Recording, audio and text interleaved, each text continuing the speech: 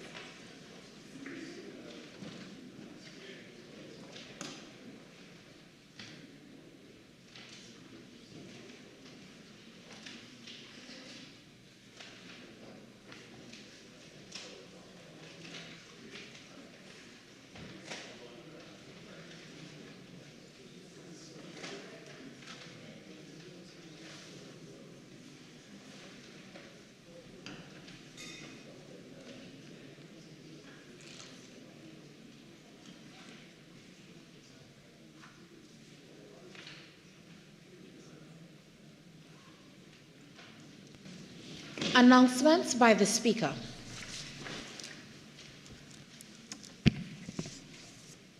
Honorable members, please join me in recognizing the visiting delegation from the Parliament of Jamaica, who've joined us at the Parliament of the Republic of Trinidad and Tobago from Monday, June 24th to today, Friday, June 28, 2024, for a working visit.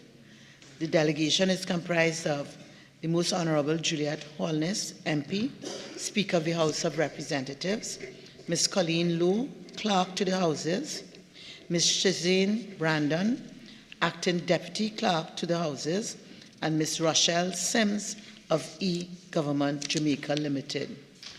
Honorable members, I ask that you join me in welcoming the delegation to the House of Representatives of the Republic of Trinidad and Tobago.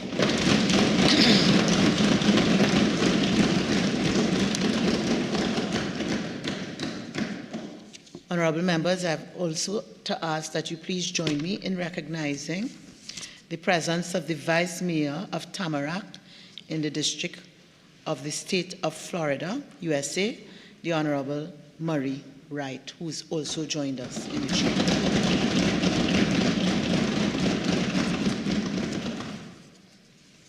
Honorable members, as you may be aware, Mr. Razack Ali, former Member of Parliament, passed away on Wednesday, June 26, 2024. Mr. Ali served as the Member of Parliament for Ottawa-Mearow in the 5th Republican Parliament during the years 1995 to 2000. I now invite honourable members to pay their respective tributes to Mr. Razack Ali, the Member for Diego Martin Central. Thank you, Madam Speaker. Madam Speaker, I rise today to offer condolences on behalf of the government and to pay tribute to the late Razack Ali, who was a Member of Parliament for the constituency of Ottawa-Mearow during the 5th Republican Parliament, November 14, 1995 to December 11, 2000, and who departed this life on June 26, 2024. Madam Speaker, Mr. Ali's life in public service did not begin with his entrance into the House of Representatives. In fact, he served as a local government councillor in and as the chairman of the Mayaro Rio Claro Regional Corporation from 1983 to 1985, and again from 1988 to 1992. His experience in local government no doubt was also brought to bear during his time as the Parliamentary Secretary in the Ministry of Local Government.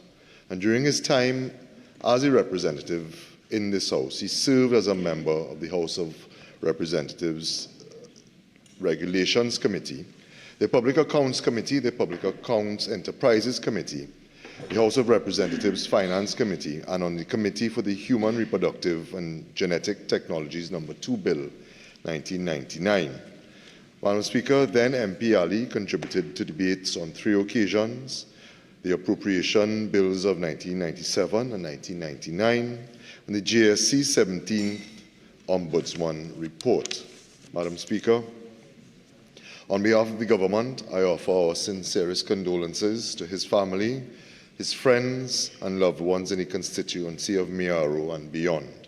May his soul rest in eternal peace, and may his memory live on in the people whose lives he impacted with his. Thank you.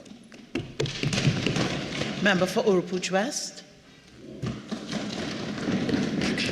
Thank you, Madam Speaker. Madam Speaker, I would also like to join with all colleagues in this House to also extend on behalf of the United National Congress, the party in opposition today, the people of Mayaro and generally the people of Trinidad and Tobago. Yes, I am. Thank you. When I speak in this honorable chamber, I speak on behalf of all members. I speak on behalf of all citizens of Trinidad and Tobago, and we are all grateful for the service.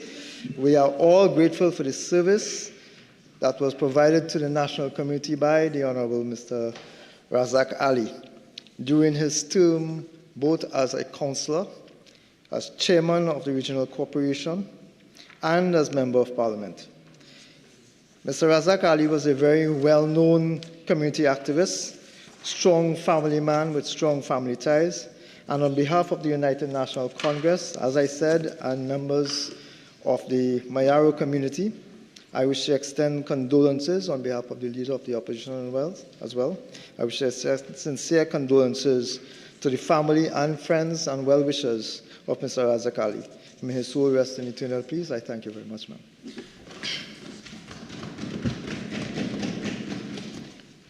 Honourable members, I too wish to pay tribute to Mr. Razack Ali. He served as a councillor of the Mayaro Rio Claro Regional Corporation, and then as chairman during the periods 1983 to 1985 and 1988 to 1992. He then went on to serve as a parliamentary secretary in the Ministry of Local Government and acted at times as the substantive minister. He also served as the secretary for the Wood Workers Union and was a big proponent of workers' rights. From all accounts, Mr. Ali's life was one of service to his family, to his friends, to his constituents, and to people of all walks of life. He was truly a man of the people and worked tirelessly to improve the lives of his constituents by ensuring educational and employment opportunities and improvements to infrastructure and other services. He was an avid reader and even wrote his own biography, which is yet to be published. Honourable members, today as we remember Mr. Razack Ali, we remember him not only as a parliamentarian, but as a loving father, husband, brother, colleague, friend, mentor, and servant of our twin island republic. We are thankful for his contribution to our society and people of Trinidad and Tobago, and it certainly heartens me to bring these few words to celebrate the life of a man who dedicated his life for the betterment of Trinidad and Tobago. I take this opportunity to express my deepest condolences to his family during this time of mourning, and I pray that the Almighty grants them the comfort and strength needed in this time of bereavement. I now ask that we stand and observe a minute of silence as a mark of respect.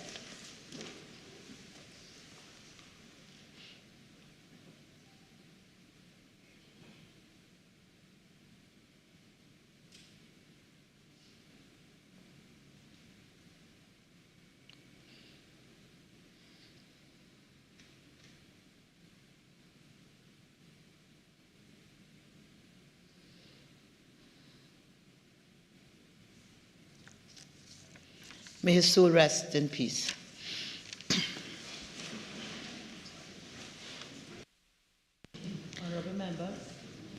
Honorable members, an appropriate letter will be sent to convey our condolences to the family of the late Mr. Razack Ali. Bills brought from the Senate, petitions, papers. The Minister of Finance. Thank you very much, Madam Speaker. I'll read this with some trepidation. I have the honor to lay items 2 to 3, the annual administrative report of the Trinidad and Tobago Tourism Business Development Limited for the years ended December 31st, 2020 and December 31st, 2021. 5, the Trinidad and Tobago Revenue Authority extension of period number 4, order 2024. The Minister of Education. Thank you, Madam Speaker. Madam Speaker, I have the honor to lay the administrative report of the National Training Agency for the fiscal year 2015-2016. Paper number 1. Thank you. The Minister of Health. Speaker, I have the honor to lay the Pan American Health Organization ParlView report on the investigation into the clinical events at the Neonatal Intensive Care Unit, Port of Spain General Hospital. The Leader of the House. Thank you very kindly, Madam Speaker. Madam Speaker, on behalf of the Minister of Trade and Industry, I have the honor to lay on the table the following paper as listed on the supplemental order paper. Paper number 4, the annual administrative report of the Ministry of Trade and Industry for the fiscal year ended September 30th, 2020. Thank you, Madam Speaker.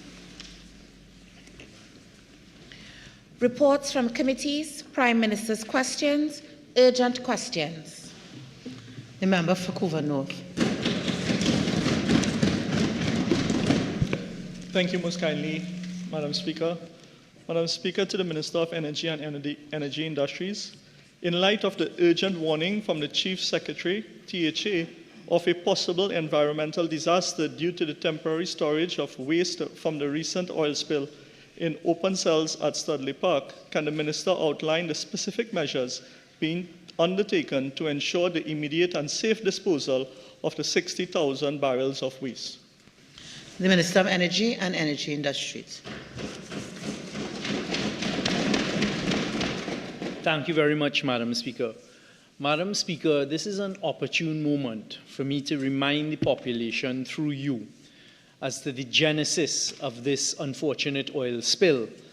And in particular, at the time when the oil spill was discovered with this overturned, unmanned, unclaimed vessel off of the waters of Tobago, off of the shore of Tobago on the Atlantic side, immediately the Tobago House of Assembly, the THA, claimed jurisdiction over the response for the oil spill.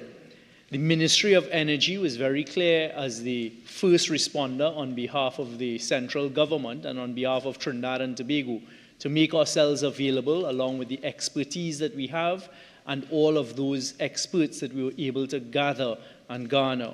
A decision was then taken in consultation, I guess, with the Ministry of Energy that the THA would manage the onshore cleanup operations and that the Ministry of Energy would manage the dealing with the vessel itself, the offending vessel, and the removal of the hydrocarbon fluids that were in the vessel. And that has continued, and shortly there should be some good news with respect to the full removal of that vessel from the reef and its towing to shores to then be disposed of. But with respect to this was always an element that we were concerned about because temporary facilities were created at the Studley Park where all of the waste that was being collected from onshore was then disposed of there in pits that were always meant to be temporary pits that were created under the jurisdiction and the authority of the Tobago House of Assembly.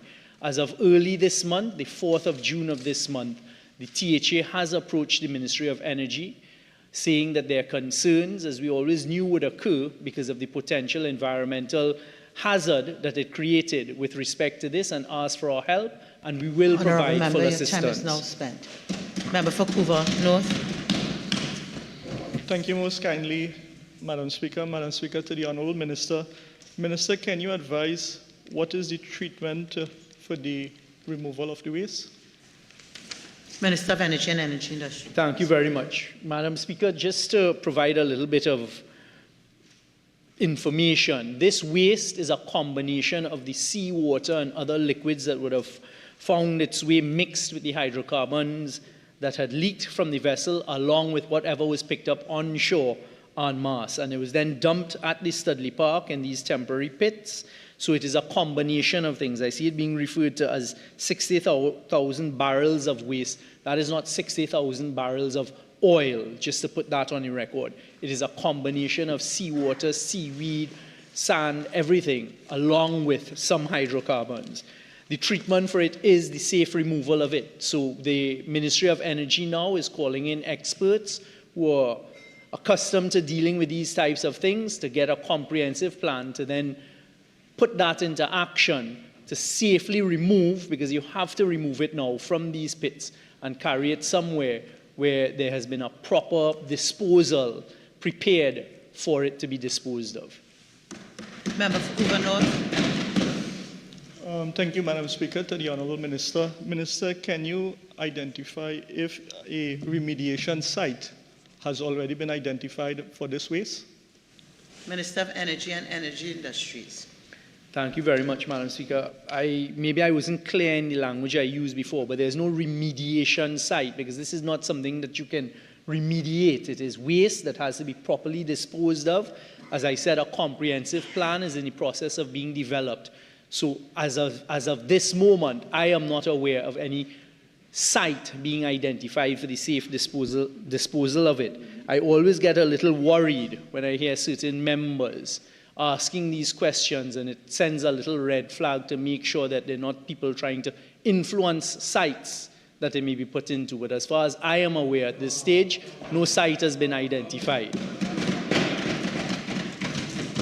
Member for Couva North, question number 2.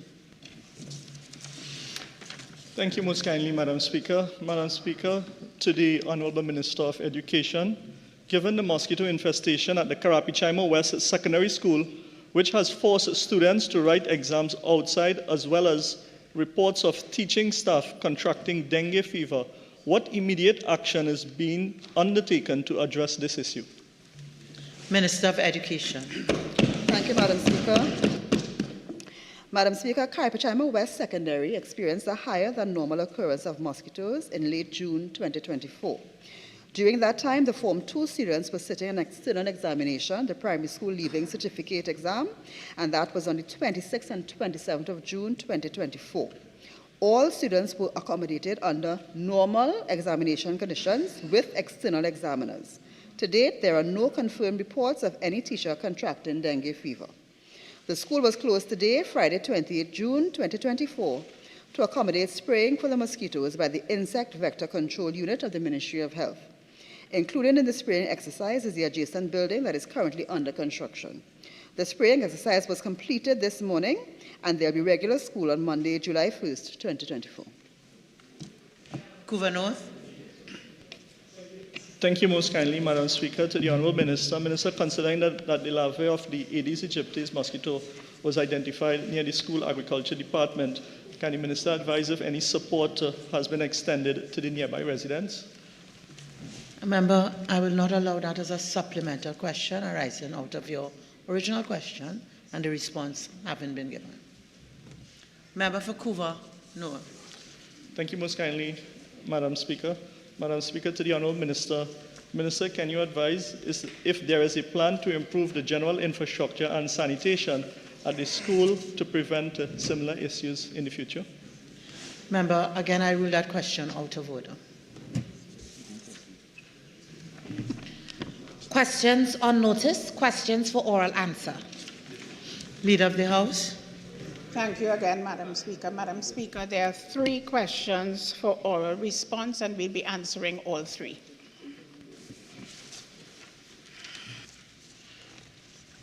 Member for Couva North. Thank you most kindly, Madam Speaker. Madam Speaker, to the Honourable Minister of Housing and Urban Development, with question number 83. Minister of Housing and Urban Development. Madam Speaker.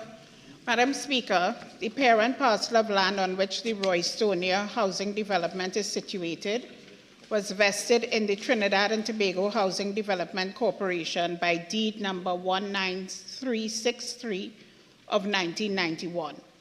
The subdivision for the site at Roystonia, Couva Main Road, Couva, phases 5 and 6, was granted final approval by the Couva Tabaqui Talparo Regional Corporation on the 26th day of May 2011. The Couva Tabaqui Talparo Regional Corporation has informed the HDC that this vesting process is subject to specific requirements as stipulated by each regional corporation, and the process of collaboration is ongoing. Further discussions that will be held and are continuing between the HDC and the corporation are intended to address the following areas. 1, obtaining a detailed scope of the requirements specific to the corporation for the process of vesting. 2, the determination of whether the corporation requires an overall perimeter plan of the site or a more comprehensive survey plan only vesting the common areas, that is to say, roads, drains, and open areas. 3, the determination of whether there is a need at this time for the engagement of additional agencies, such as the Ministry of Education, for sites designated as school sites or alternative uses for areas within the sites. 4, the finalization of walkthroughs to determine the current status of the infrastructure on the site and whether there are areas to be addressed or upgraded. And 5, the involvement of the legal teams from the HDC and the corporation to finalize the process of vesting. Madam Speaker, cognizant of the steps involved in finalizing the process, the HDC has moved to engage officials of the corporation toward completing the vesting of the parcel of land upon which the Roystonia housing development has been established.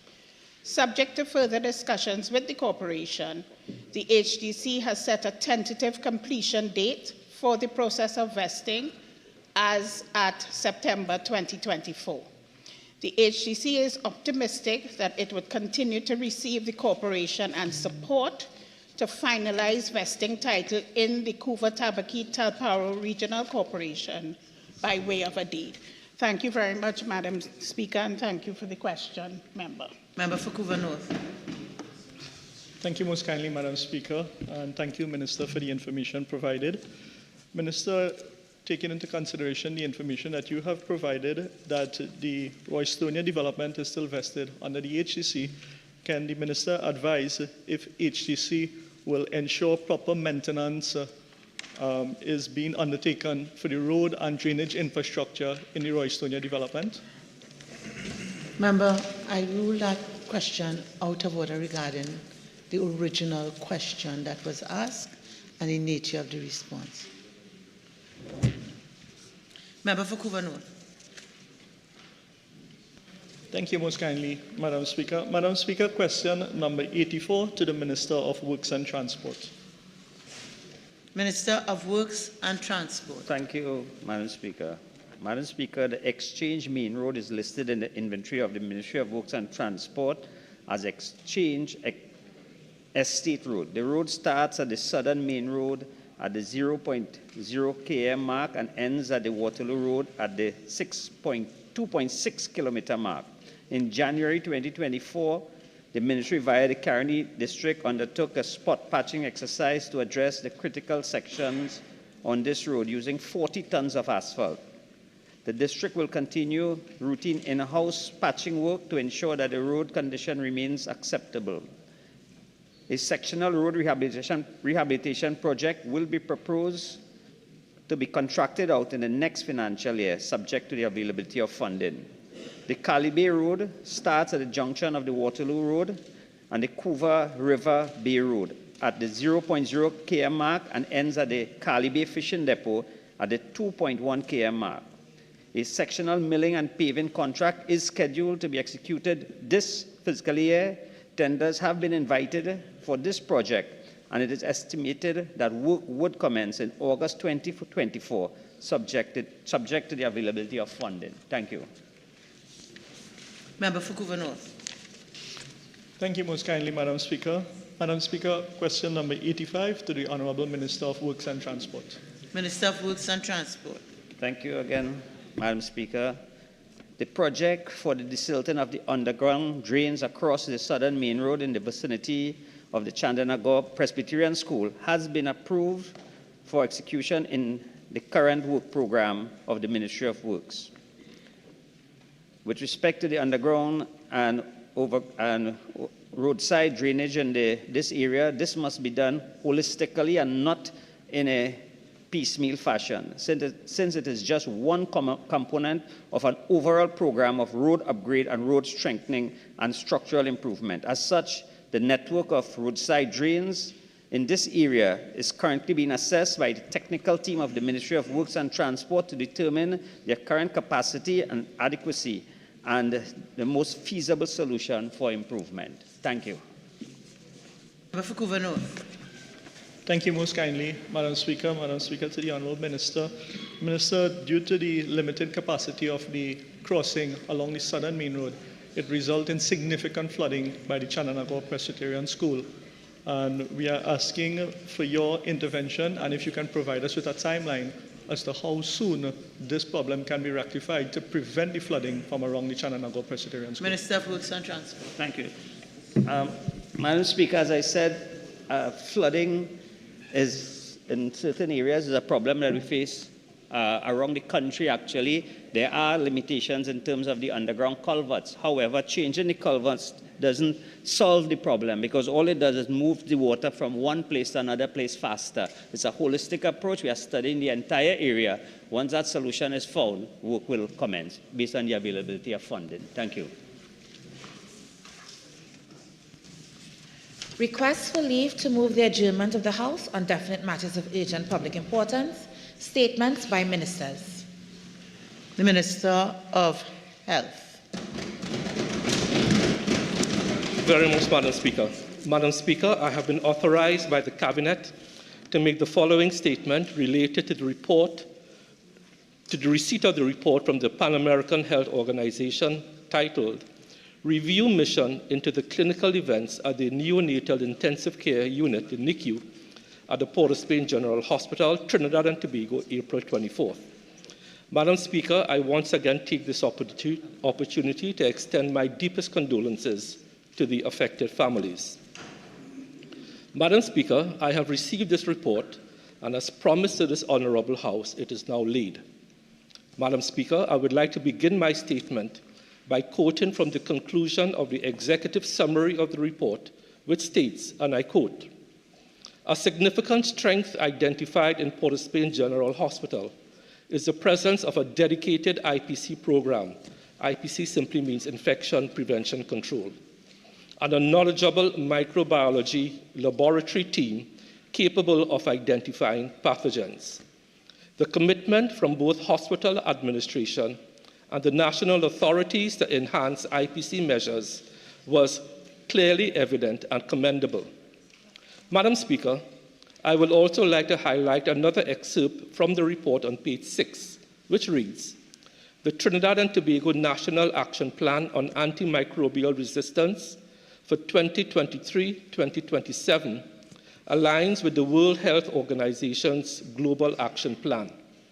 This ambitious 5-year strategy includes Strategic Objective 3, which aims to reduce the incidence of infection through effective sanitation, hygiene, and infection prevention measures. Madam Speaker, the Ministry of Health and the Northwest Regional Health Authority, having gone through the report, inclusive of the findings and recommendations, note that many of the recommendations contained within the report were already integral parts of the national and regional standard operating procedure.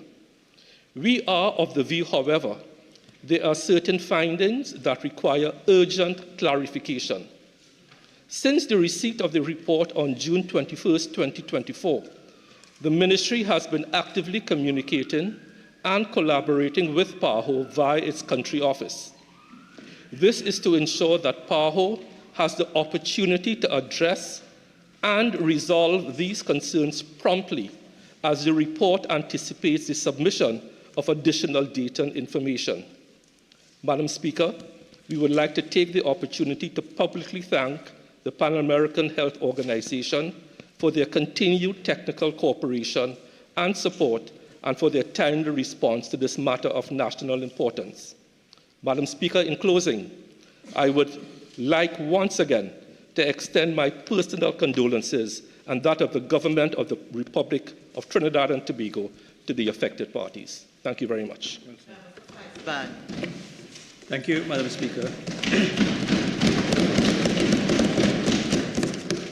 Madam Speaker, in accordance with Standing Order 24.4, I'd like to ask a follow-up question. Minister, you indicated that some of the recommendations were already implemented. Can you give a time frame for the implementation of the remaining recommendations in the report? Minister of Health. So, Madam Speaker, let me say that many of the recommendations contained were already integral parts. We are communicating with PAHO. The attorneys for both Northwest and the state will be drafting our responses. For example, one of the recommendations is the early initiation of breastfeeding. That's done. Almost all the recommendations have been already a part of the National Action Plan. But we will be communicating with PAHO, seeking urgent clarifications on all the issues we have concerns with. Thank you.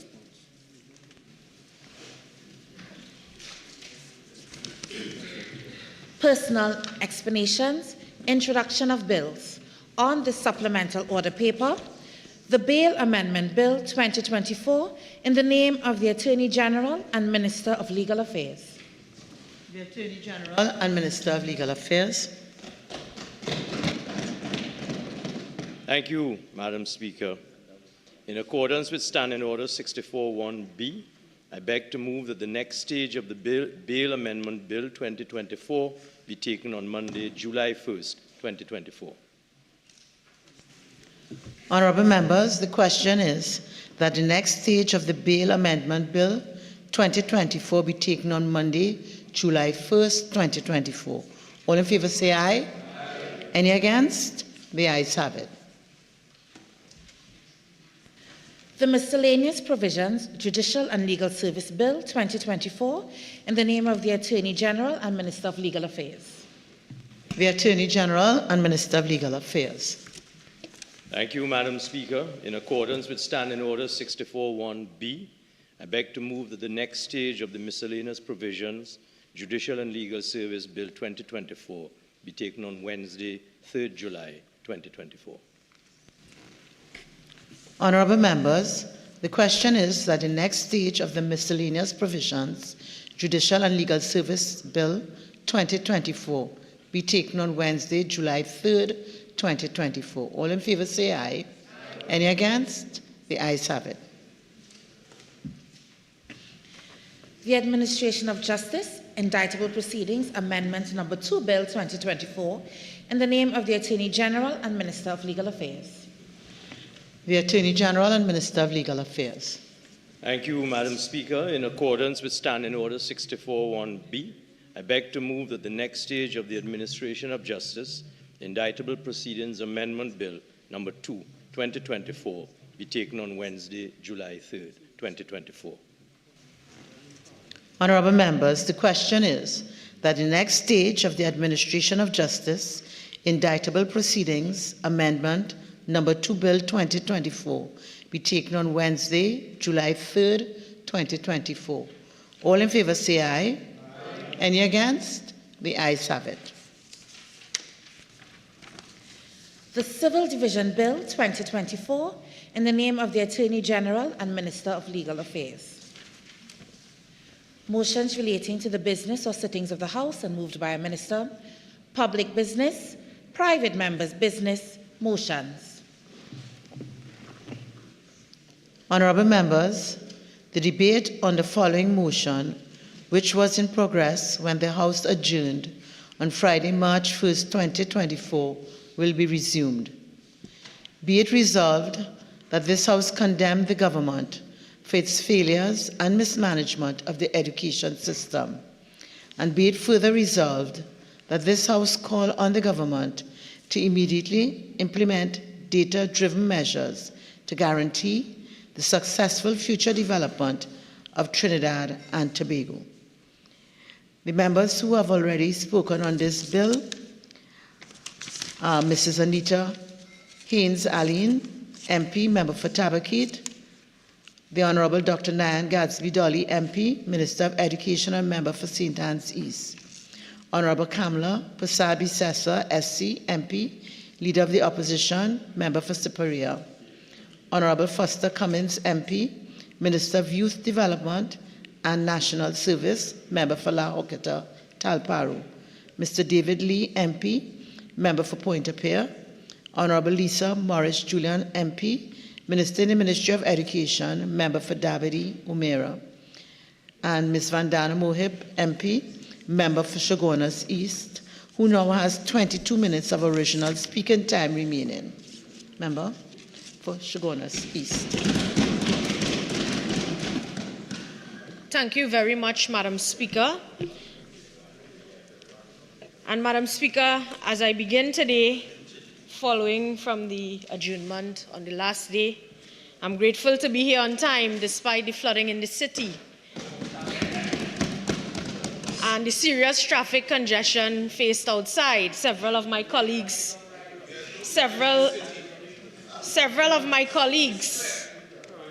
I'm not here to deal with rubbish, Madam Speaker. So they are still on their way here due to the traffic out there. But Madam Speaker, as I resume my contribution here today, I wish to reiterate in this Honourable House that this motion... So I'm calling that we have a little order. I'm having difficulty in hearing the member. Okay, so let's resume. And I remind all members of Standing Order 53.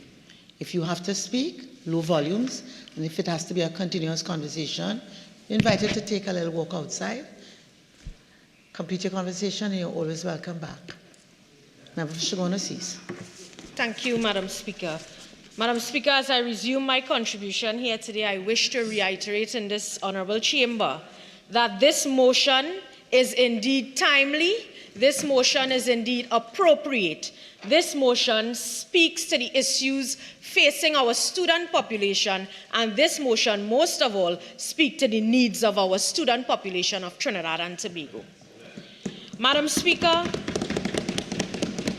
in or around midnight last night, to be precise, the lives and future of 18,177 students were impacted with the release of the SEA results.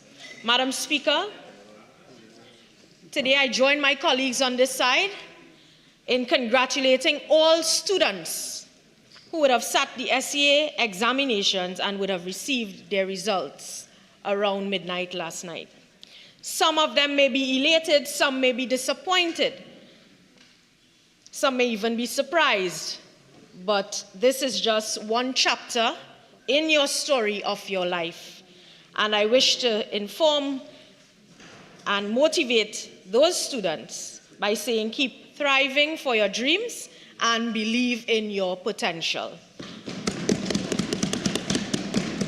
But Madam Speaker, more so, 18,177 students would have sat this examination, and they would be entering another stage of their educational journey or their life.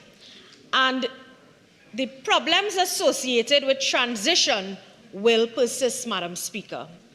And Madam Speaker, what assurances can we today, or can those opposite, give to these students that will reassure them and all educational stakeholders that meaningful changes will be present?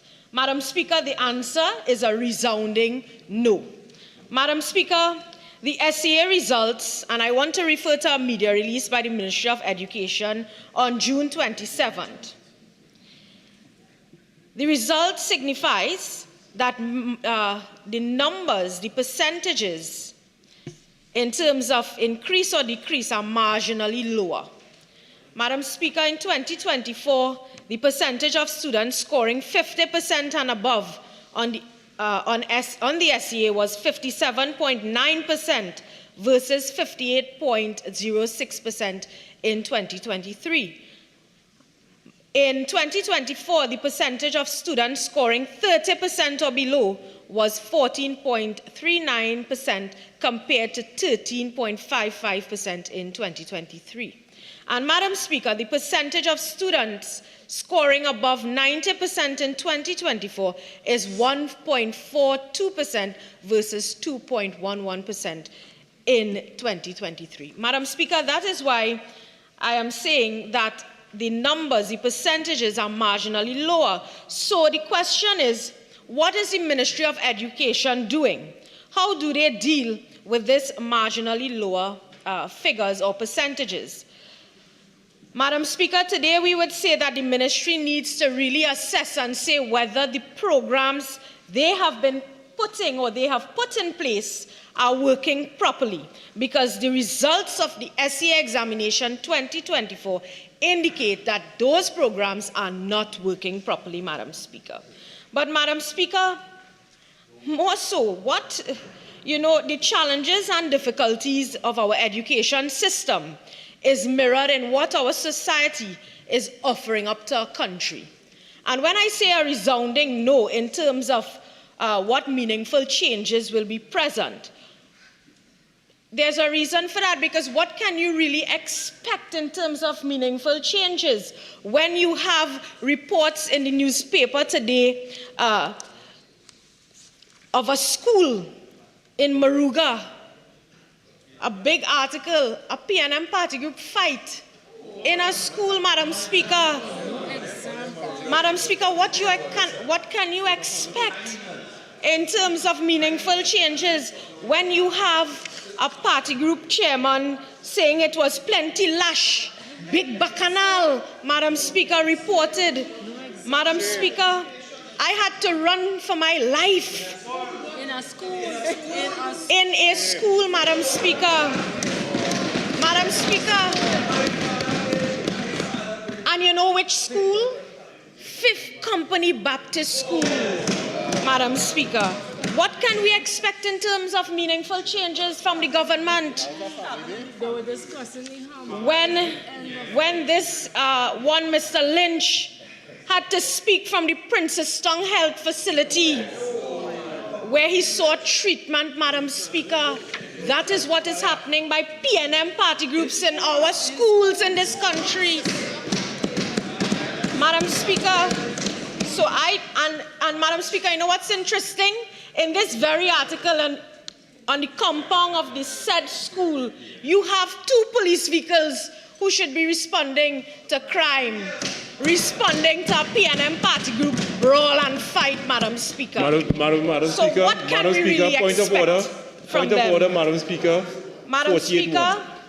48-1, Madam Speaker. Oh, sorry. Point of order, 48-1.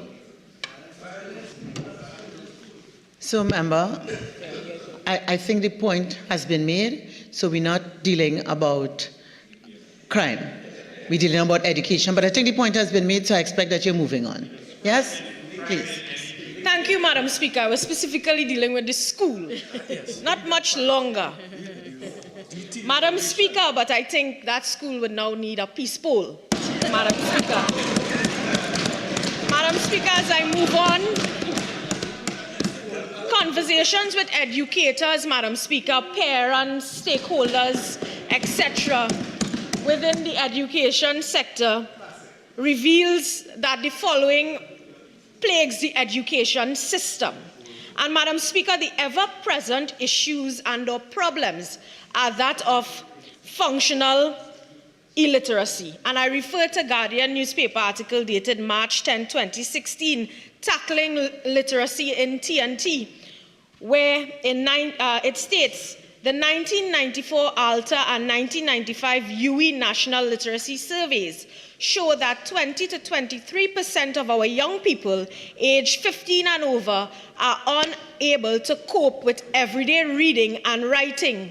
Madam Speaker, it states, although these surveys were done over a decade ago, it is highly unlikely that a survey today would reveal any positive change. Madam Speaker, and that speaks to ever-present issues and/or problems in our education system, functional illiteracy, high school dropouts as well, Madam Speaker. And I refer to Guardian article dated April 2nd, 2023. 2,800 children drop out of primary and secondary schools from 2020 to 2022. Madam Speaker, in the Victoria District, 20 dropouts. Caroni District, 18 dropouts. St. Patrick District, 14 dropouts. Southeastern District, 8 dropouts. Northeastern District, the least.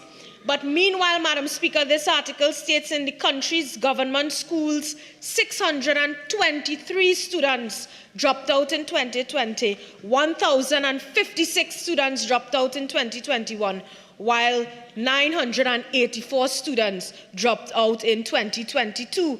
Madam Speaker, going again with ever-present issues, the underachievement by boys, and the link to criminal activities, the connection to crime. Referring again to a newspaper article, Failing Our Boys Newsday, where it states, boys in crisis, it's worse than expected, Madam Speaker.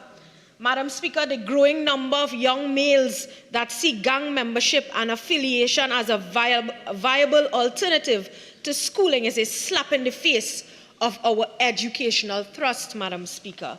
Madam Speaker, I'm going again. Those ever-present issues and problems in my conversations with educators and stakeholders and parents plaguing our education system has to do with issues such as, again, content and relevance of curriculum in an evolving global village. Madam Speaker, you would have seen in the other place newspaper article again, Loop TT, 15th April 2023, Senator calls for review of primary and secondary school curriculum, stating in this article Trinidad and Tobago's current education system and the crime situation and therefore an urgent review of the primary and secondary school curriculum is needed. Madam Speaker, other issues in my conversation with stakeholders, educators, parents, etc., concordant issues, the pros and cons of it. Newspaper article again, the Concordat Challenge, where on 23rd January 2023, Rosemary Belle Antoine, now UWI's principal, bluntly noted in 2021 the inequities that persist in local education at a national consultation on the Concordat. The state has abdicated its responsibility to provide good education. Madam Speaker, Ms. Antoine said, if we had good schools all over TNT, there wouldn't be a problem. People want to go to denominational schools because they are seen as being better quality, Madam Speaker. Madam Speaker, other issues identified with stakeholders, diverse and or special learners. And I refer to Daily Express article dated 6 November 2023, special ed teachers aid diverse learners. Madam Speaker, and I quote, the Student Support Services Division of the Ministry of Education has a unit that is dedicated to special education. However, it often appears that special educators are seen as less valuable to the system compared to the emphasis on the need for guidance officers and social workers, Madam Speaker. So these are the issues, main issues relating exactly to what this motion states. based on my conversations with educators, parents, and stakeholders. Madam Speaker, today, whilst my intention is to focus on the special needs as stated in paragraph 2B of the motion, and those severely affected by their inability to access an education through causes of poverty and inaccessibility, I crave some leeway and indulgence in setting the background stage, Madam Speaker, of this most critical and pivotal motion. And I want to therefore comment and make some general observations on this topic area. A little bit on the Education Act. Madam Speaker, the Education Act and School Infrastructure, which is stated in this motion as well, was really enacted to provide a framework for governance and administration of education in our country. And it was really designed to ensure that every citizen, regardless of background, has access to quality education in this country. Madam Speaker, however, it pains me to bring to your attention here today, whilst I contribute to the glaring failures of the government in upholding this commitment, particularly in the areas of, Madam Speaker, school infrastructure. Madam Speaker, simple issues in schools cannot be attended to. In addition to that, when you look at the discomfort in which students are facing in schools in this country, it is unacceptable to see as members of Parliament. Madam Speaker, recently I had to purchase fans for schools in my constituency so those students can have a somewhat comfortable environment so they can go through the entire day in school and study comfortably. Madam Speaker, simple electrical issues in schools, Enterprise Government Primary School would have faced shutdown on several occasions due to this, Madam Speaker. To date, you still have those issues existing, and you cannot come to a finalization or deal with the problem and get rid of it, Madam Speaker. Madam Speaker, it pains me to bring to your attention another glaring failure, that of the provision of special education.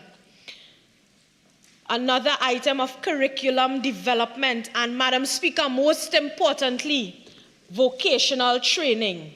Madam Speaker, first and foremost, I want to go a little more in depth apart from what I have stated in my constituency in terms of school infrastructure. And let us really and truly address the issues faced with school infrastructure. Madam Speaker, school infrastructure is in a deplorable state in this country. It is really disheartening to witness the dilapidated conditions in which many of our educational institutions find themselves. And when we speak dilapidated conditions, Madam Speaker, we are speaking here to crumbling walls at schools, leaking roofs, Madam Speaker, and inadequate facilities. And Madam Speaker, these issues are a stark reflection of the government's negligence in maintaining a conducive learning environment for our students. How can we, Madam Speaker, as representatives or as the government, expect our youth to thrive and excel when they are forced to endure such substandard conditions, Madam Speaker? And the members who spoke before on this particular motion from the government bench would have spoken about all of government approach. Madam Speaker, all of government approach means that you will have little or no problems such as these existing within our school system of crumbling walls, leaking roofs, inadequate facilities facing our student population. Madam Speaker, all of government approach, you know what that means? That means students will have an actual school to attend on a daily basis, not a community center. Not a community center where the schools are now taking over community centers. Community centers are meant for activities within the community, not a full-time school. And this is what our student population is faced with in this country. In my very own constituency, a school from my colleague's area, Caroni East, is housed in the Jerningham Community Center. If a member of the community wants to have an event, they are faced with having to work with the school. Village councils are tired of this. They are fed up, but what can they do? They refuse to say, listen, we can no longer house you all. You know why? They do not want to interfere with the education of the young people in this country, Madam Speaker. And this is what our school population is faced with. So when you speak all of government approach, something needs to be happening with the Ministry of Community Development and the Ministry of Education to get these schools out of community centers and have proper facilities for our student population. Madam Speaker, I now move to data-driven measures. Madam Speaker, the government has fallen short in implementing data-driven measures to make the delivery of special education more equitable and accessible to our citizens, Madam Speaker. Madam Speaker, the Minister of Education, in her contribution, would have stated that you have at least 12 schools for special students or persons more so with disabilities existing in this country. But, Madam Speaker, I want to refer to JSC, an article which reflected matters which were discussed in a joint select committee on human rights, equality, and diversity. Madam Speaker, and I quote, after 2 hours of questioning, Chairman of a joint select committee, Dr. Muhammad Ibrahim, had heard enough, Madam Speaker, had heard enough on Friday to conclude that state bodies felt no sense of urgency to implement recommendations of a 2016 report to improve the lives of people with disabilities, Madam Speaker. Madam Speaker, so when the minister just, come here and mention 12 schools to disability to mention for numbers' sake, Madam Speaker, it does not deal with the inequity and the inaccessibility towards those citizens who are in need of special education. Madam Speaker, additionally, the Education Act emphasizes inclusivity and the right to education for every child, regardless of their abilities. But the government's failure to utilize data to tailor educational strategies for special students, for special needs students, has left a significant portion of our population without the support, Madam Speaker, that they desperately need. Madam Speaker, the deterioration and failure of the government in the realm of education, particularly its ability to implement data-driven measures to ensure. Honourable Member, you have 1 minute of ordinary time left. You're entitled to 15 more minutes to widen up your presentation if you wish. Okay, you may proceed. Thank you, Madam Speaker. Madam Speaker, I want to say that, the right to education is a fundamental pillar upon which the growth and prosperity of any nation stand, Madam Speaker. And it is the responsibility of our government to ensure that this right extends to every citizen regardless of their abilities. Madam Speaker, regrettably, the state of special education in this country reflects a systematic failure. Madam Speaker, it reflects a systematic failure that has left countless children and families grappling with a lack of support and resources. Madam Speaker, some parents are faced with a serious struggle in this country in terms of special needs students, where they are even struggling to know if their child is disabled or not, based on the long waiting periods to get a diagnosis, to know whether their child needs to be taken out of the education system and receive special need education elsewhere, etc. So, Madam Speaker, you know what this results in when you do not have these facilities available to these special education students? This results in a one-size-fits-all approach. And it is very unfair to these students. Very unfair that their lives are kept back because our system is failing them, Madam Speaker. Madam Speaker, in terms of special education, there are several shortcomings in the system, and I want to deal specifically and quickly with what those shortcomings are. Those shortcomings has to do with insufficient special educational facilities existing for our special ed students. Inadequate teachers training. Madam Speaker, recently a joint select committee, that is the 7th report on the JSC Social Services and Public Administration. One of the recommendations was that of the committee acknowledged the steps taken by the Ministry of Education to develop a standardized assessment tool for the ECC level. And the ministry should inform the Parliament of the results of the Special Needs Assessment Profile SNAP, which was previously piloted in 2022, and the draft National Child Development Assessment Instrument.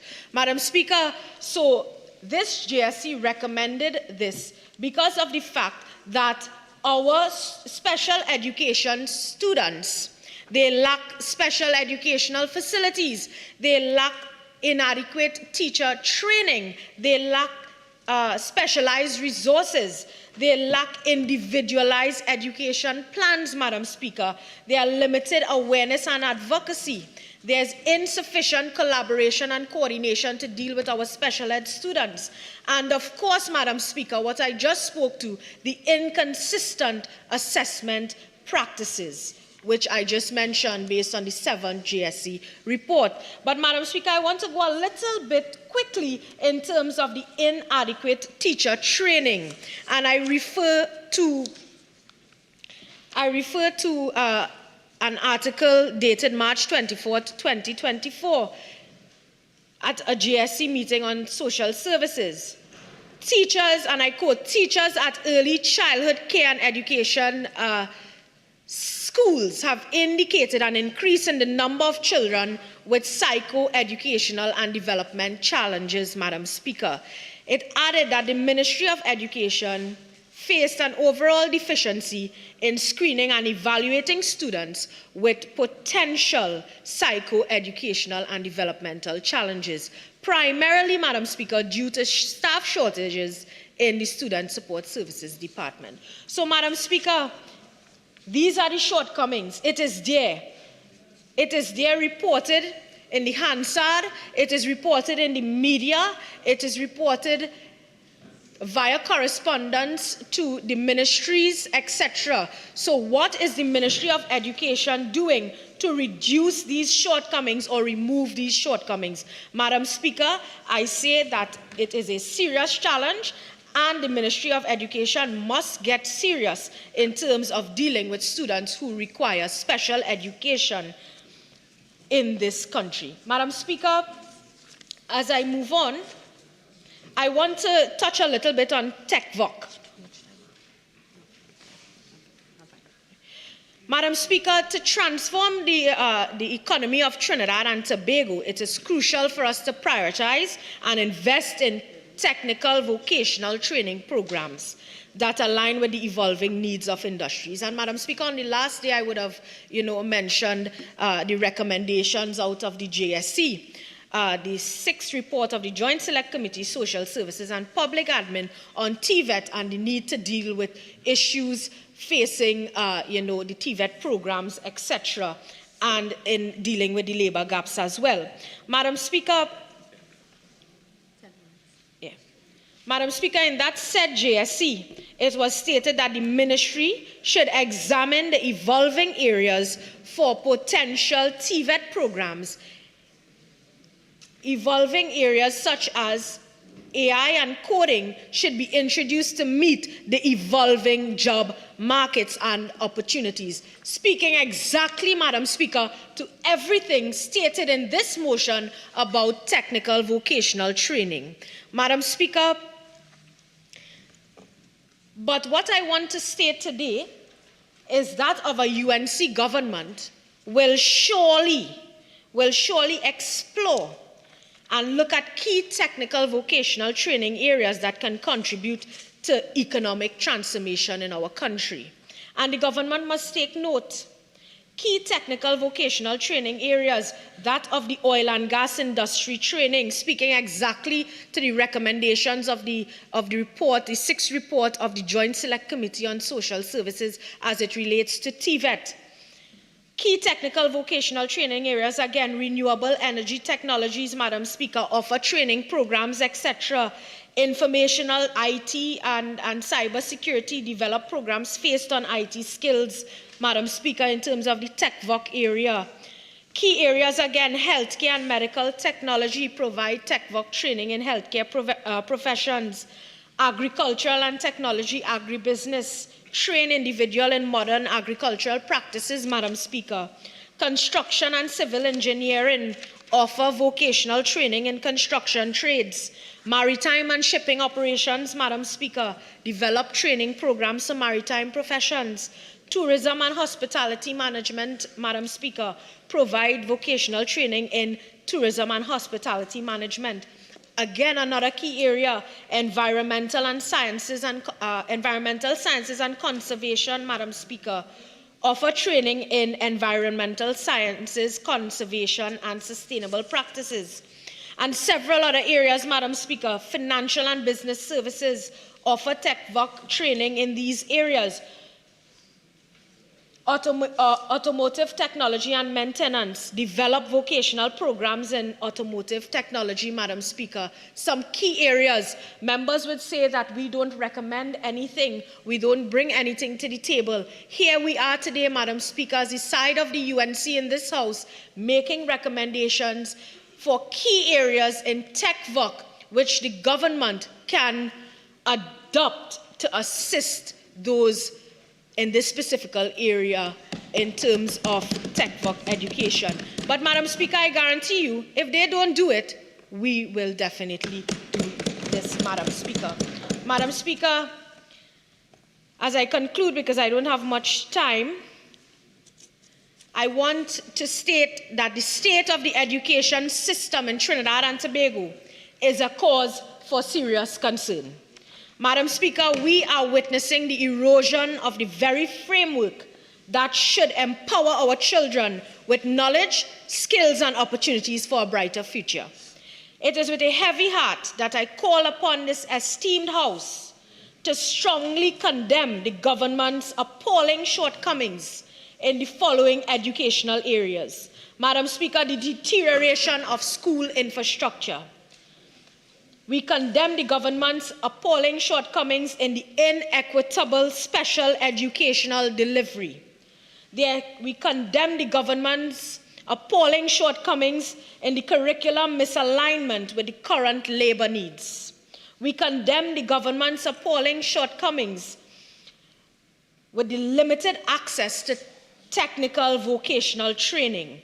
We condemn the government's shortcomings in terms of the complete mismanagement of the educational system and the unavailability of systems to cater for the educational needs of special children. Madam Speaker, it is my and our duty in this House to speak on behalf of parents who entrust us with the education of their children. Madam Speaker, it is my and our duty in this House to speak on behalf of the teachers who strive to inspire and guide our children.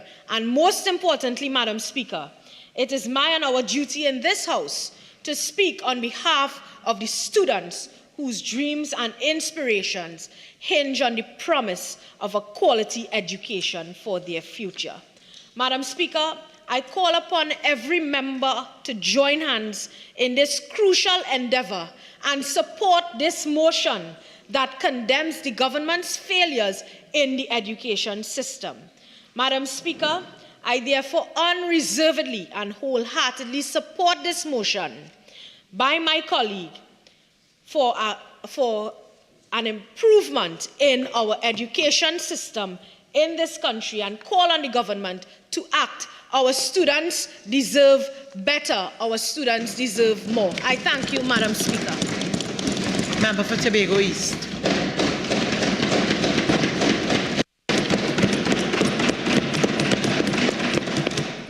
Thank you, Madam Speaker, for recognizing me and giving me the opportunity to contribute to the debate on the motion brought by the Honourable Member for Tabakit.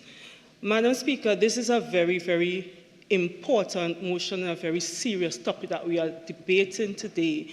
And I could understand the place that is coming from the member of Tabakit. I know that she is very passionate about education and children. However, the member that just spoke before me should have watered down her colleague's motion.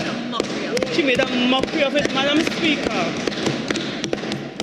She started off this afternoon by referencing a so-called fracas that happened in a PNM party group. However, if you're living at a school, but if you're living in a dirty glass house, don't pelt any stones. Madam Speaker, if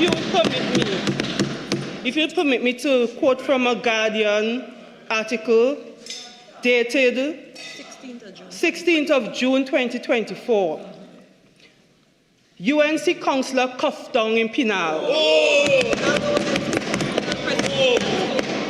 Councillor Sheldon Lal shows a burst lip after he was attacked at the Pinal government school during voting for the UNC internal elections yesterday.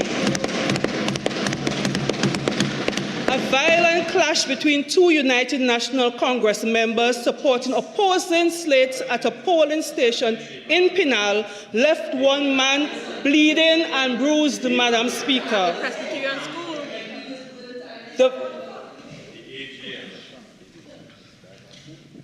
Okay, so I would really like to hear the contribution. Yeah, me too. Member for Tobago East. Thank you, Madam Speaker. Madam Speaker, as I continue quoting the article, speaking outside of the debate police post, La Romaine, Councillor Sheldon Lal said he has already given the police a statement about the incident, showing Guardian Media his swollen, busted lip and bruised elbow. He recalled that Oropouche West MP, Mr. Devendranath Tanku, had asked for assistance at the polling station at the Pinal Government School. Tanku is one of Kamala Prasad-Bissessa's star team's chairman candidates. Honourable member, remember if you... The member for Siparia, forgive please, me, Madam yes. And you have to correct your record too from the earlier, a few words before that, referring to another member of the House.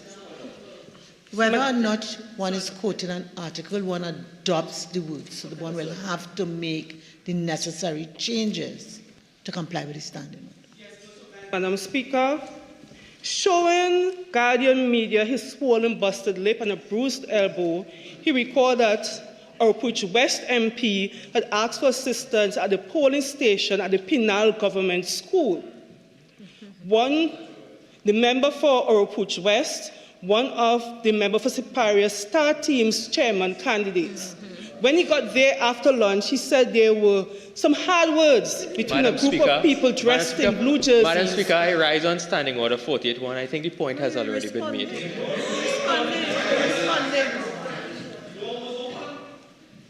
So, but just one minute, please.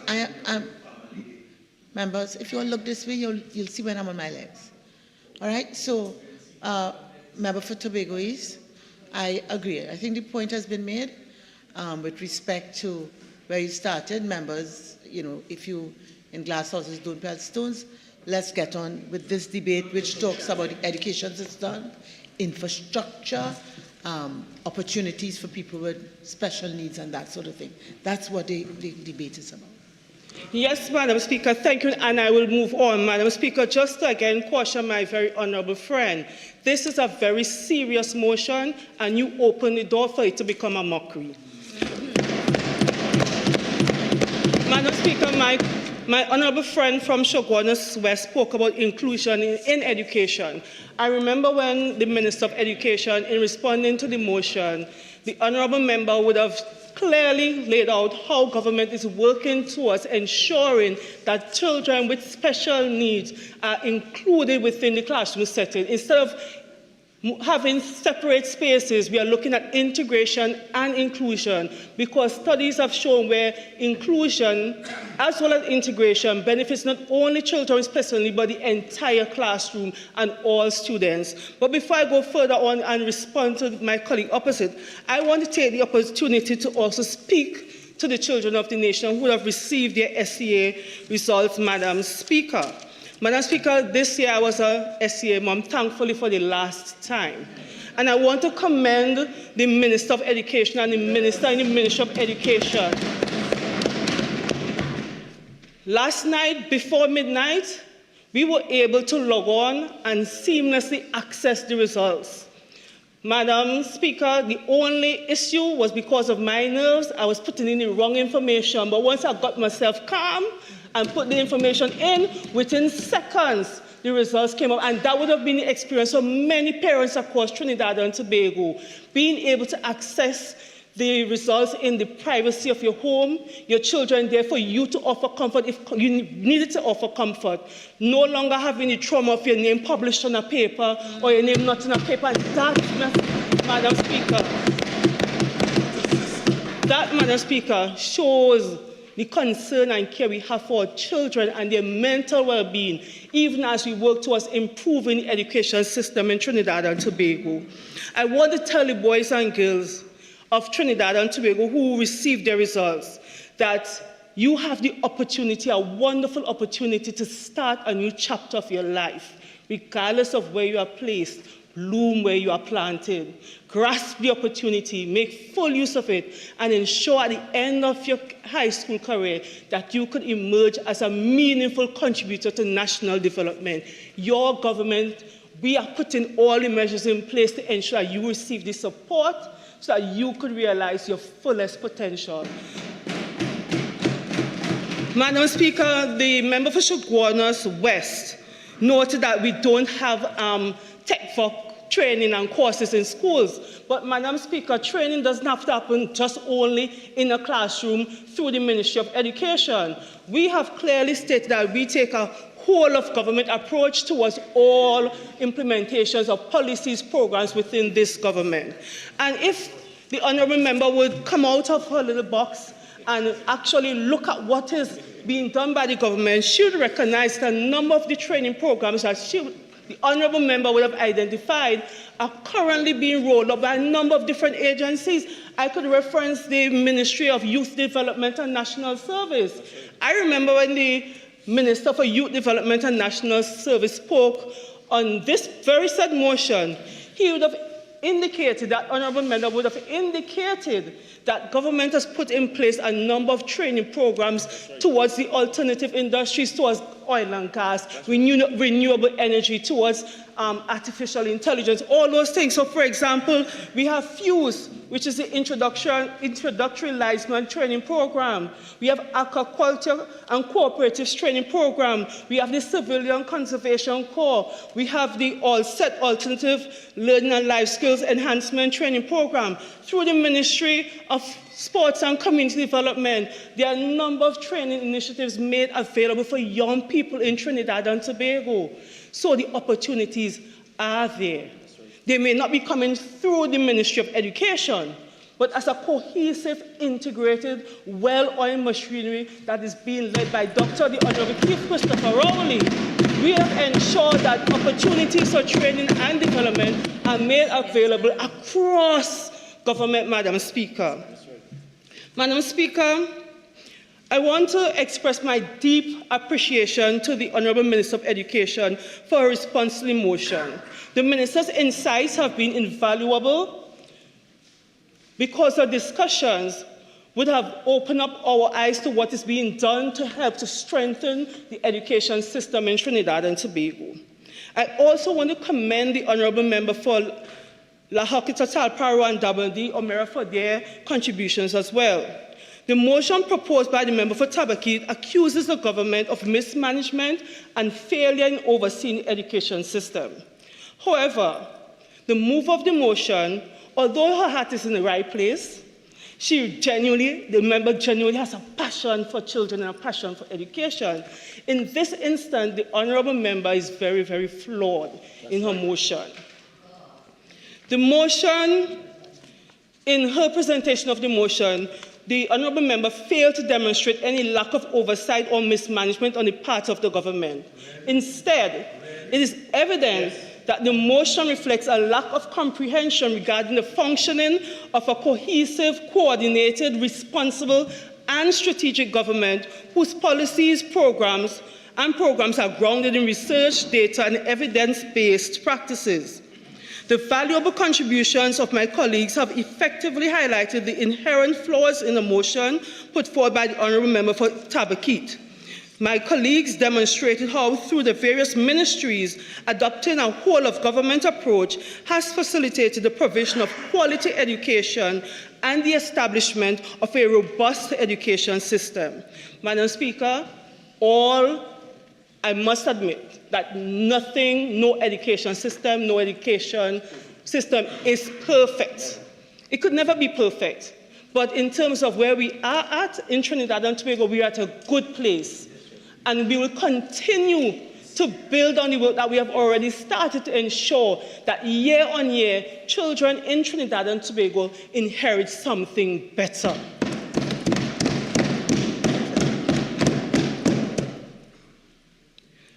Both the Minister of Education and the Minister and the Ministry of Education in their respective contributions have outlined the multifaceted nature of educational reform and how meaningful, impactful reform emerges over time.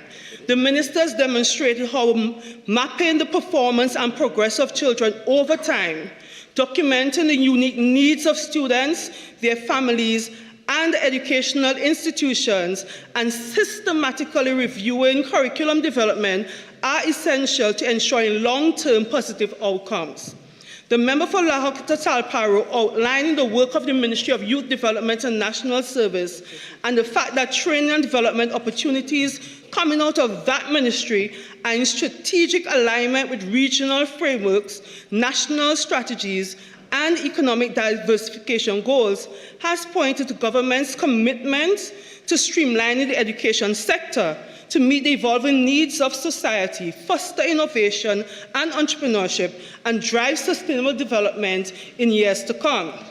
Madam Speaker, I would like to contribute to the ongoing discourse by focusing on the needs of children in alternative care and how the whole-of-government approach is being employed to ensure that these children can benefit from opportunities that foster quality education and personal development.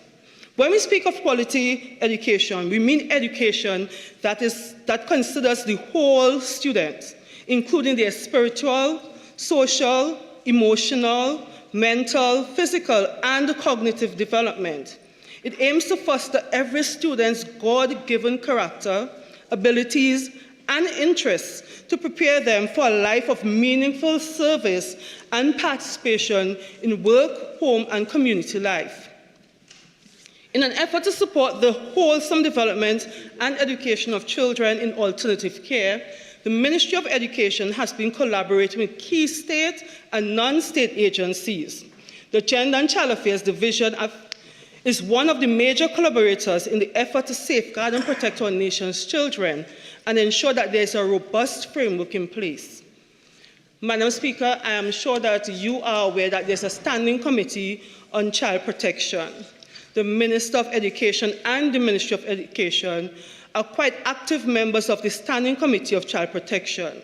The committee has been doing tremendous work across ministries and agencies to foster the holistic development of some of our nation's most vulnerable children. And when I say some of our most vulnerable children, I'm referring to those children who, because of unfortunate circumstances, don't have the opportunity to reside with their biological families or with relatives or friends, but who have to be placed in the care of the state and in institutions. And the work that we have been doing on the Standing Committee, we have been working diligently towards ensuring that those children have a better outcome. In terms of some of the work that we have been doing, where the Ministry of Education has been a major collaborator, I want to speak to some of the efforts coming out of the Child Affairs Division. Madam Speaker, for a child to be able to function in a school setting, that child must be happy, that child must be healthy, that child must feel protected, that child must feel nurtured, that child must feel as though the entire system has his or her well-being at heart.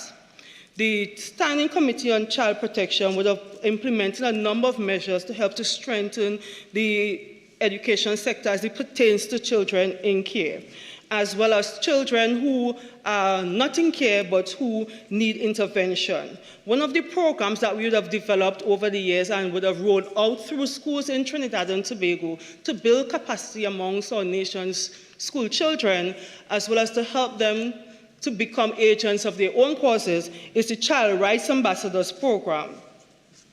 Madam Speaker, for this fiscal year, thus far we have trained 362 children from primary and secondary schools in Trinidad and Tobago, giving them the information and the tools to become ambassadors of their rights. And while they are becoming ambassadors of their rights, they are also the voices of the responsibilities that accompany those rights, Madam Speaker.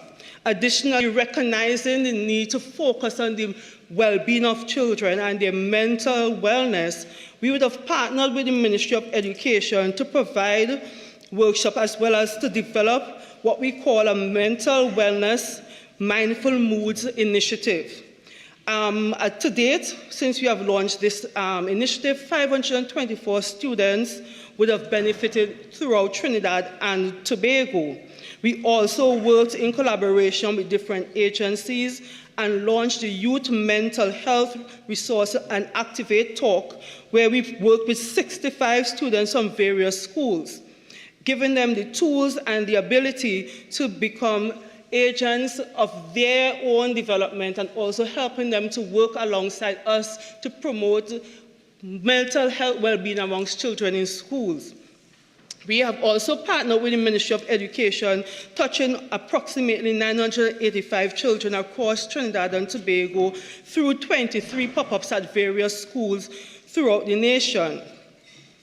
The 23 schools that we have interacted with, the children would have been given information on various aspects around child mental health, well-being and safety. And I also want to highlight an initiative that we have done in collaboration with the MP for Komuto Manzanilla. Actually, that program would have been developed from the MP's office and then further strengthened by the Office of the Prime Minister and is now being rolled out throughout Trinidad and Tobago. So I want to encourage my colleagues opposite to look out for this program coming to a school near you or even to your constituency office, and also once again extend the invitation to my colleagues opposite. If there are any specific needs within your constituency as it pertains to children, especially their rights, their safety, we are willing to partner with you, develop your initiatives, present it to us, we work together, and then we implement to ensure that we look at the whole child, not just the child's academic well-being, but the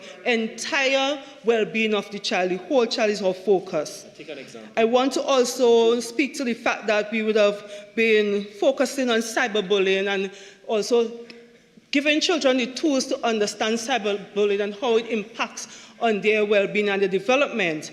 We would have hosted an ICT panel discussion on cyberbullying and would have interacted with students from special catchment areas in Trinidad, and approximately 26 students would have benefited from that, and they themselves would have been given the opportunity to then go out into their communities, their school communities, and pass on the information as we work towards reducing instances of bullying in the school system. We also rolled out our Be a Hero school caravan, where we've been going to schools and encouraging children to become heroes in terms of addressing issues around child abuse and so forth and so on. The reason why we are focusing on that is because if a child is supposed to learn, then that child must feel as though he or she is safe, that her physical, her mental well-being, that we are actually taking that into consideration. So the Be a Hero caravan goes out into various schools and provides the tools and the information to children. To date, since we launched this initiative in this fiscal, we have interacted with over 1,000 students in Trinidad and Tobago.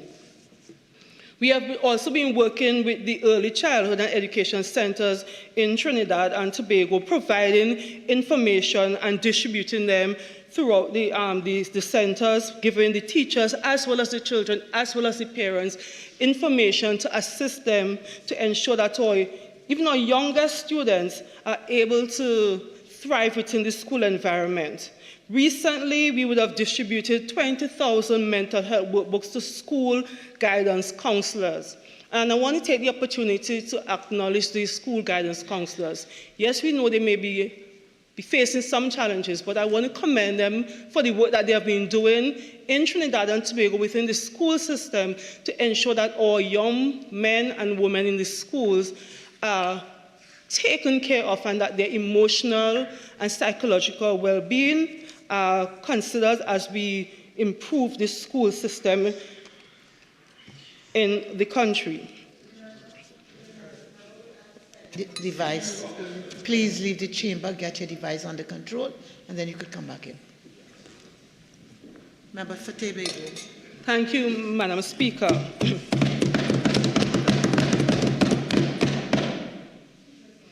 Another initiative that we would have launched in collaboration with development partners as well as the Ministry of Education is the Youth Report Program. This program gives young people the opportunity to lend their voice towards policy development and formulation.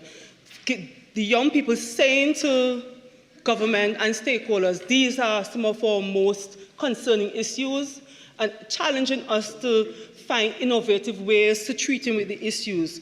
Now, since we have launched the U Report, we'd have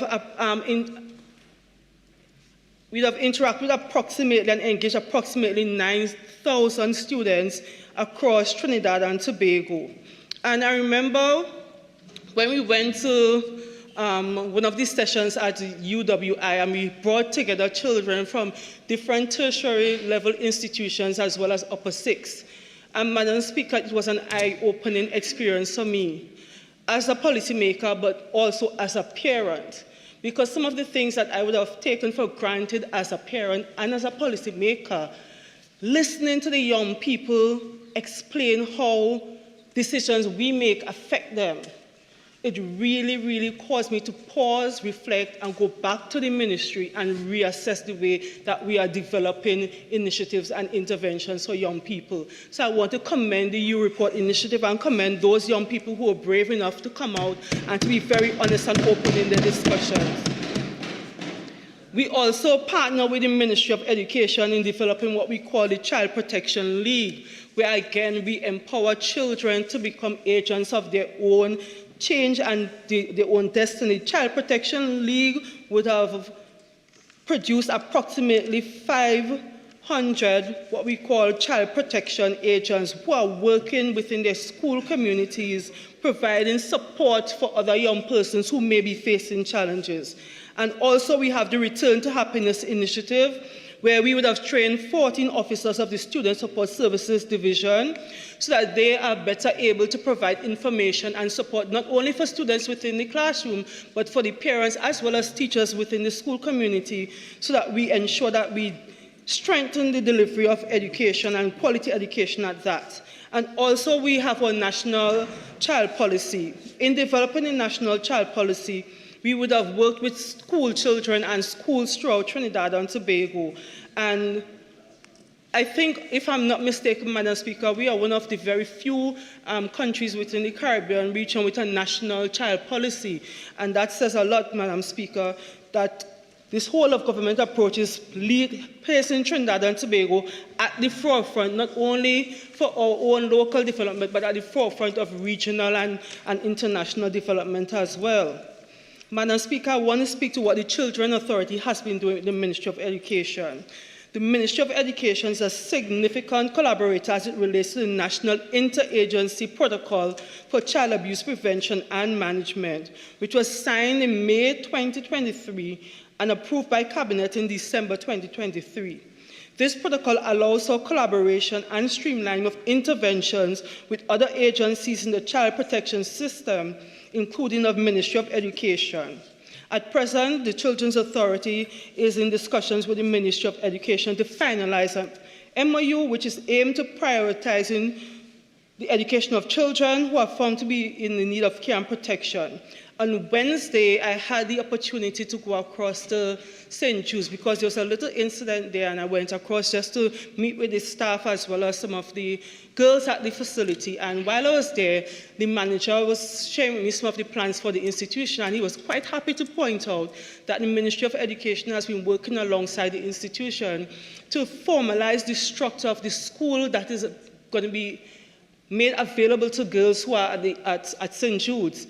He would have been showing me where they have the different areas set out for technical vocational skills training and for the different subject areas. But what he said that was really important was that a school will not operate vice-versa. It will operate under the auspices of the Ministry of Education, following a proper curriculum and ensuring that all the children, when they transition out, they will be able to receive the normal certificate as any other school. And I want to commend the staff at St. Jude's, because most of the times, when people talk about St. Jude's, they highlight the negatives, but I want to commend the staff at St. Jude's for the good work that they have been doing to help those children at that institution to thrive.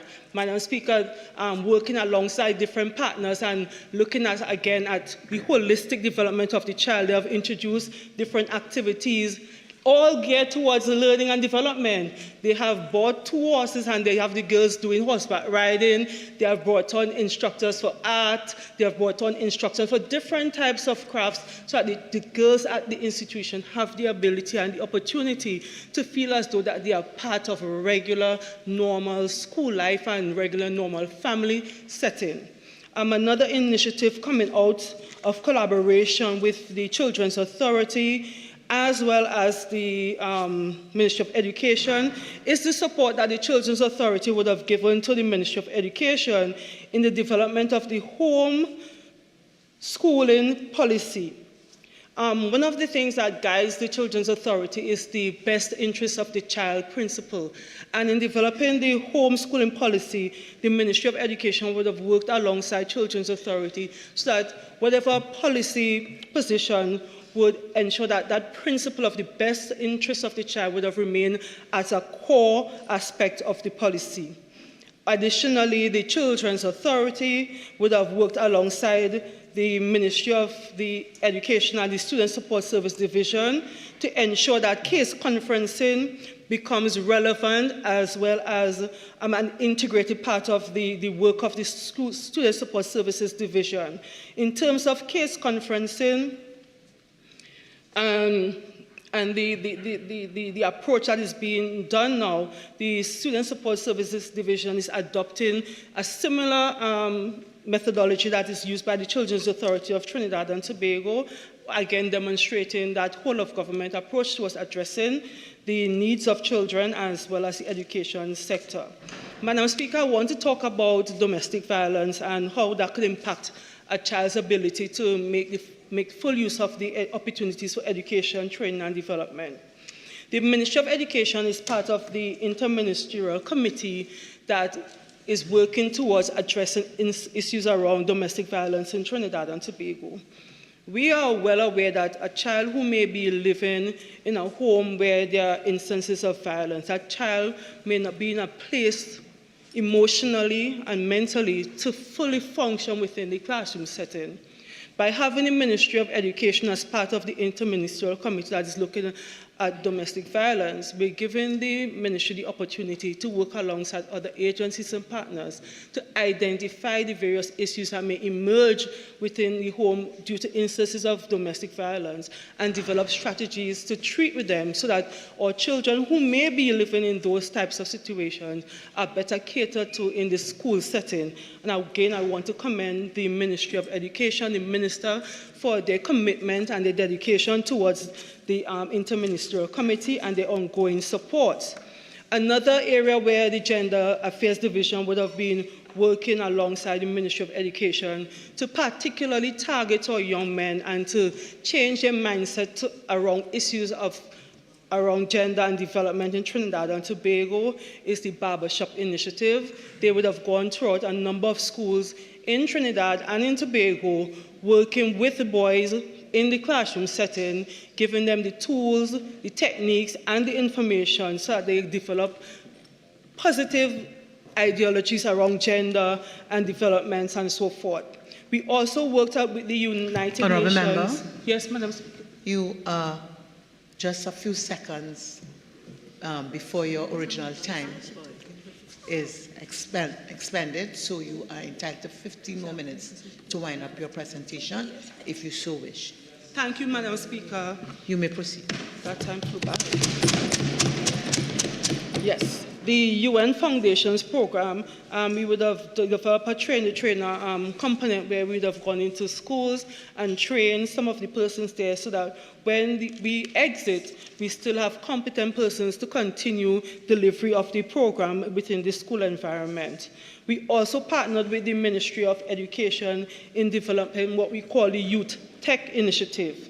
Youth Tech Initiative for Boys was launched in February 2024, and we also had the Youth Tech Initiative for Girls, which was hosted in April 2024. The Youth Tech Initiative also saw a coming together of both male and female participants last year in May, where we were giving young people the opportunity to discover opportunities around technology and encouraging young persons, particularly our young girls, to explore opportunities for training and development in tech and STEM so that they could aspire towards careers in those fields later on. And also, Madam Speaker, another initiative that is very important is how we talk to our children about their, I want to say it properly, how to have healthy relationships and teach them about their sexual and reproductive health. I think I said it the right way. We recognize that we cannot leave certain issues and topics just up to any and everybody for discussion. We have to find ways to empower young people so that they make responsible choices, so that they grow up to become young men and women who continue to make responsible choices.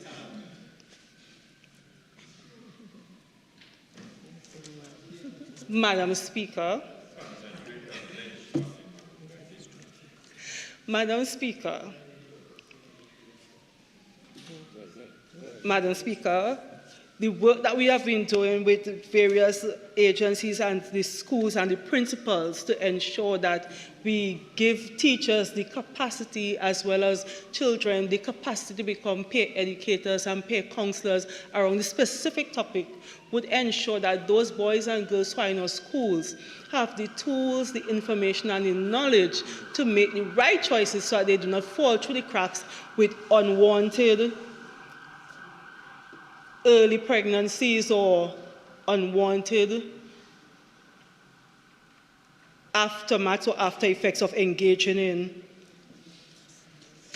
early adult activities. Madam Speaker, I want to take this opportunity to commend the Ministry of Education and my colleague, the Minister of Education, and the Minister and the Ministry of Education for the work they have been doing. When the member for Chaguanas West spoke, the member noted that Chaguanas East, I'm not wearing my glasses. Chaguanas East, right? When the member for Chaguanas East spoke, the honourable member would have indicated that the member would have had to purchase fans for some of the schools within our constituency. I think almost everybody in this honourable house at some point in time would have had to purchase. That is just something that we do as representatives to ensure, all of us, that is just something that we do as representatives to ensure that our constituents or young constituents are comfortable. So not just fans. We give support in various ways. We give support by letting us our time to speak with children, with students.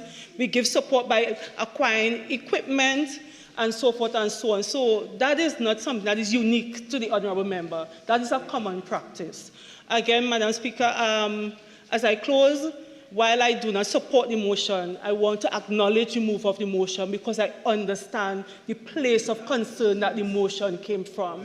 And for giving us on the government bench the opportunity to present some of the work that we would have been doing and to highlight to the public our commitment towards ensuring that we develop and continue to develop a robust education system in Trinidad and Tobago, that we continue to place the well-being, the safety of our nation's students, the nation's children at the center of all our work, of all our policies, that we continue to take a whole-of-government approach towards rolling out initiatives geared towards the safety, well-being, protection, and education of the nation's children. And with these few words, I thank you, Madam Speaker. Member for St. Augustine. Thank you very much, Madam Speaker. Madam Speaker, I want to begin my contribution by congratulating the Speaker who spoke before me on the completion of her daughter's SCA journey. And as I join in congratulating the over 18,000 SCA students, today, the sad reality is that no matter what school a child passed for, whether it is their first choice or their last choice, it doesn't matter. You are still not getting a laptop from this government. That is the fact. And it really affects those who are most vulnerable. And very often it makes a difference in their life and their ability to be productive and a contributing member of society. And that is something that a UNC government will correct when we return. Madam Speaker, I am happy to hear the member speaking about children and children's well-being being the center of this government's focus and policy. But it didn't look like that when the Newsday headline, 2 teenage boys, 15 and 17, stabbed at PNM Party Day and Family Group Day. PNM Sports Day and Family Day. So, member, I just, I just want to caution, and let's put this back into perspective. Okay, I hear you, but just remember how tight this motion is drafted. Okay, so just be cautious with where you're going. It's a very, very tightly drafted motion. Thank you, Madam Speaker. I just wanted to point out the irony. Madam Speaker, the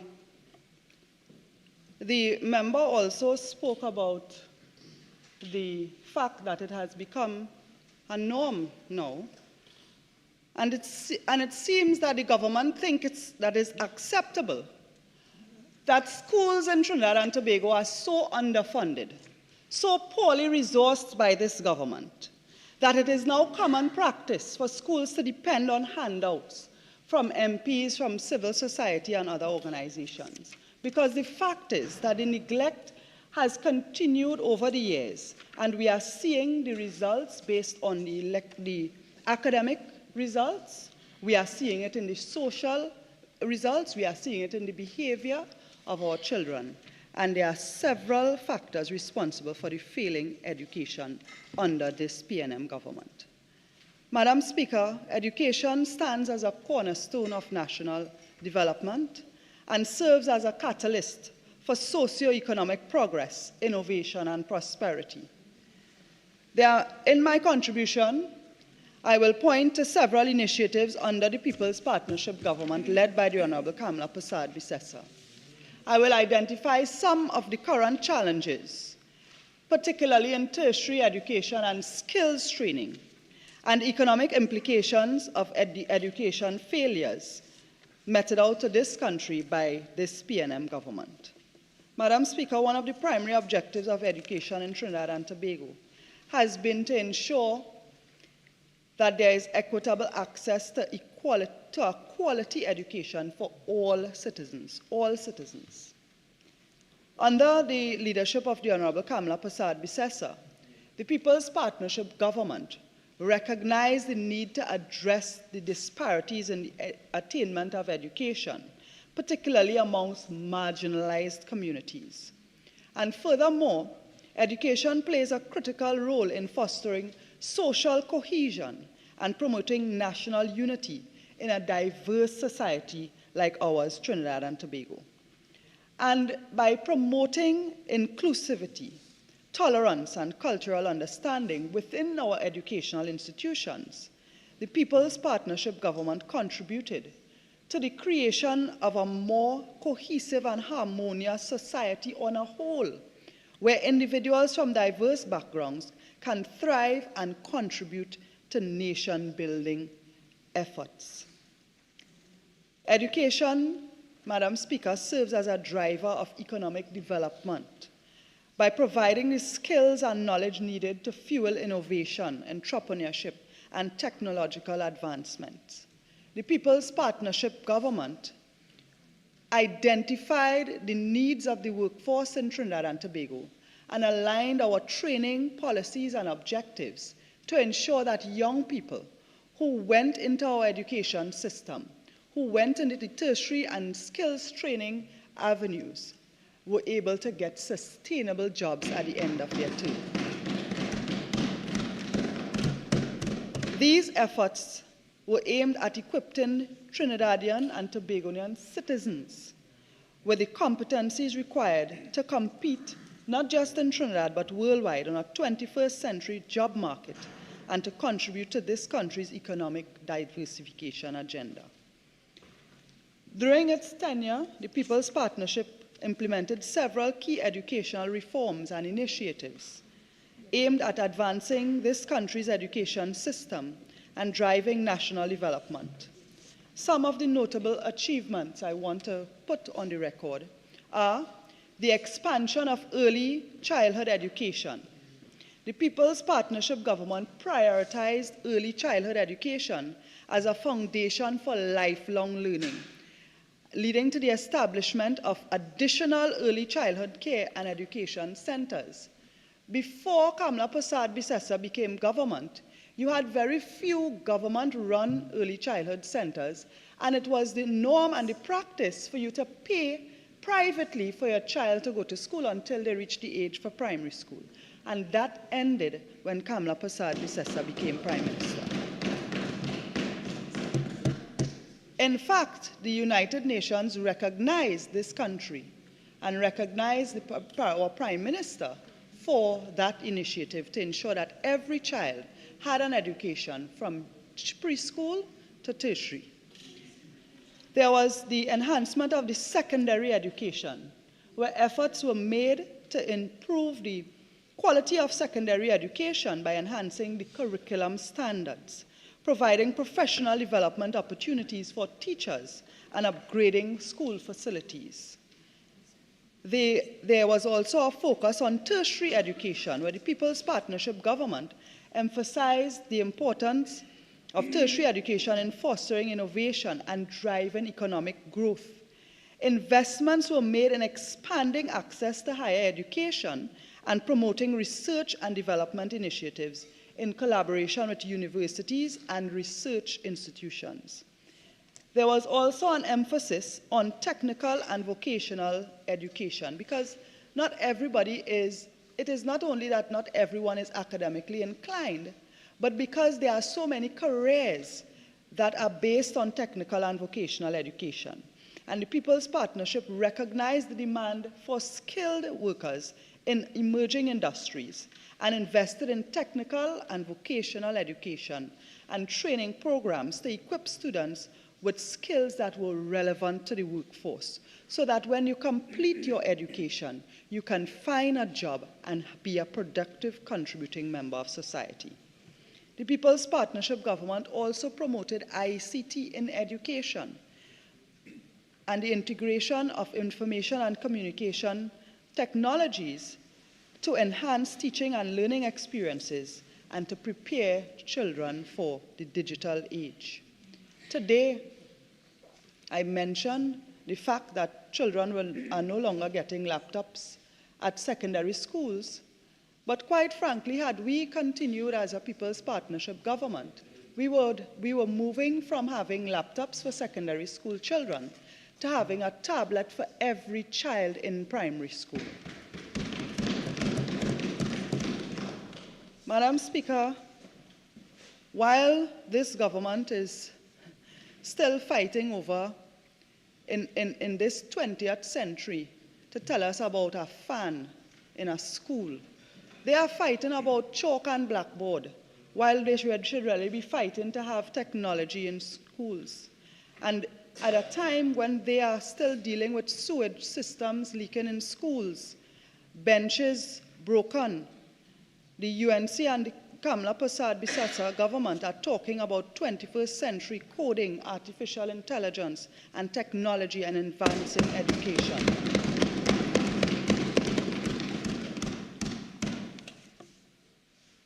Madam Speaker, I want to move to an area that has affected the St. Augustine, the people of St. Augustine. Madam Speaker, just on the boundary of St. Augustine, just north of the Eastern Main Road, is El Dorado. The Academy of Nursing and Allied Health in El Dorado was opened in 2013 by the Honorable Kamla Prasad Bisesa, and it was shut down by the PNM. This academy is the country's first public facility dedicated exclusively to the education of nurses in Trinidad and Tobago. It was a joint project of COSTAT, UE, and the St. Augustine Education City, which I want to talk about a little bit later in my contribution. So, rumors are that the COSTAT campus is being brought there, but there are no details on it at all. If you pass by, as I'm sure the member for Tunapuna does, the compound is absolutely neglected. And on the topic of nursing students, you still have the issue of about 40 nursing students who had to sue the government demanding $13 million in compensation because they were engaged in a program where they were promised to be paid and the government failed in that promise. But this nursing facility opened by the People's Partnership government had the ability to train over 2,500 nurses per year. 2,500. These were nurses who could be employed in our own public health system, but also who could get opportunities abroad in other countries, who would be well trained and well qualified.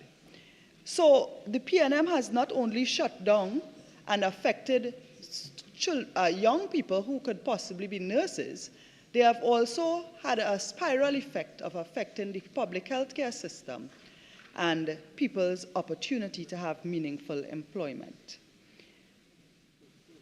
Madam Speaker, there has been a closing down of several campuses throughout this country. Yesterday, the chairman, the Princestown Regional Corporation had its election for its chairman, and I congratulate Councillor Gauri Rupnarayan for being re-elected at that Princestown Regional Corporation. But on my way there, I passed a MIC campus, very derelict, vines growing up on the sign and so on. I wouldn't like to believe that that is functioning and students are attending there. So it appears that that is one more for the list. In addition to the NESC centers in Point Fortin and several other parts of the country, the failure of this government to open the UE campus, the UE Debe campus, the MIC campuses in several other areas, the hotel school in Chagaramas, and several other initiatives that have just been closed down or shut down by the PNM government. Why is this PNM government so against having young people or people on a whole have these education opportunities? And I think it really has to do with the fact that educated people will see through gimmick because they will be able to make educated decisions about who to vote for, so they will not vote for the PNM. And this PNM government has been systematically dismantling the education system. And it is not only what was built by the People's Partnership government, but even those initiatives that were under the UNC government from previously. I am surprised that the members on the other side really cannot stand up and give any real accomplishments of the PNM under education for this government. Madam Speaker, what happens now in terms of the economic implications of the education failures of this government?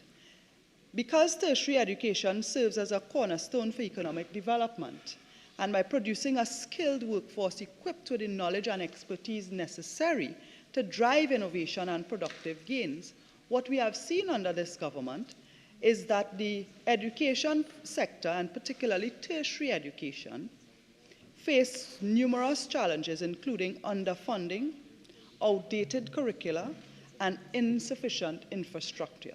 I spoke about neglected campuses.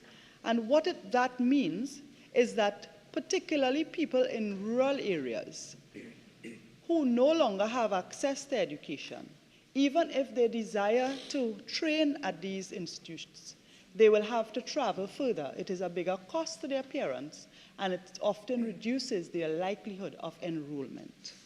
As a result... So member, I want you to be, I'm trying to give you some leeway, but I want you to really be careful with respect to what this motion requires.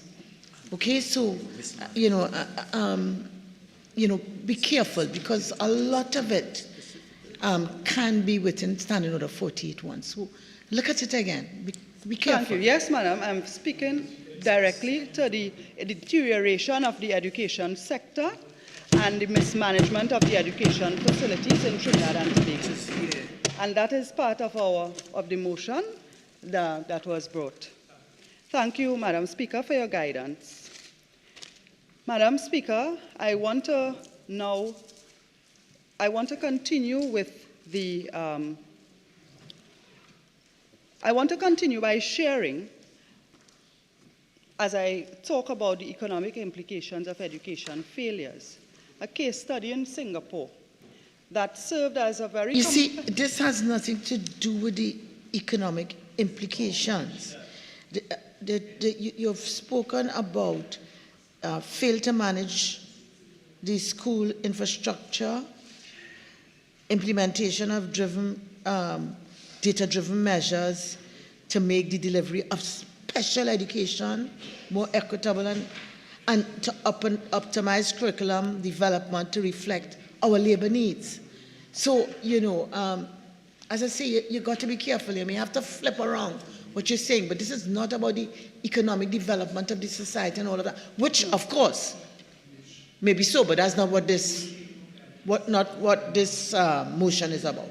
Okay? Thank you, Madam Speaker. And I will take your guidance, and I will leave it at the fact that the mismanagement of education in this country is having serious economic implications in Trinidad and Tobago. Madam Speaker, I intended to share some examples that we could use from Singapore and Germany and so on, in terms of what could be done in Trinidad in our education system, in our tertiary education, and its impact that those countries would have had positive impacts on their economy. But I am guided, and I want to move now to the issue of special needs, as is outlined in the motion. One of our most pressing issues confronting Trinidad and Tobago, I think, is that our education system lacks an adequate support and resources for students with special needs. In a previous motion, and I remember speaking previously about the situation with cerebral palsy children, but recently there was a report in the Express that shed some light about children with disabilities, and particularly those suffering from cerebral palsy. And it indicated that despite the establishment of the National Enrichment Center for Persons with Disabilities under the previous administration led by Kamla Prasad-Bisesa, those vulnerable children have been callously neglected by the current government. This heart-wrenching case of children with cerebral palsy being evicted from the facility they desperately relied on for rehabilitation underscores the government's lack of compassion and empathy. I want to also further share with you, there was an initiative when Dr. Tim Gopi Singh was the Minister of Education under the People's Partnership government. I remember where there was an initiative to have children assessed very early in their primary school life to identify learning disabilities, mental challenges, or other things that could affect their learning and streamline them so that they will not all be having the same education experience. They would be taught according to their needs. And that has sadly gone out the window. Because in our schools now, they are so grappling with what you call toilet paper issues. Some of the schools literally do not have toilet paper. They have so many other day-to-day issues that they are facing that the individual attention that our children should get and were getting under the UNC government is now out the window. Madam Speaker, I want to turn now to an initiative called the St. Augustine Education City under the People's Partnership government.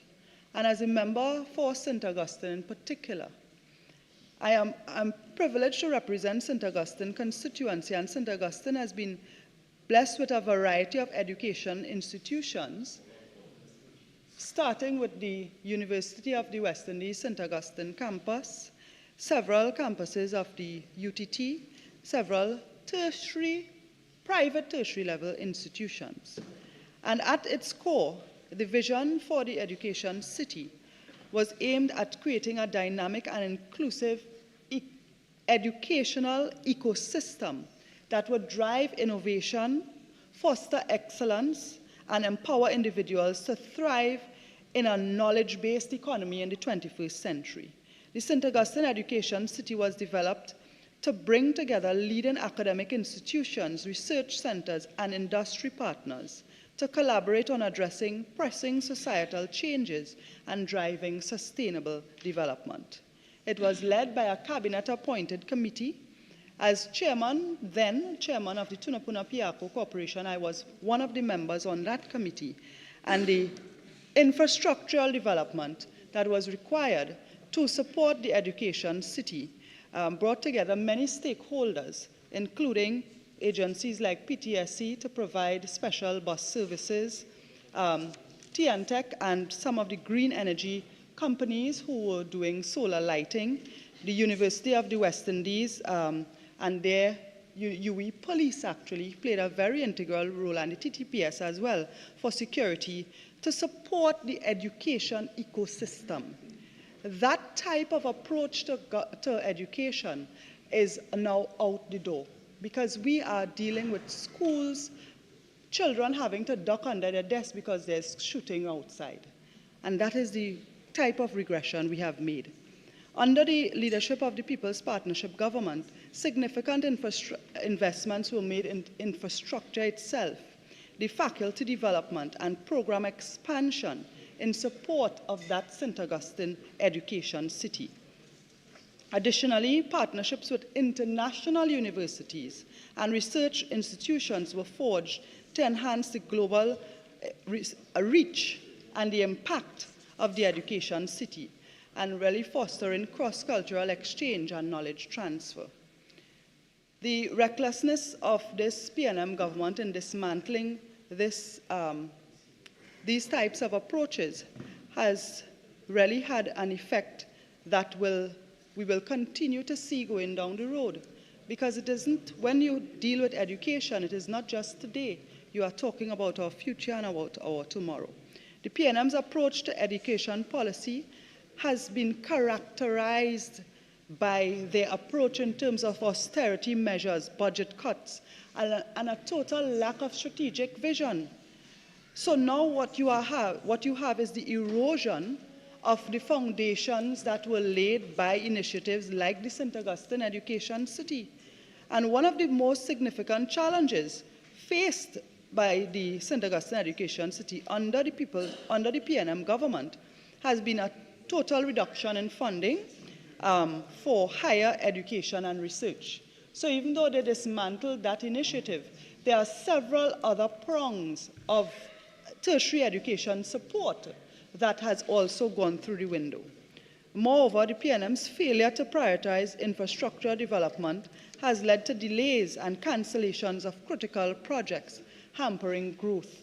So even within that region, St. Augustine and surrounding constituencies find ourselves affected, schools, for instance, affected by flooding. When schools are dismissed, children cannot come out of their schools because they are surrounded by flood in every little rainfall. So when we speak... Again, this is not about... This is about school infrastructure and you know, even the thing about failures and mismanagement in the education system, that's a resolution that goes back to those three prongs: school infrastructure, data-driven measures. So, you know, I've been rising to try to give you some guidance, but, you know, if you can't bring it together, I'll really have to take, you know, some of the action. You know, so please, in a few minutes you have left, you know, try your best. You have 5 minutes of ordinary time available to you again, and you will thereafter have 15 more minutes if you so wish to avail yourselves of them. But please, I think I've allowed you enough leniency. Please get within the very narrow measures of this Thank motion. you very much. Thank you. Madam Speaker, I hope that after speaking about our St. Augustine education city, that I really wanted to make an illustration of an approach in education. Yourself of the extra 15 minutes. Yes? Okay, so you may proceed. Yes. Thank you. Madam Speaker, the illustration of the St. Augustine Education City Initiative and what it meant for tertiary education in Trinidad and Tobago, the approach of integrating economic development, but also focusing on the development of our children, the resulting neglect in infrastructure and its impact on education, to me, I think is a classic illustration of the PNM's approach to education and how they are so missing the boat by taking budget cuts, austerity measures, and measures that will have a long-term impact on our education system. Madam Speaker, as a mother myself, there are some things that I want to mention. Hold on a second. First page. First page. Right. Madam Speaker, one of the results of limiting access to education and vocational training is something that we are seeing the effect of in society now. The technical and vocational training very often in the past would be seen as an avenue in education for children who do not take to books. Typically, that was the approach of the elders in those days. Now, even some of the most brilliant children academically are encouraged to put their feet into the technical and vocational areas. There are young people who have degrees now, who graduate and are jobless because they do not find a job that is suitable to them. The idea of having the NESC, the MIC faculties and campuses throughout the country meant that a campus is close to every community.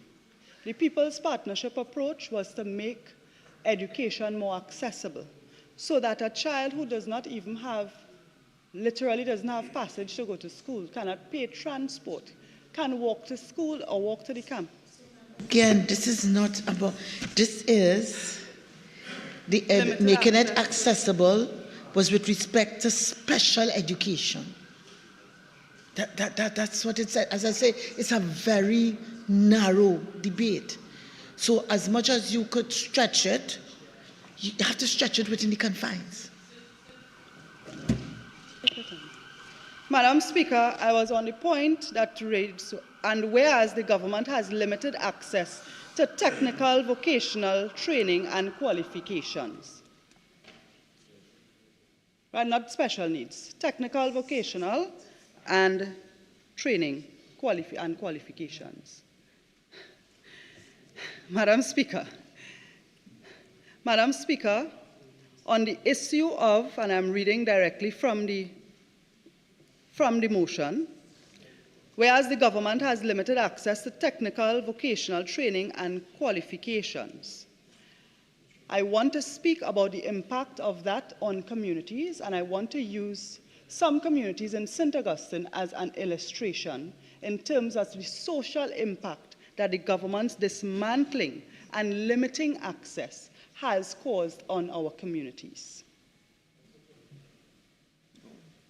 This is talking about the education system. This is what the motion has crafted. So I'm not saying it doesn't, but that's not what the motion is about. Right. So in St. Augustine constituency, the government has, according to this motion, limited access to technical vocational training and qualifications.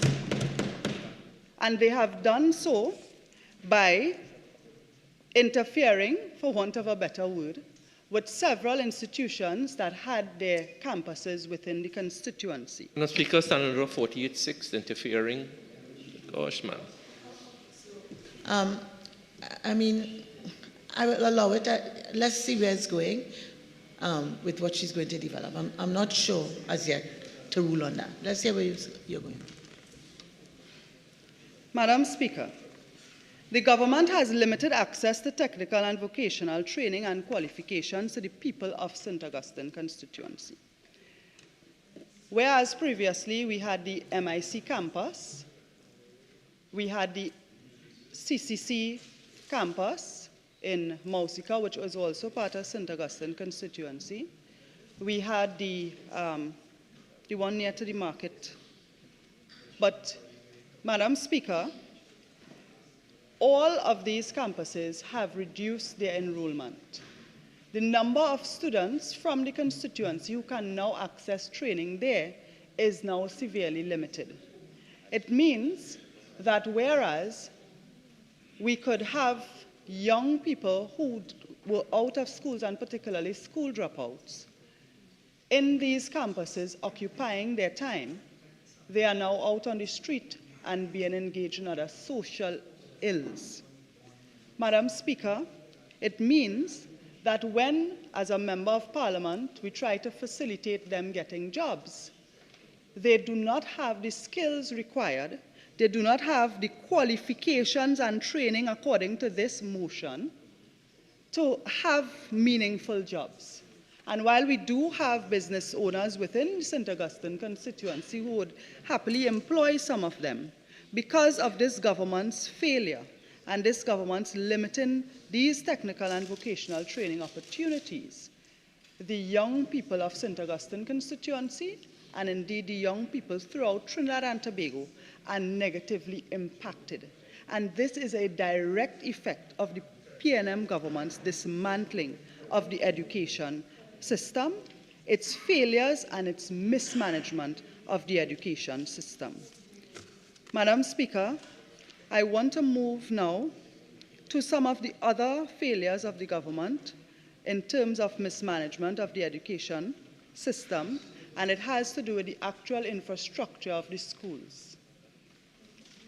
It would be remiss of me to make a contribution and not mention schools within St. Augustine constituency that continue to face neglect. The number one, I know the Minister of Education is not here, but certainly the Curep Presbyterian School has been a victim of this government's mismanagement and failure. The Curep Presbyterian School is one of the oldest primary schools in the Curep area. It was established by the Canadian missionaries, and the People's Partnership, in its wisdom, saw the need to rebuild a school.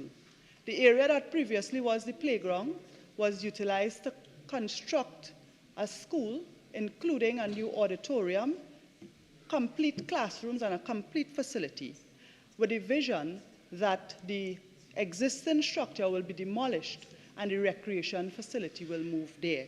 They are adjoining recreation ground. When the People's Partnership lost government, this is one of the schools that suffered the PNM's neglect. The school, as it was about 90% complete in its construction, and because of that neglect, you had vines, you had rats living there, and so on, but you had a lot of vandalism taking place. It meant that the school had to find money to pay security.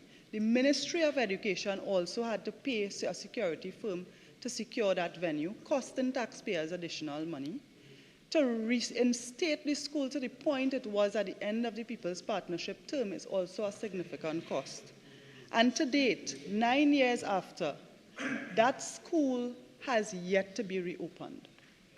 Recently, a sum of money was allocated, and whatever drives the priority of the PNM government led them to a decision to open only the auditorium.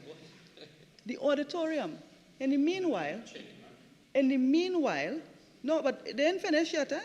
In the meanwhile, the schools, the classrooms remain in the same place where they were.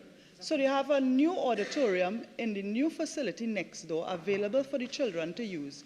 But their school itself is still infested with pigeons. You still have an overflowing sewer system that the stench affects the children, and you still have the children in cramped classrooms. So the effect of the $5 million allocated there, if that full amount was spent, really does not impact the classroom positively. And I have been working with the PTA and others in that school, and I am asking, I'm pleading in this motion with the minister to ensure that the situation there is rectified soon. Because the auditorium's toilets are now hooked up to the old sewer system, adding greater volume, and every day you have this water leaking out of the sewer system. But I think, Madam Speaker, that again is a classic illustration of what the government has been doing to our education institutions in terms of its mismanagement, in terms of the infrastructure, and where you literally have sewage just flowing. The risk to these children is tremendous. This is a public health risk. It is something that we had a number of students had to go to get medical attention about, and it is something that I want to place on record here as pleading on behalf of the people of St. Augustine. Madam Speaker, I want to conclude by reminding that during the COVID-19 pandemic, the United Nations appealed that for governments throughout the world not to neglect education, because any cuts in funding to education would have long-term impacts on society and productivity of societies. I want to remind the government of that now, even as we move beyond COVID, that education is not an area to be compromised. Education is not an area to play politics with. This government has overseen the deterioration of the educational sector, and it has failed. It has failed our children, and it is failing the next generation if we continue on this trajectory. Madam Speaker, I think every citizen who has the opportunity, whether they like UNC or PNM or not, they have to like themselves. In this, when we speak about our children and this emotion and education, I take the opportunity to plead to children, to parents with children in school age, grandparents, to ensure that the next choice you make is in the interest of your children, so that you will have a better education, they will have access to laptops, they will have schools that are actually functioning, and they will have a brighter future. With those words, Madam Speaker, I thank you. Member for Toko Sandy Grant.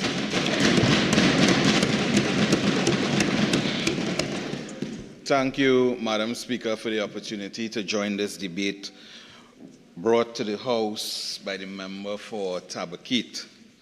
Madam Speaker, allow me to start off by assuring the member for Tabakit that I would not stand here today and say that our educational system in Trinidad and Tobago is 100% perfect, because I'm sure if I ask the member to name at least one country around the world that has a perfect system, educational-wise. Member for Naparima, I would only respond to you if you sit after the member for Komoto Manzalina. But I want to, member for Tabakit, I want to assure you that I would bring some of the facts that the PNM government has been providing this nation with when it comes to education. Madam Speaker, it is the business of the People's National Movement from since 1956 to present to provide the citizens of Trinidad and Tobago with quality, data-driven education. We go about that, Madam Speaker, by doing a few things. We analyze, we consult, we communicate, we process the data, and most importantly, out of that, we implement, Madam Speaker. Madam Speaker, this is how we create our plans and how we create our educational system, data-driven wise, in the best interests of all our citizens of Trinidad and Tobago. Madam Speaker, one must be reminded that the basic to advanced fundamentals of an education is to allow a young person to grow into a successful, well-rounded adult. And we in this government, Madam Speaker, takes that seriously, and we are doing a very good job at such. And we intend to continue to make that education available to all our citizens. Madam Speaker, we provide the necessary tools and educational system to enhance and develop all of our citizens for many years, and we intend to continue to do so by providing quality education, which is locally and internationally recognized, Madam Speaker. Madam Speaker, allow me the opportunity to recommend two of my colleagues on this side of the House. And I would immediately recognize the Minister of Education, the Honorable Dr. Nayan Gasbidoli, member for St. Anne's East, Minister of Education, and the Honorable Lisa Morris-Julian, member for W. Mirror. Madam Speaker, I must put on the record that both members who are minister and minister in the ministry respectively have given of their service and dedication to our young men and women of Trinidad and Tobago through the education sector, as it is public knowledge that both members were both in fact teachers, and I thank both members very much for their service. Madam Speaker, I want to also put on the record it is in the wisdom of our Prime Minister, Dr. the Honorable Keith Christopher Rowley, in forming his cabinet to place these two members as Minister of Education and Minister in the Ministry of Education because of their qualified background and holistic understanding of the education sector. Madam Speaker, I also want to say that the data available to the ministers are because of their many years in the teaching service, and this ensures that our teaching service and our educational sector has the full advantage of advancement in the shortest possible time. And any upgrades to our upgrades to the system that is internationally accepted. Madam Speaker, as Member of Parliament for the constituency of Topo Sangre Grande, I wish to put on the record that because of data-driven advances by the Ministry of Education over the many years, and most of the incredible developments of programs by PNM governments before and present, members of my constituency, students, past and present, has been able to benefit from the policies, plans, and implementations that was brought about by PNM governments before and after and at present. Madam Speaker, we on the eastern part or northeastern part of this country have seen many young men and women making themselves available to fill vacancies in profession throughout Trinidad and Tobago, and that is only because of a result of the good education that has been provided to them most times free or assisted by the PNM government of Trinidad and Tobago. Madam Speaker, I went to the Ministry of Education website and I want to state here the responsibility of the Ministry of Education in Trinidad and Tobago. Madam Speaker, according to the ministry website, the Ministry of Education headed by the Honorable Dr. Nayan Gasbidoli, Minister of Education, and the Honorable Lisa Morris Julian, Minister in the Ministry of Education, is responsible. So, member, maybe you could just, by way of guidance, just refer to the Minister of Education and the Minister in the Ministry and leave out the names. So, no problem. Refer to them by the constituency. I'm so guided, Madam Speaker. Yeah. Madam Speaker, both ministers are responsible for the management of the early child care, education, primary schools, secondary, tertiary institution. They also oversee all private education institutes within Trinidad and Tobago and partner with the Tobago House of Assembly. Madam Speaker, it is my humble view that both ministers have not or has never fell short of executing their duties with excellence.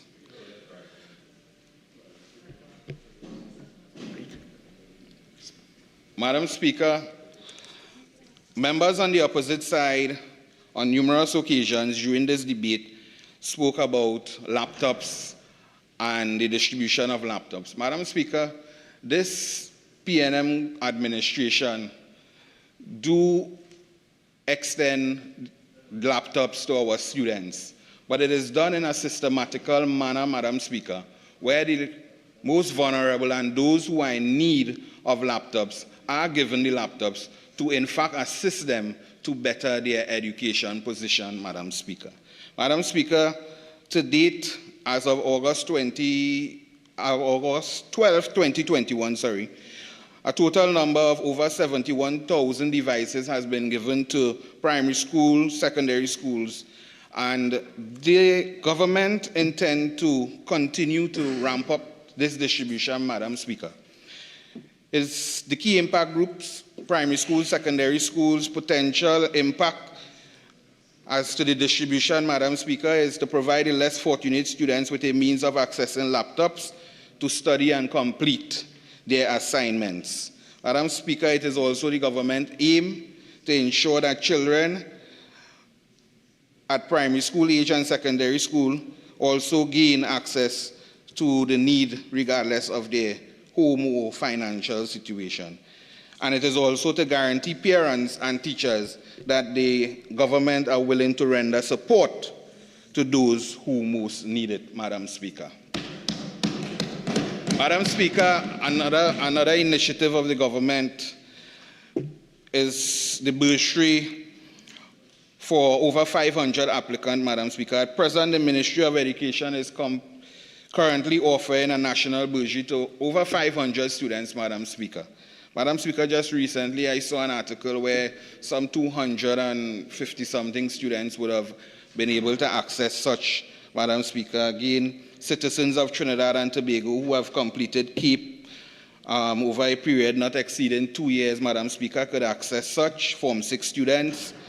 Madam Speaker, the government intends to create financial support to students that aspire to further their education, Madam Speaker. And it is also to generate more skilled workers within Trinidad and Tobago. This also aims to take care of one of the issues that was raised by this motion, Madam Speaker. Madam Speaker, I heard a lot about the infrastructure of schools and construction and refurbishment work being done to school. Madam Speaker, in the year 2021, this government would have allocated $100 million for school repairs. This would have been allocated to deal with the issues throughout primary schools, secondary schools, Madam Speaker. Madam Speaker, the people who would greatly benefit from these upgrades are the teachers, the principals, the students, the parents of the early childhood, the primary school, the secondary schools, and so forth, Madam Speaker. But the members on the opposite side would not come and acknowledge any of the schools that would have benefited from such in their constituencies. They will just mention those that has not been given attention as yet, Madam Speaker. And I find that to be very unfortunate that they don't mention the good things that happen within their constituency and choose to put in the front line only those that hasn't received the attention just yet, Madam Speaker. But the government continues to address issues where we have concerns in schools. I could attest, Madam Speaker, that within the constituency of Toko Sangre Grande, many of my schools, both secondary and primary, has received some attention. I'm not saying that we are all 100% there, but we have received some attention. I could name a few. I see the member for Couva South shaking his head.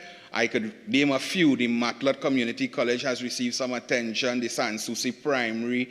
We have the Rampanalgas RC Primary. We have the Valencia RC, who would have received some attention. We also have the Sangre Grande Junior Secondary, who had some SOA issues, and those were rectified, and much more. So I put on the record here some of the schools, and I'm sure every sitting member of Parliament here could honestly mention a school or two within their constituency that has received some attention by the Ministry of Education when it comes to refurbishment and school repair work, Madam Speaker. Madam Speaker, today I attended another graduation ceremony within the constituency of Toko Sangre Grande. Madam Speaker, I have visited many schools in my constituency, whether it's graduation or otherwise.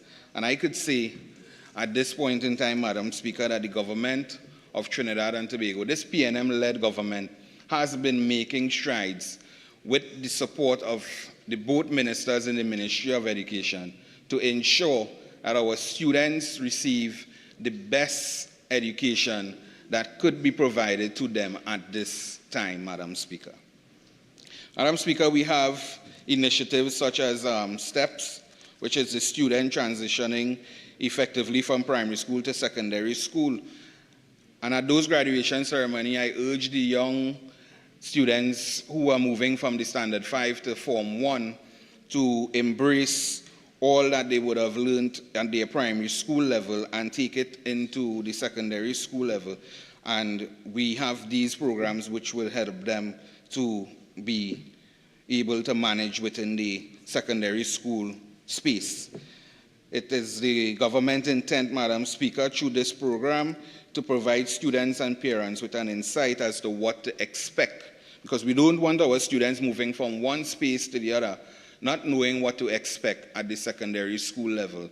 And I want to encourage all students within the constituency of Toko Sangre Grande and Trinidad and Tobago by extension, the morals and values that were instilled in your primary school by your teachers and those who would have taken care of you there, take it to your secondary school. Embrace your education. Make use of the education that is being provided to you. And you prove to the opposition of Trinidad and Tobago at this time that you would be model citizens of Trinidad and Tobago.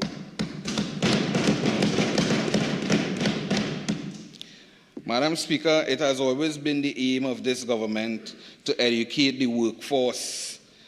Hence the reason, to date, the PNM government is known to be the only government that created some of the most spectacular and flagship programs to assist students within Trinidad and Tobago.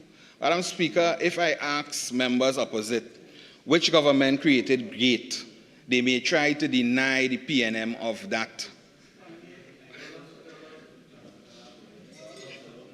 Madam Speaker, the GATE program was created to assist students at the tertiary levels throughout Trinidad and Tobago, or any person under 50 who seek to further their education, Madam Speaker. Madam Speaker, it is intended to provide students that are interested in tertiary education level but not financially able to bear the cost of such. It is the government intent, Madam Speaker, to continue to provide financial assistance to citizens of Trinidad and Tobago, and we do intend to pursue, who do intend to pursue tertiary education level, education, which eventually would return to those persons contributing tremendously and positively to Trinidad and Tobago, and maybe the world by extension. Madam Speaker, I want to make mention of the education policy of Trinidad and Tobago, and it is in the year 2023 to 2027 we had created a 5-year education policy plan. It's a roadmap directing the ministry with their efforts over a 5-year period for the transformation of the education system. Madam Speaker, this was not by guess, Madam Speaker. This has been a guide to ensure that the Ministry of Education has the proper guidance to ensure that our students and those who access our education system gets the best out of our system, Madam Speaker. Persons who would benefit are those in the early child care education system, primary school, secondary school, tertiary education, vocational institutions throughout Trinidad and Tobago. The government aimed at rectifying the curriculum issues, equity and quality in education, and enable students' success. Madam Speaker, once again, I want to touch on the vocational issues, Madam Speaker. The Prime Minister of this country, member for Diego Martin West, for the first time would have instituted a ministry specifically to deal with youth development within Trinidad and Tobago. The Ministry of Youth Development and National Service, or more commonly known as MyDNS, Madam Speaker, is led by the Honourable Member for La Hoqueta Talparo. And at this time, I want to commend the Member for La Hoqueta Talparo, Minister of Youth Development and National Services, for his astute leadership and hard work that he has been providing the citizens and the young men and women of Trinidad and Tobago through his ministry, Madam Speaker.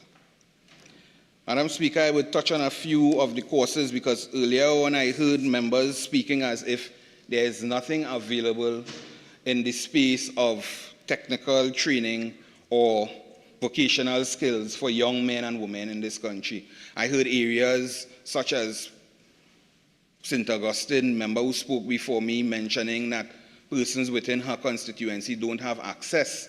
But I could tell you that persons as far as Northeast Trinidad has access to these programs. And there is a vigorous rollout of these programs on a daily basis. And I think as a member for that area, they should find a way to have their constituents a little more informed. But in the meanwhile, Madam Speaker, I would just mention a few here. We have STEP, which is in collaboration with the MIC, and that is skill training for technological economy and youth productivity in Trinidad and Tobago. We also have, for those who may want to go through that program, we have the MILAT, which is the military-led academic training program. We have CRIPS for those who are interested in air conditioning and refrigeration program. We also have a program named DRIVE out of the Ministry of Youth, which is an automotive servicing initiative. Those who love vehicles, love cars, trucks, you could do that, Madam Speaker. We also have a program named PIPE, which provides technical and vocational skill and training in plumbing, another well sought after skill. We have the Youth Aquaculture program focused on agriculture. We also see out of that very same ministry Amplify for music production, those who are into music. Those who are into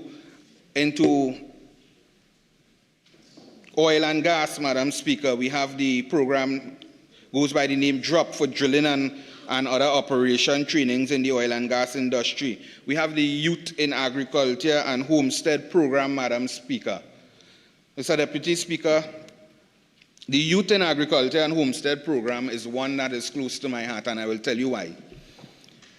I would have assisted some of my constituents and guide them to apply to be a part of this program, and I could tell you that 2 of our two of my constituents out of the Toho area graduated recently out of the YAP program.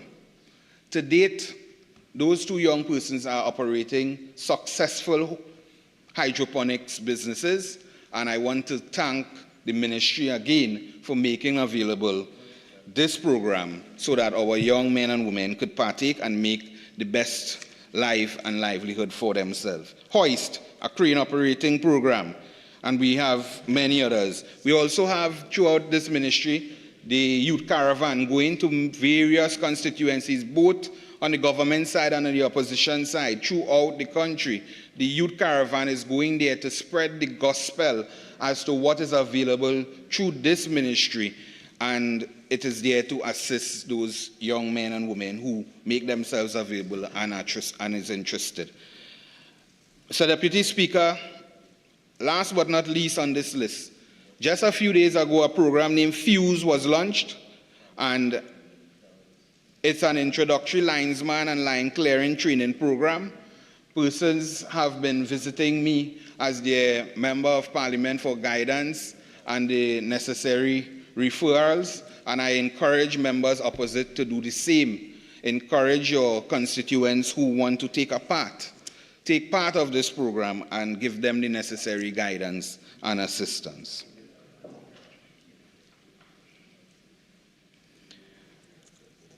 Mr. Deputy Speaker, I want to speak briefly on something that was raised by one of the speakers that went before me. Mr. Deputy Speaker, when I last checked in Trinidad and Tobago, there are so many programs that are still available to the citizens of Trinidad and Tobago, most being free.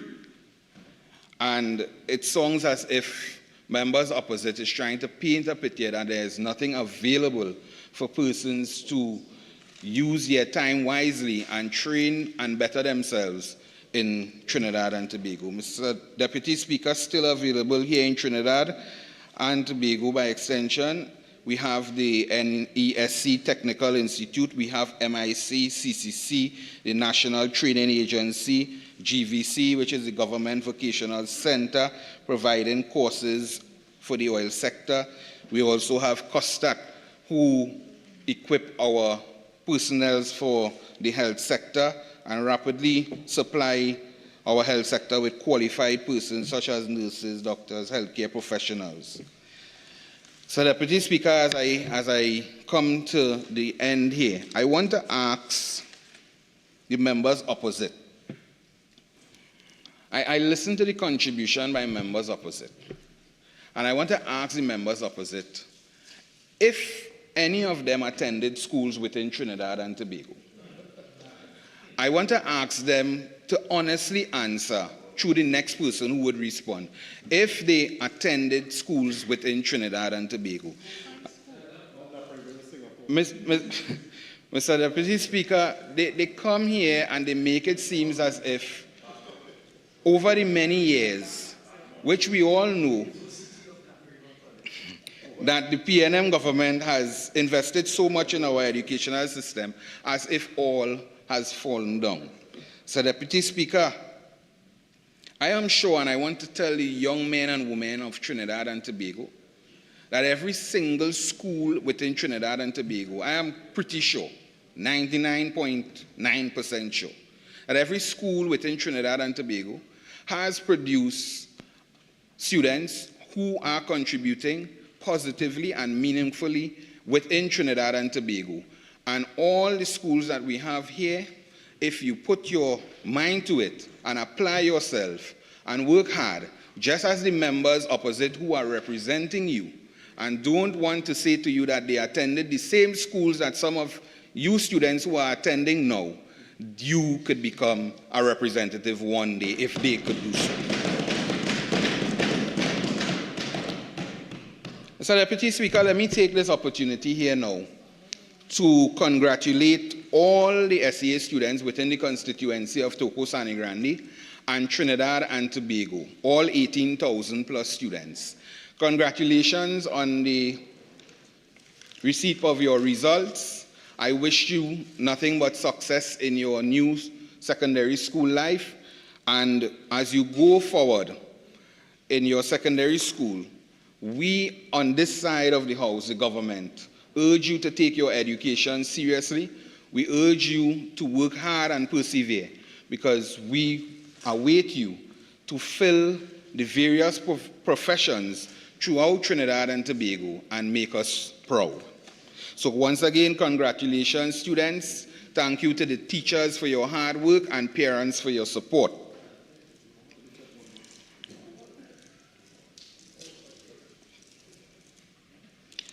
At this time, Mr. Deputy Speaker, I want to also remind the young men and women of Trinidad and Tobago, do not be misled by the opposition. I said this before in a previous debate. The members on the opposite side has children, relatives, and persons associated with them who may coincidentally be attending schools just in the same space as you. I wonder if our system is that bad, why they allow their children and others to attend the very same schools. I urge you, young men and women of Trinidad and Tobago, as you go to your various places of education, take your education very seriously, make the best of it, and you would one day reap the benefit of such. Do not be misled by the opposition. And you know, Mr. Deputy Speaker, I think I want to say something. I think I want to say something.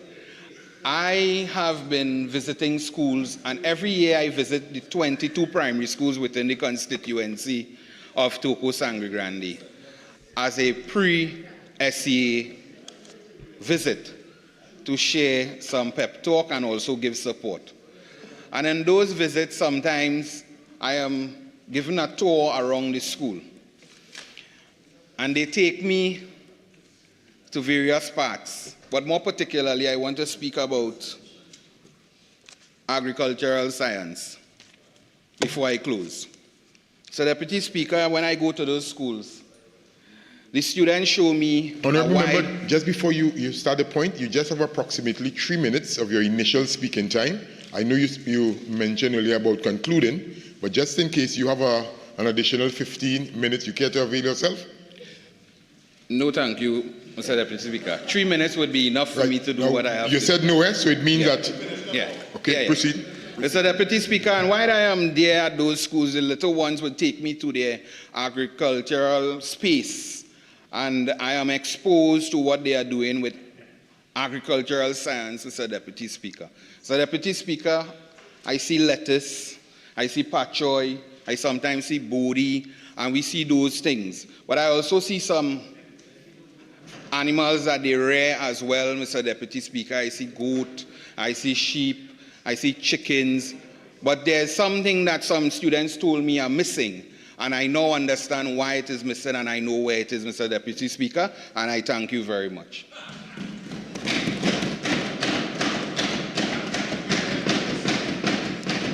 I recognize the member for Naparima. Thank you very much, Mr. Deputy Chairman. Before I begin, Deputy Speaker, sorry, I will just go through the motion before us, because everything I'm going to say would be relevant to this motion. Oh, yes. The first, it says, whereas, in accordance with the Education Act, Chapter 3901, the government has responsibility for managing the education system. So I want to make the point that if the education system is failing, it means the government is not conforming with its responsibility to provide a quality education for the citizens of Trinidad and Tobago. It says also it has overseen the deterioration of the education sector. And I listened to the speaker before me, and you were saying which schools we went to, and the schools produce great persons. And I would like to make the point that there has been a significant deterioration in the quality of the outputs of every sector of the education system under this PNM administration. It goes on to talk about the failure with respect to maintaining school infrastructure, data-driven measures to make the delivery of special education more equitable and accessible. So it is not enough to come with a list of programs that they have. The question is, are the persons who need that education accessing it in a way that it redounds to the benefit of Trinidad, all citizens of Trinidad and Tobago? It speaks about, and I'd like to pause here a little bit, curriculum development to reflect our labor needs. Mr. Deputy Speaker, no skills assessment exists that informs the programs that are run by the Ministry of Education. For example, we need forensic pathologists. Is our education system geared to produce this? Are the scholarship programs designed to facilitate the production of a number of forensic pathologists, forensic scientists who could work in the TTPS to inform a data-driven police service? We have, and anybody who lives in Trinidad knows that if you have a problem right now in your home and you're trying to get a plumber or electrician, you have to wait a number of days. All the programs that existed in the colonial era that produced high-quality plumbers, fitters, electricians, plumbers, all those programs have been killed. And I recall, Mr. Deputy Speaker, years ago, I had friends who, and in fact, the grandfather of the member for San Fernando, he's worked in Texaco Trade School. And once you went to Texaco Trade School and you migrated to Canada, you were better than the Canadians. So much so that I know of one individual, he was banned from the compound of Texaco because he recruited the skilled workers in Texaco to go to Canada. So they banned him because he was a recruitment. Because the Canadians saw the quality of education that we had in Trinidad and Tobago in the colonial era. We have a shortage of engineers to deal with landslips. There is a plethora of landslips all over, and the engineers come and they put up the walls, and within a matter of months, the walls deteriorate. Because something is wrong with the mismatch between the needs of the country and the capacity of the education system to meet those needs. We have issues. If you go to CJOS and at the UN, they talked about climate adaptation and mitigation. How do we mitigate the effects of climate change? And how do we adapt to develop a capacity to deal with the rising seawater levels, etc.? Nothing in our education system deals with that. Absolutely nothing. Data-driven in terms of how many children in our education system are in need of special education as we speak. The ministry does not know. If I were to ask the question, I'll get a roundabout, a fuscatory answer. Data is lacking in terms of all the decisions that we make with respect to governance in Trinidad and Tobago. I had to sit here and hear a former Attorney General say, pass the anti-gang legislation. We know the names of every gang member. We know how many gangs we have. And all you have to do is pass the legislation, and we will have them in prison within a short period of time. It took a foreigner, I don't want to say a white one, a foreigner, Canadian, to come to Trinidad, Christmas, to come to Trinidad to tell us what we should have known. Deputy Speaker, in accordance with the earlier ruling, Standing Order 48-1, please. Again, remember, again, you haven't really identified any. Hold on, right? So I'll give you a little leeway, but just be careful in terms of bringing, individuals into the debate, please. But I was dealing for the knowledge of the member for St. Joseph. I was dealing with implement data-driven measures to make the delivery of special education more equitable and accessible to the citizenry. Now, equitable means equal, so everybody has a chance. Accessible means everybody could access, right? And I make the point that a Canadian had to come and tell us, when you listen to the gang members speaking, they said there are no opportunities, there are no jobs.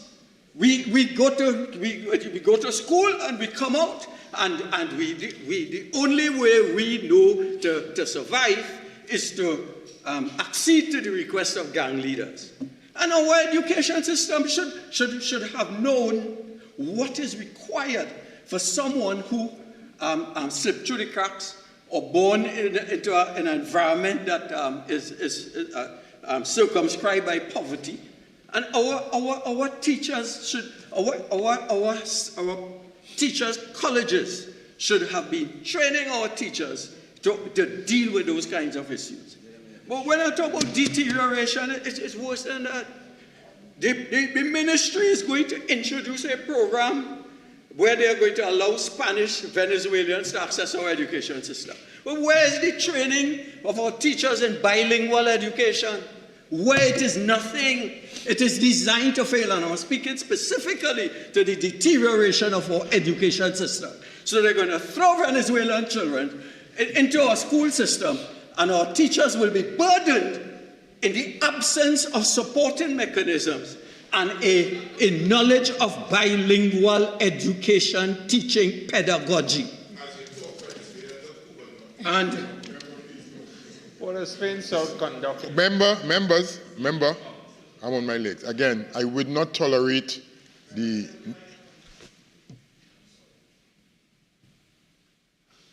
Yes, I would not be tolerating the outbursts across the floor. We know the standing orders. Let's go according to how the standing orders. Member for Naprima, you're the only one recognized. Thank you very much, sir. It speaks to the deterioration of silk and the rise of polyester outputs in our education system, such that in the old days we would be speaking to people like Aeneas Wells, Hugh Wooding, Carl Hudson Phillips, A.N.R. Robinson. When I went to the UN, they made sure that they identified you came from the country of A.N.R. Robinson. He developed the International Criminal Court. Those were legal luminaries. Today we have an education system that produces polyester. I say no more on that. I asked the question about the school feeding program, and that speaks to a broader co-curricular activity. Let me just make the point. My colleague spoke about education when I was, that we were exposed to. The education that I got in the University of Naparima College under the colonial masters was infinitely superior to the P&M education that they get in schools today. I want to make the point that the quality education that they speak about in the prestige schools cannot compare with the prestige education in Finland, Singapore, Japan, and Barbados. I'll give you examples. An elite graduate of a Finnish school can speak 4 languages. Most, and I've been there in Helsinki. Finnish, they could speak Dutch, German, English, French. And they speak English. Anybody you meet in Finland, 8 out of 10 could speak fluent English. And so their graduates not only could speak 4 languages, but they top the international tests that deal with mathematics, that deal with science, that deal with a broad range of curricular activities. Not only that, most of them could read music.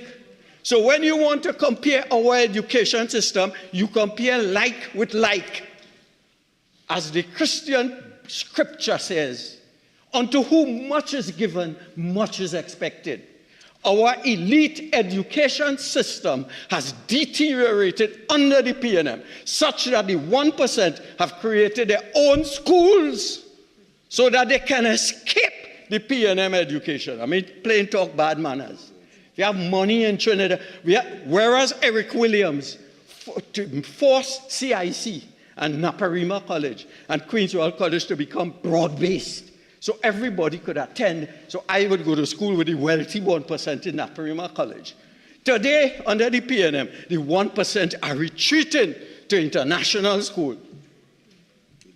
Maple Leaf, for teaching a curriculum that speaks to Canadian environment in Maple Leaf and the United States requirements.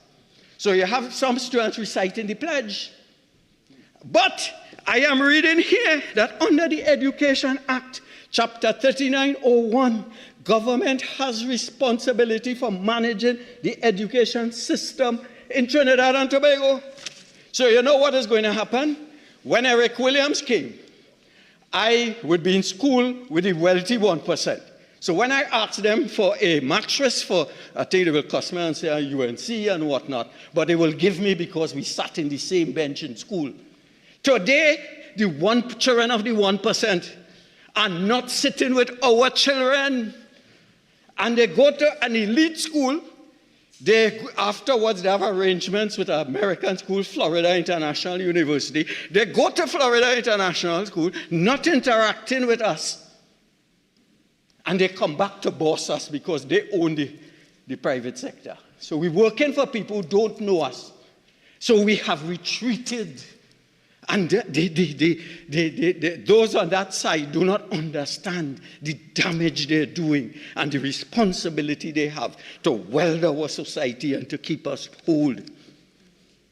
Mr. Deputy Speaker, when I was at the United Nations, we got credit for early childhood centers. Give the member for Siparia credit for that. She brought in early childhood centers.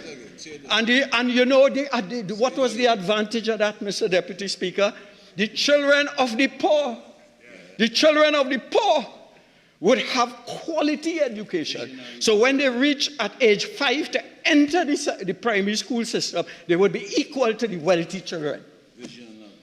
As it stands today, the children of the wealthy have a head start, because their parents can send them Head Start, send them to special Montessori and all sorts of schools. So when they access the education system, you could see the difference. The upper middle class and the 1% children are performing at probably 2 years ahead of the lady who has to struggle and to hold 2 jobs as a security guard, as a single parent, and she cannot afford to send her children to access that. What is the reality under this government? Mr. Deputy Speaker, I could speak for Naparima. There is the early childhood center in Reform Village. There's the early childhood center, the Sanatan Dharma Mahasabha in Ben Lamont. No, the Sanatan Dharma Mahasabha is in Reform. Right?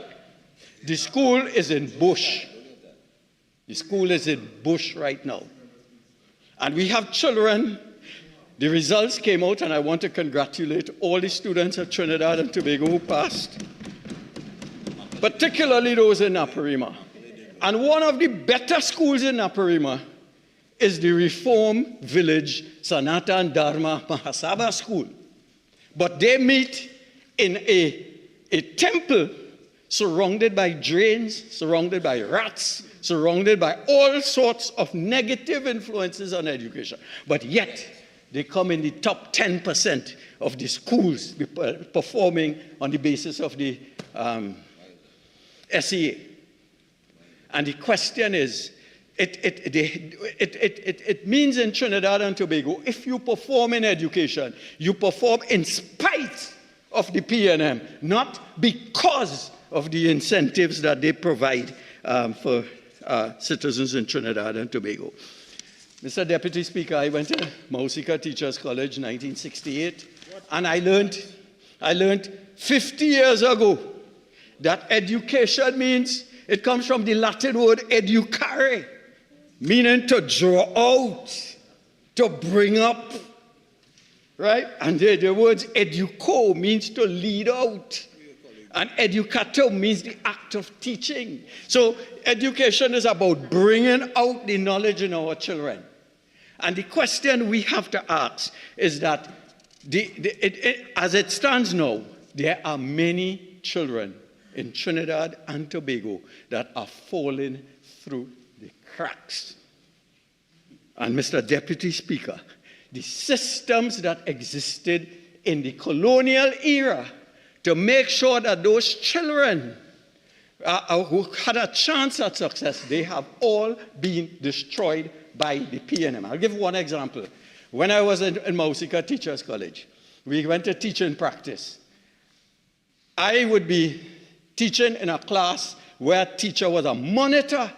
For 5 years, she's waiting to go to Teachers College. But under the PNM, I was lucky and I'm grateful for it. Parachute from Naparima College into Mausika Teachers College.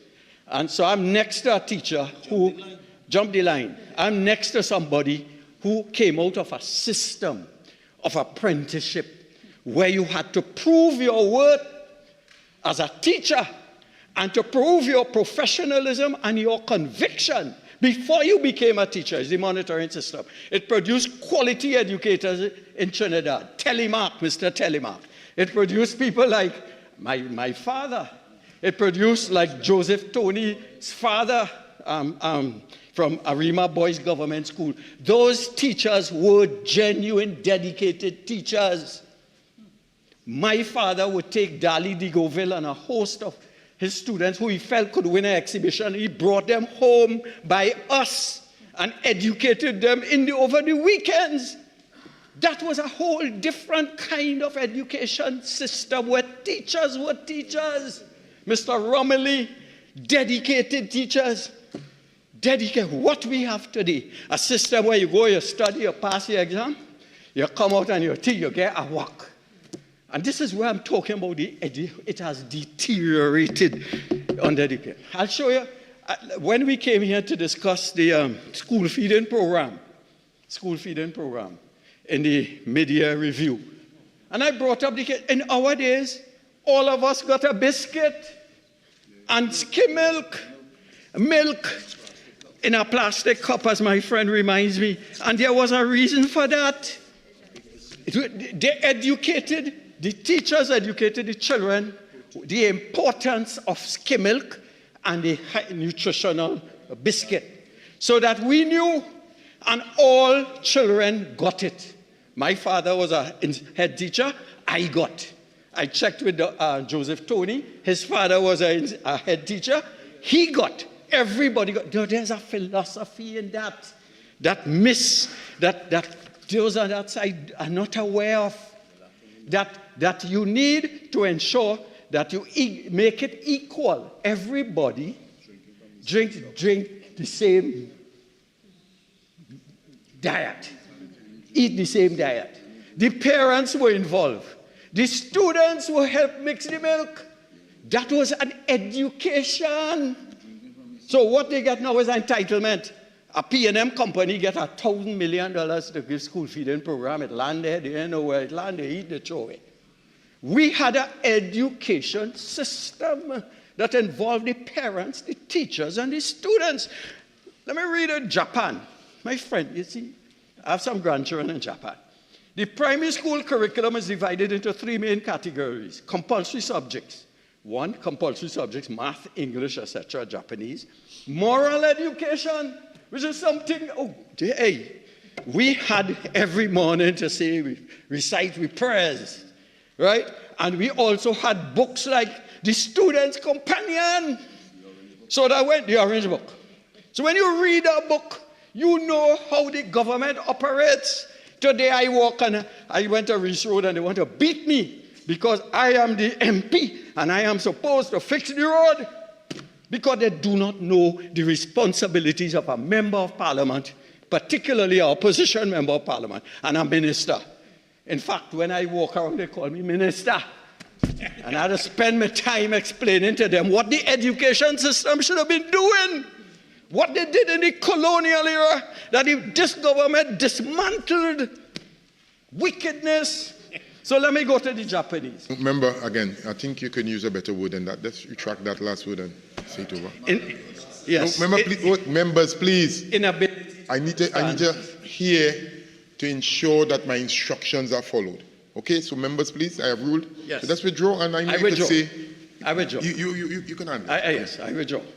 And I would say that it is an inability to understand the comprehensive transcendental significance of educating our young people to create a productive crime-free society. So let me go back to the Japanese. Japanese schools provide food and nutrition education as part of their school lunch programs known as shikuku. All students eat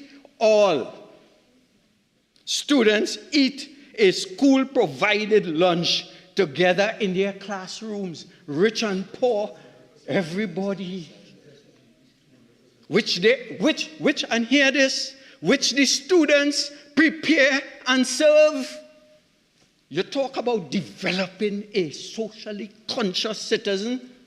The school feeding program here, we spend millions. School feeding there, they pay proportionately much less, but they get more out of it.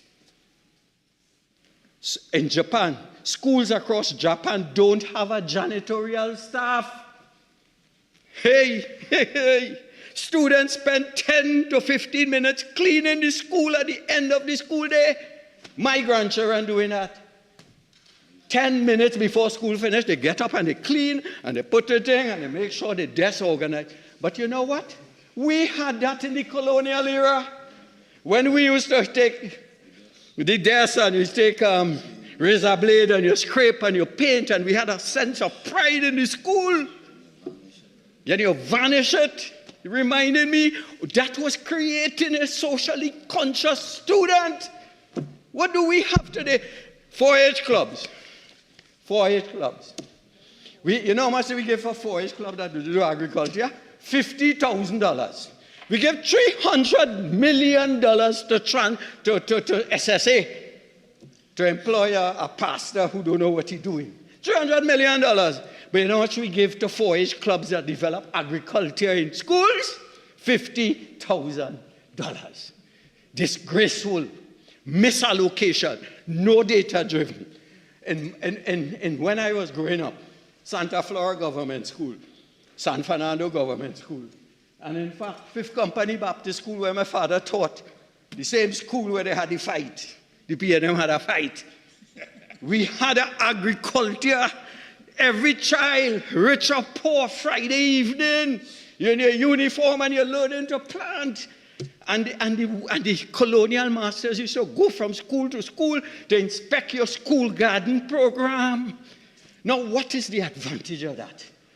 It creates a child who understands the importance of agriculture. We don't know that. They don't. They're incapable. If I put $50,000 in an annual budget for 4-H clubs that are supposed to develop agriculture in primary schools, is a disgrace. It is a shame. Talking about values, let me go in Singapore, because they may feel that I talk in Japan because, see, in Singapore education system, it is compulsory to take a mother tongue to help cultivate a bilingual language. How many people who graduate from our even secondary education system can speak fluent Spanish? But our future is tied to the hundreds of millions consumers market that speak Portuguese in Brazil and speak Spanish in Latin and South America. In India, they don't have to go far. In India, every child has to pass Form 5 level to get employment in higher education. The Indian education system recognizes the importance of preserving and promoting linguistic diversity by offering education in multiple languages. You know how shameful our education system is, Mr. Deputy Speaker? Every year, 5 British university students used to come and live with us for a year. So before they went into university, when they finished A-level in England, they would come because they were Baptists, and they wanted to send them to Trinidad to interact with the Baptists, who they had, the London Baptist Missionary Society had developed in my father's time. And they would come, and all of them could swim. And they could not believe that we are an island surrounded by water, and 90% of us cannot swim. We cannot survive for 20, 30 minutes in the water. The education system doesn't recognize that the sea is all around us. It is sad. It is sad to see an education system under the PNM. That is all it is concerned with is passing an exam. And you know what we have become to? A set of certified, I don't want to use the word dunces. That's not the word. So I watch people with all kinds of qualifications and you ask them to think out. Think outside the box. Think outside your area of competence that they cannot. I have seen Adjournment, and somebody was in my RO. And all the Trinidadians walking and looking at the fella on the ground. And the foreigners have to go and give them mouth-to-mouth resuscitation. Because none of us know. Our education don't teach us about things down here, to teach us about some exam. So you know what? Those who parents can give them extra lessons. It is not the education system that succeeds. In fact, the teachers do not teach the entire curriculum to force the students to have to take extra lessons. So the middle class parent, the middle class child, has a decided advantage. And here I'm speaking about the equitable. Yeah, Honourable Member, you just have about 2 minutes approximately of your initial speaking time. You have an additional 15. You care to avail? Yes, sir. Proceed. Very much. You see why I am sad at 76? Because I went through the colonial education system. Yes, there were bad things. Sparrow sang about Dan is the man in the van and those things. But there were excellent aspects that we failed to pick up upon. The other thing called junior cooperatives. Anybody remember that? Watch your pennies grow. They taught us financial intelligence, financial education. I see big men in Trinidad do not know how to manage their money. Running into credit card expenses because they do not know the cost of a credit card and the high interest rates and whatnot. I know fellows who buy in Kentucky when they could cook at home and save 3/4 the cost. I know Trinidadians who do not know the concept of opportunity cost. So they spend all the time trying to save. Look how much money I save. I save this, I save a penny by cooking here, but they don't know the opportunity cost. What have you lost? You could have gone and learned a trade. You could have gone and practiced something that would have brought you income. 48-1, please. Thank you. Again, member, tighten quickly, right? Tighten quickly. I know you are trying your best, but tighten quickly. Come to the point. Yes, I'll tie it in quickly to the optimized curriculum development. And our curriculum is not developed. I'll just give one more example in this area. In the United Kingdom, the school food standards require lower fat milk or lactose-reduced milk to be available for drinking at least once a day during school hours. That is England. This is PNM Balize House, Trinidad and Tobago. And they will come here and we spend millions of dollars. And when I ask them, how do you access those who need food? They say those who apply. So I couldn't believe. That is why in countries, Japan, Singapore, they give everybody. As my friend Espine say, all get. That is, we need to collapse this education system, shut it down, and start over again. It cannot be redeemed. 4- to 6-year-old children in state-funded infant, primary, and special schools throughout England are eligible to receive a free piece of fruit or vegetable every school day outside of their school lunch. Finland. The Finns have designed an education system to optimize learning for every child, regardless of students' education needs. I know they will come on afterwards and make joke But the world is moving ahead of us. And facts are stubborn things. It's either you refute my facts and say that I misquoted or I'm not speaking the truth. But don't knock the facts to support mediocrity in education. Let me read. All finished schools have a full-time special education teacher. All, full-time. Who works part-time with about 23% of students, because they have worked out that 23% are in need of special education. I have been told, subject to correction, by a guidance officer, that she is one guidance officer for 3 schools. Each school has more than 800 children, and she is incapable of making any meaningful impact. I could be fooled, but if that is a fact, that means that this is not data-driven. School support system, no wonder we have fight and beat. And in fact, I'm getting scared. Mr. Deputy Speaker, our education system is so bad that it does not recognize. They're still teaching boys to be head of homes and to be the senior partner in a relationship at home. The reality is women are more,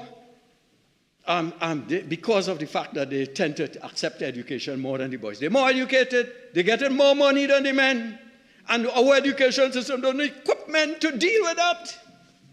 How do you deal with a woman who's getting twice your salary? And what buffers? The parents have to tell you, well, here now, you know, you have to live a different life and whatnot. No, so we have spousal abuse. Yesterday a nurse, tomorrow, the next day, and everybody getting killed, and the education system is smiling happily along. No problem, there's no thing. We provide MIC and this and the other.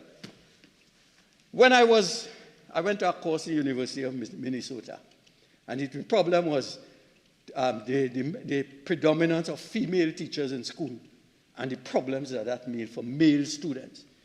Today, in our education system, 80% of our teachers are females. We have no problem with female teachers, but think about the role models that male students have.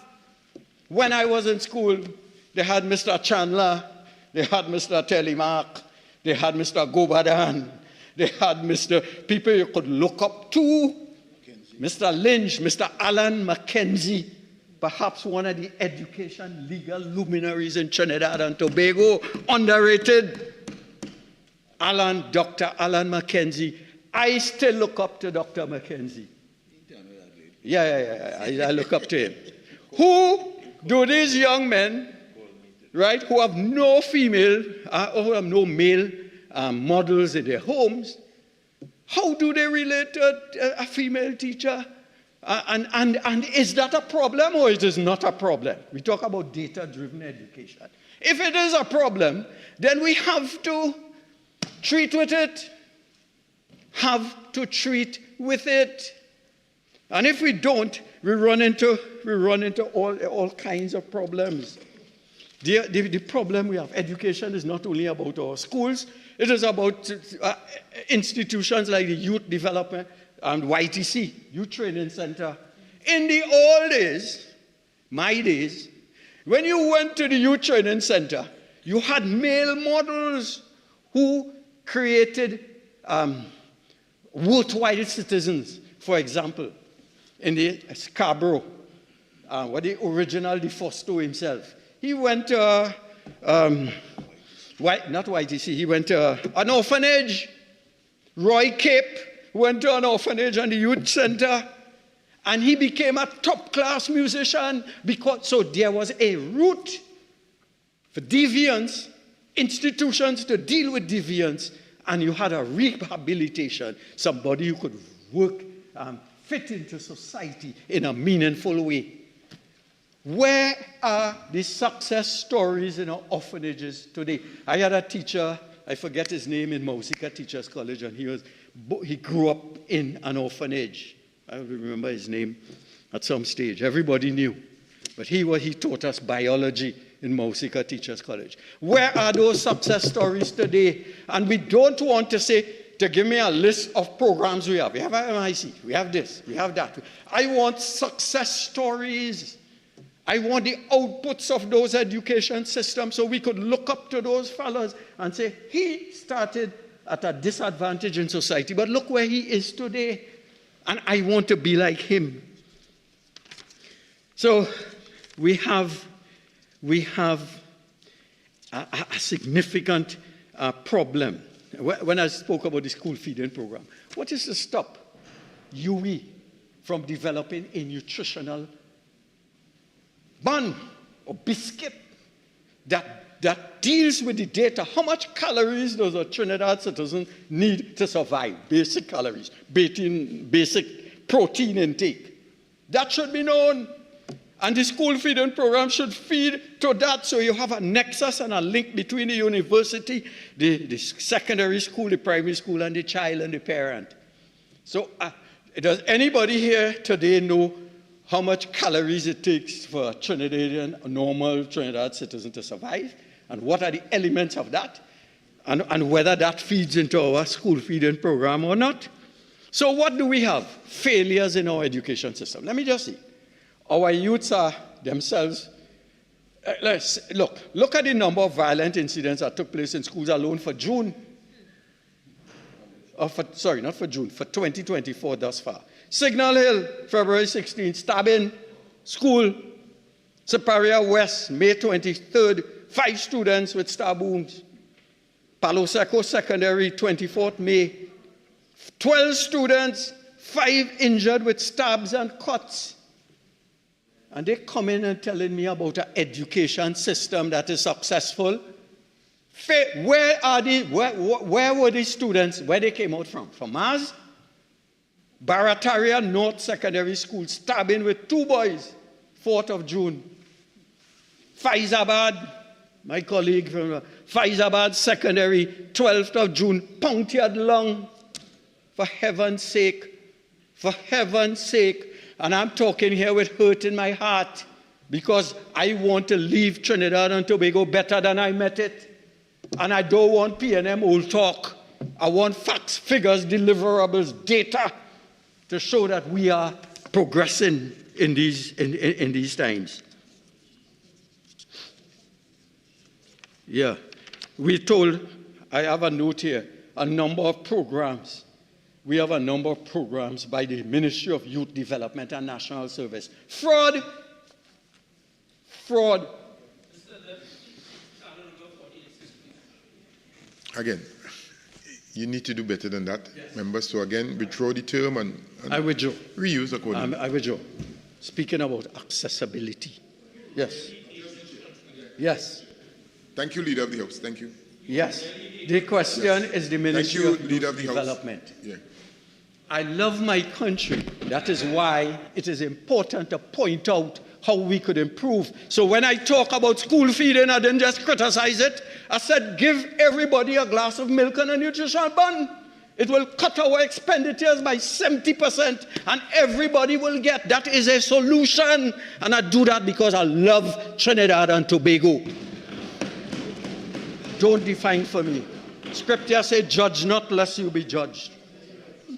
And you're found wanting. Right. How many? We had talked about, yes, Ministry of Youth Development and National Services.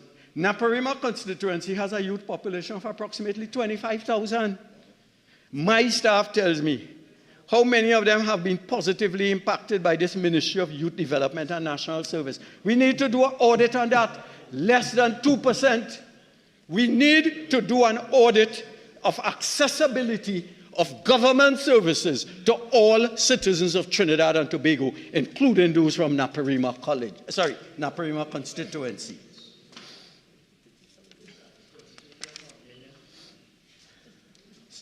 The government has limited access to technical vocational training.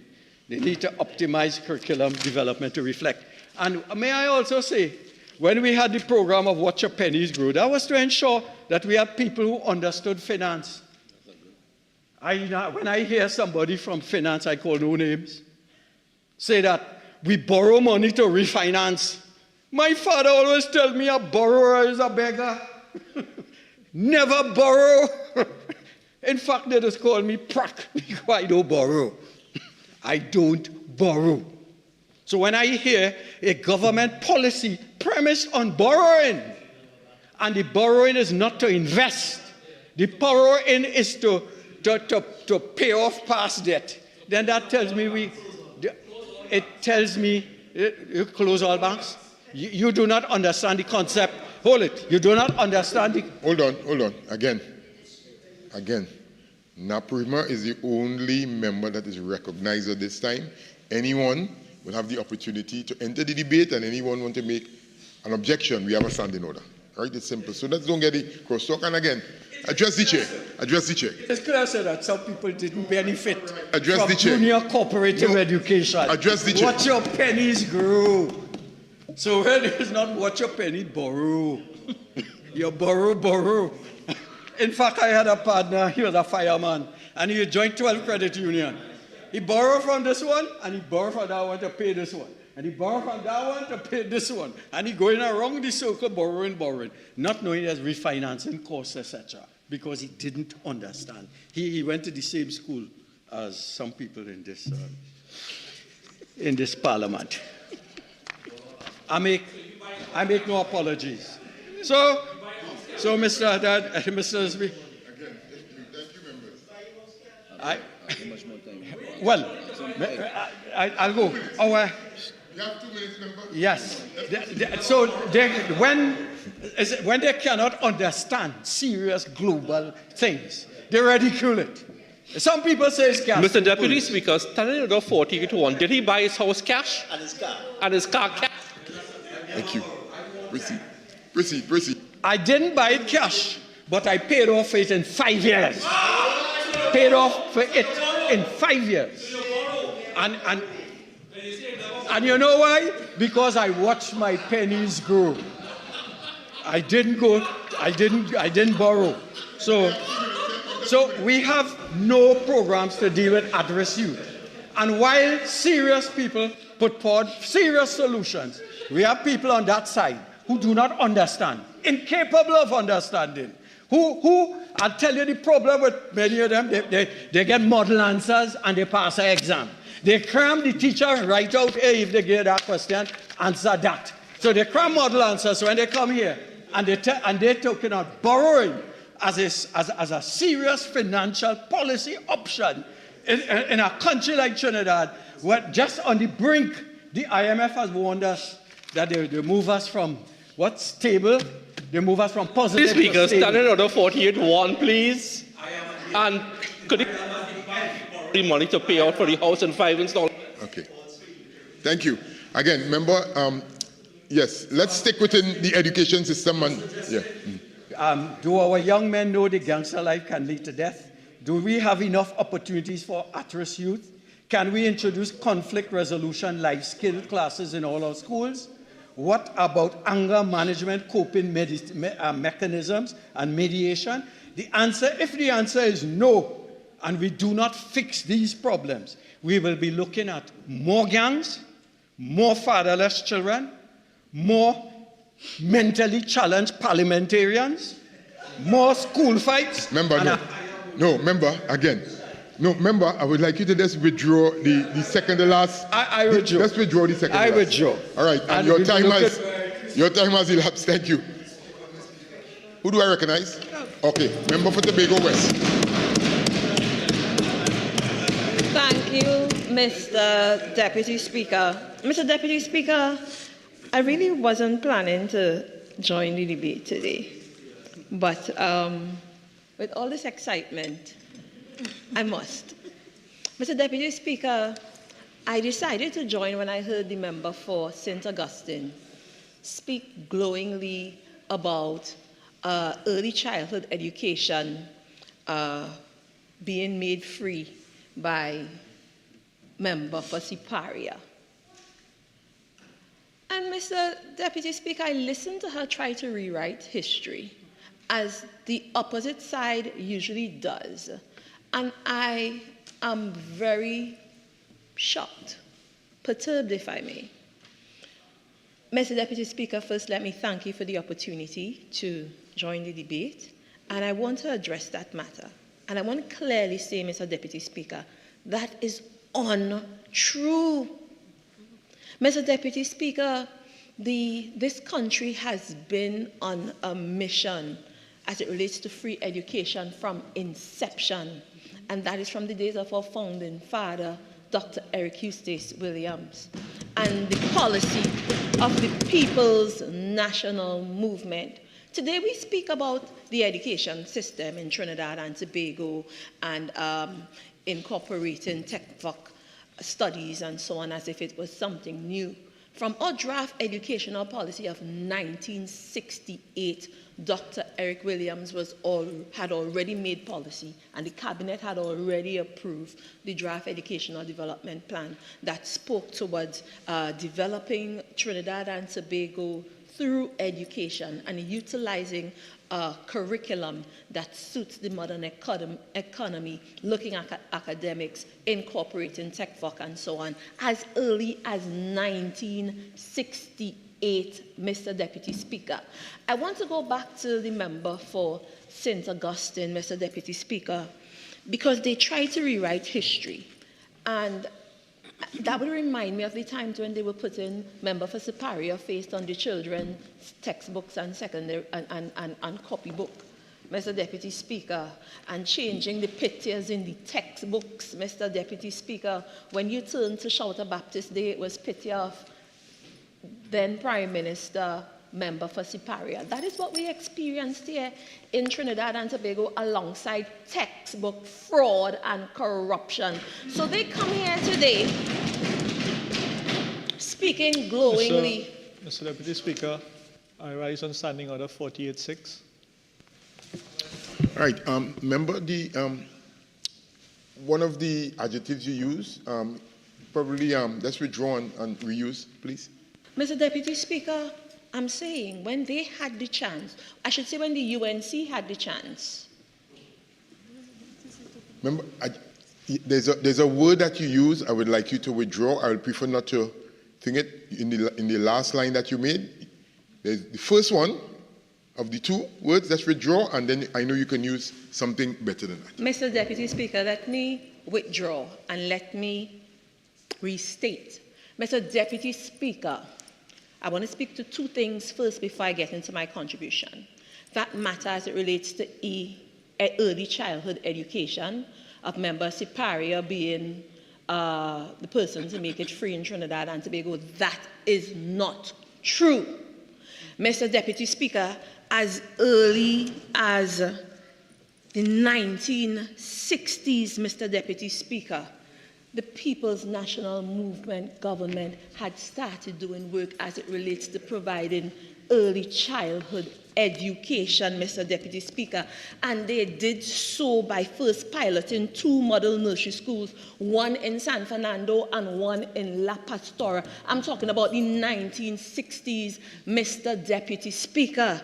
And alongside that, they partnered with the Ministry of Education, partnered with the Ministry of Culture, which at that time was responsible for building out the community centers. So building out centers for Best Village program, they went ahead and said, we have to change this whole concept and culture among the people of Trinidad and Tobago to have early childhood education as something that everybody can afford, and not only for the rich and those who had the money, Mr. Deputy Speaker. And it is true, the village councils utilizing the community centers, that is how we started having early childhood centers in community centers. And by the 1970s, we had done that in 50 community centers, Mr. Deputy Speaker, and we go now to the 1970s where the People's National Movement government partnered with Serval to train the teachers for these early childhood education centers, Mr. Deputy Speaker.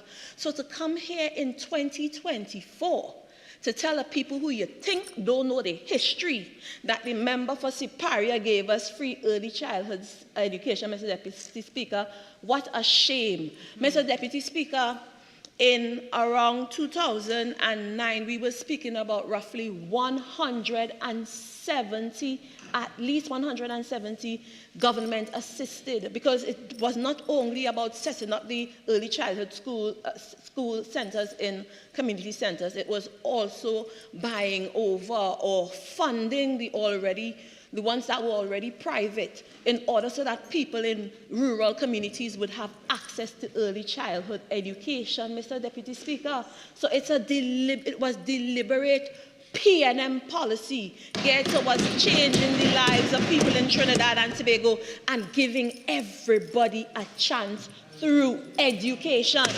So in the 1970s, we trained teachers for an additional 16 centers run by the government, and then Serval went up the region and trained for another 150 centers throughout the region, Mr. Deputy Speaker. So the UNC cannot come here today and bamboozle my head, Mr. Deputy Speaker, because we know our history on this side, Mr. Deputy Speaker. And this whole concept, Mr. Deputy Speaker, in 1995, under the leadership of the UNC, we were speaking about 7,000 children in early childhood education. It is through P&M policy. 10 years after, we took that number up to 29,000 students, ages 3 to 4, in early childhood education centers, Mr. Deputy Speaker. So, and then you had Vision 2020, further revolutionizing the whole policy of early childhood education and a seamless education experience for all the people of Trinidad and Tobago. And that is what we know on this side. So nobody coming out of St. Augustine or wherever could come to give us this foolish story about this Nancy story about the member for Siparia giving us free early childhood education. Please. What do you say? Mr. Deputy Speaker, that is a double palm story. That's the kind of story that you tell people. That's the kind of story that you tell people when you were out late in the night, that you went in the market 2 o'clock in the morning. The people who believe them kind of story, Mr. Deputy Speaker, they may buy into that. But not we on this side, Mr. Deputy Speaker. That is bygone logic, Mr. Deputy Speaker, and we do not ascribe to that. Mr. Deputy Speaker, I want to go a little further, because then we had, yes, the same member for St. Augustine went on to tell us about what we could have done and should have done as it relates to physical infrastructure and in revolutionizing the school, the educational system. Mr. Deputy Speaker, when the UNC had its opportunity to revolutionize and to build school infrastructure and make their mark in the educational system, they filled the system with fraud and corruption.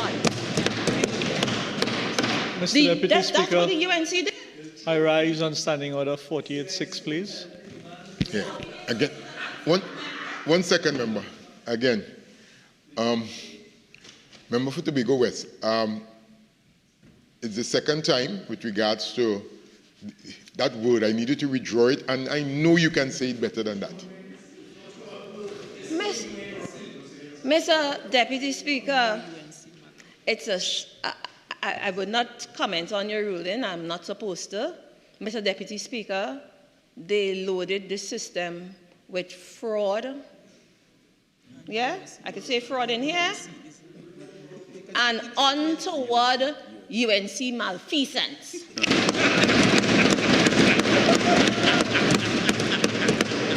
I think that is safer to use. Mr. Deputy Speaker, the records in this country would show. 48.6. 48.6. Members, please. Members, it's not, we come into an English class now. Please, members.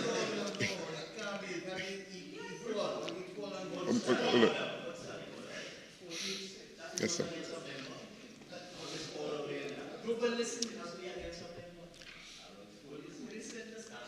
All right, again, members, please. Okay, members, right? So again, Chief Whip, again, in the context, I'll have to overrule. Proceed. Mr. Deputy Speaker. All right, rule. Yes, Mr. Speaker, so to come here today and to act like you're some kind of paragon of perfection and you have all this advice for the government, Mr. Deputy Speaker, I find it quite strange. Mr. Deputy Speaker, if you check the record under the UNC's watch, not too long ago, Mr. Deputy Speaker, when they had the opportunity to use the EFCL to transform education in this country, to build the schools and to help in getting the right textbooks and maintenance and so on, Mr. Deputy Speaker, fraud. Mr. Deputy Speaker, the records would show, Mr. Deputy Speaker, where the whole textbook system was described as skullduggery. Mr. Deputy Speaker, the records will show, and for those of us who remember, there was Sharon's bookstore sending in their bid for 600,000 plus, and then there was Mohammed, I think it's Mohammed bookstore, sending in their bid for $800,000 plus, Mr. Deputy Speaker, and the contract was given to one of their friends at $2.2 million. The record would show that textbook for the children and the educational system here in Trinidad and Tobago. That is what they were doing, Mr. Deputy Speaker. We speak about electrical works to be done at Tranquility Government School, Mr. Deputy Speaker. The bill came in at the company bid at 1.1. Was on the government side. Again, I would like to hear your colleague who is speaking from the lower end of the chamber. So please, hush tones, low voices, please. Proceed, Member for Tobago West. Thank you, Mr. Deputy Speaker. Refurbishment work to be done for Tranquility Government School, Mr. Deputy Speaker. The bid came in at $1.8 million. They threw out their own procurement procedure and grant the contract to another company at $2.8 million, Mr. Deputy Speaker. The same could be said as it relates to refurbishment work at Lashmi Girls Hindu College, Mr. Deputy Speaker. They granted the contract. The bid was $13 million. The winning bid was $13 million. They threw out their own process and granted the contract to somebody for an additional $14 million. So, Mr. Deputy Speaker, you see them come to the Parliament and talk about this school is undone and so on. We witness here in this country where there was so much bacchanal, I can say that, Mr. Deputy Speaker, yes, taking place in EFCL, where the company was paying contractors who had not even started work. Yes, that's true. Schools undone. Right. And they had, what they call it? I think they call it a contract mill house. A contract mill house. Mr. Deputy Speaker, I ain't tongue long.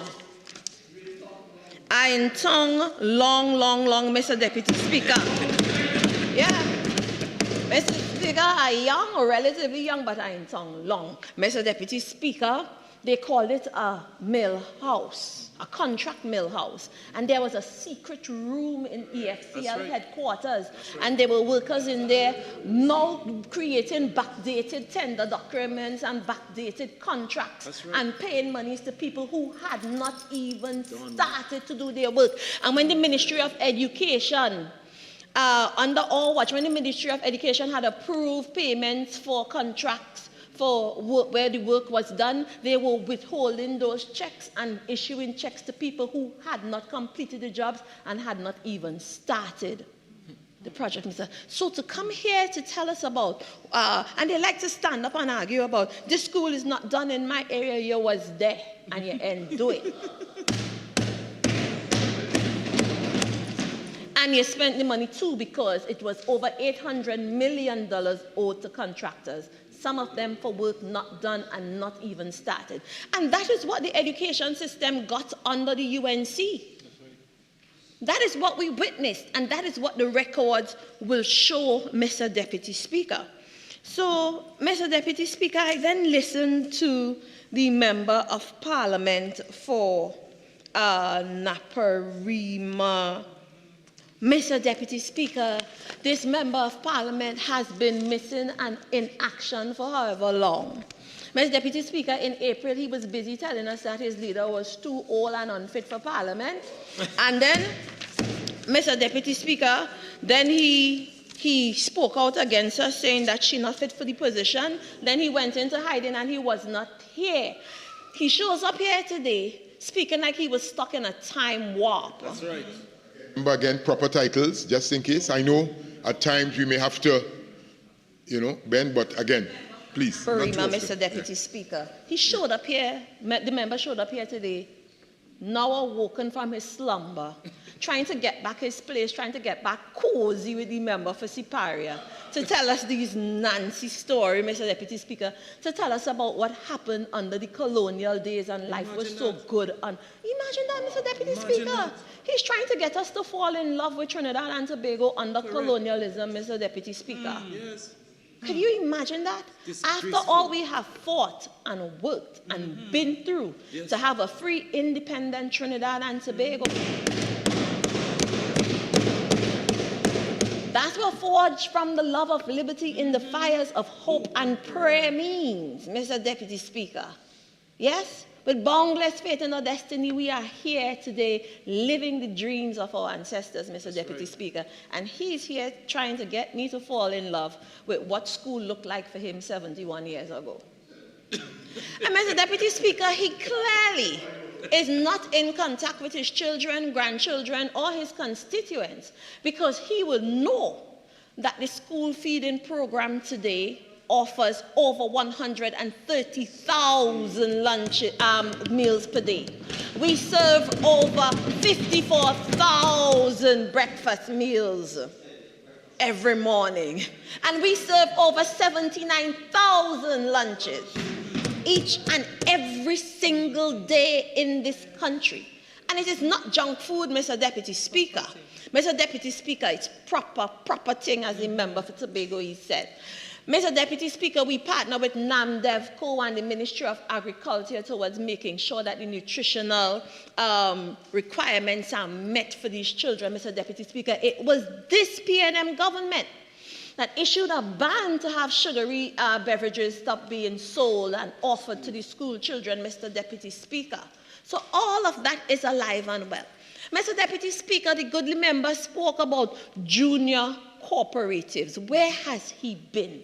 He clearly has not seen the benefits and the successes of the National Secondary School Entrepreneurship Competition, which is now in its 7th or 8th year of execution in this country, giving the young people of this country high-level training in business development, helping them to be more innovative. And it's so good that the private sector has come on board. This program is supported by companies like Shell and Massey, Guardian Group, FCB, Price Waterhouse, working hand in hand with students across Trinidad and Tobago, helping them to develop their entrepreneurial skills. It's graduation season, Mr. Deputy Speaker, and I've been to quite a number of graduation ceremonies in my constituency.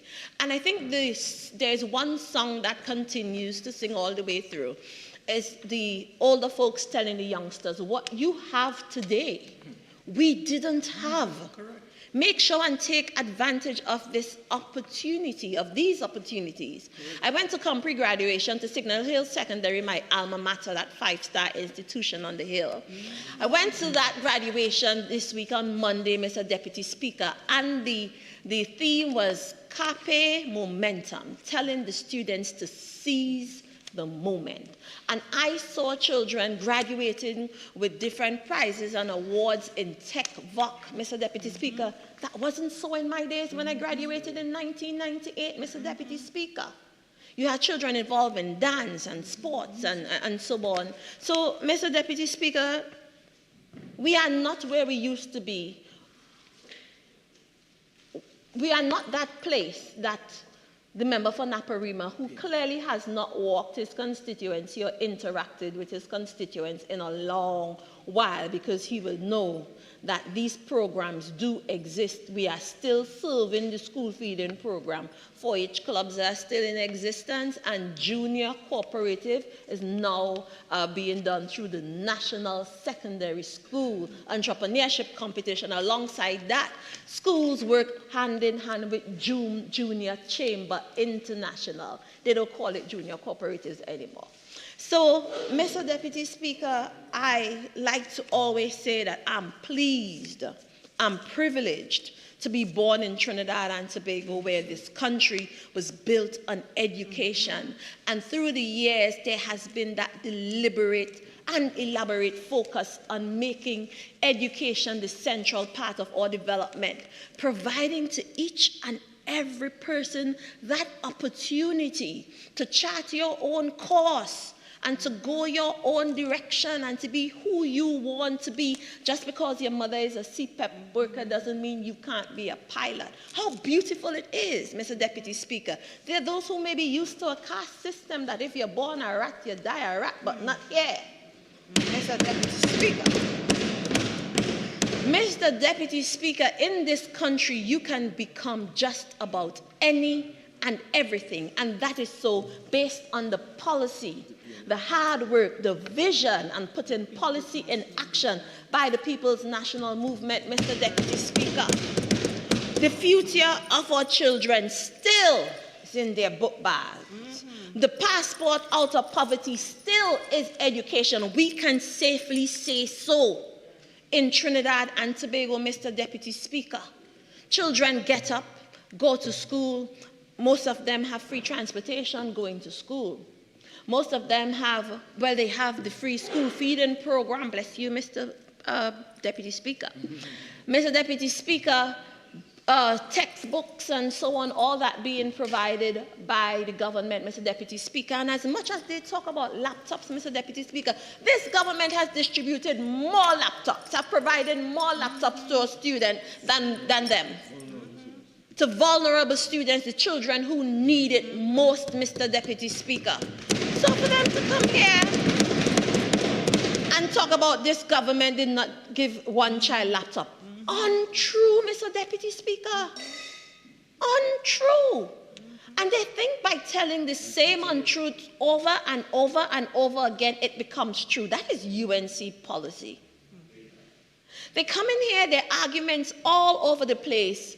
It's clear that they didn't caucus. And a member for Komoto Manzanella would tell you they ain't caucus, and the disciplinary committee now work either. So, Mr. Deputy Speaker, they just organized themselves for the wrong things. But this is a very... Oh, they take him out the chat, Mr. Deputy Speaker. Correct. Mr. Deputy Speaker, they took him off the chat for standing up for this for this country, for standing up for the right thing, for standing up for the people of Trinidad and Tobago. All that is education, Mr. Deputy Speaker, because it's not only about what we go through at primary school and secondary school. It is how we are cultured as a nation. For the children, Mr. Deputy Speaker. That is why we come here. I have this program in my constituency where I visit a different school every month, and that keeps me going. To see these youngsters being free to dream. Mr. Deputy Speaker, back then you had to be careful about what you dream, you know. You used to have to be careful about your aspirations, Mr. Deputy Speaker. Coming from a family of 8 children, your mother is a checker, your father is a checker. Ain't no way out for you really, Mr. Deputy Speaker. You had to be careful with your dreaming.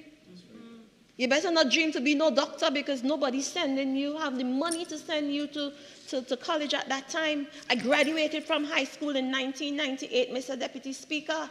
And at that time, they boast about dollar for dollar. But if you don't have a dollar, you don't care where the next dollar coming from, Mr. Deputy Speaker. So when we speak glowingly about GATE, Mr. Deputy Speaker, that is for all the parents that didn't have a dollar. That is for all the children where their parents did not have a way. It provided that opportunity for us to have a chance, Mr. Deputy Speaker. And that is what the People's National Movement policy is all about, providing opportunity for all, so we can all contribute to the development of this country. It is not perfect. Our educational system is not perfect, Mr. Deputy Speaker, but it provides an opportunity for everybody. That even if you went to school and you drop out for some reason or the other, you could come back and get in a CCC, get in a MIC, learn something from hype. And now Ministry of Youth has a long list of programs giving everybody that chance again and again in tech-voc areas. And now many of our schools, I know Signal Hill Secondary boasts of a tech-voc wing. That's not only a building, but you have work going on there and people coming into the schools and helping and training. I am the Minister of Sport and Community Development. We have ECCL, which helps to train people in handicraft and developing their businesses to sell their products and their services, Mr. Deputy Speaker. And that's only in my little corner. In just about every ministry, there is something providing opportunity, social assistance, and a chance of education for all. And we boast about that. We take pride in that, Mr. Deputy Speaker. So no, the system is not perfect, but we are a far cry from what the UNC makes it out to be. Mr. Deputy Speaker, you have in this day and age not only National Secondary School Entrepreneurship Program going on. We have partnered as a government with companies like Shell to introduce STEM to all primary and secondary schools, Mr. Deputy Speaker. Mr. Deputy Speaker, the STEM program that we're doing with Shell is now about 7 years old.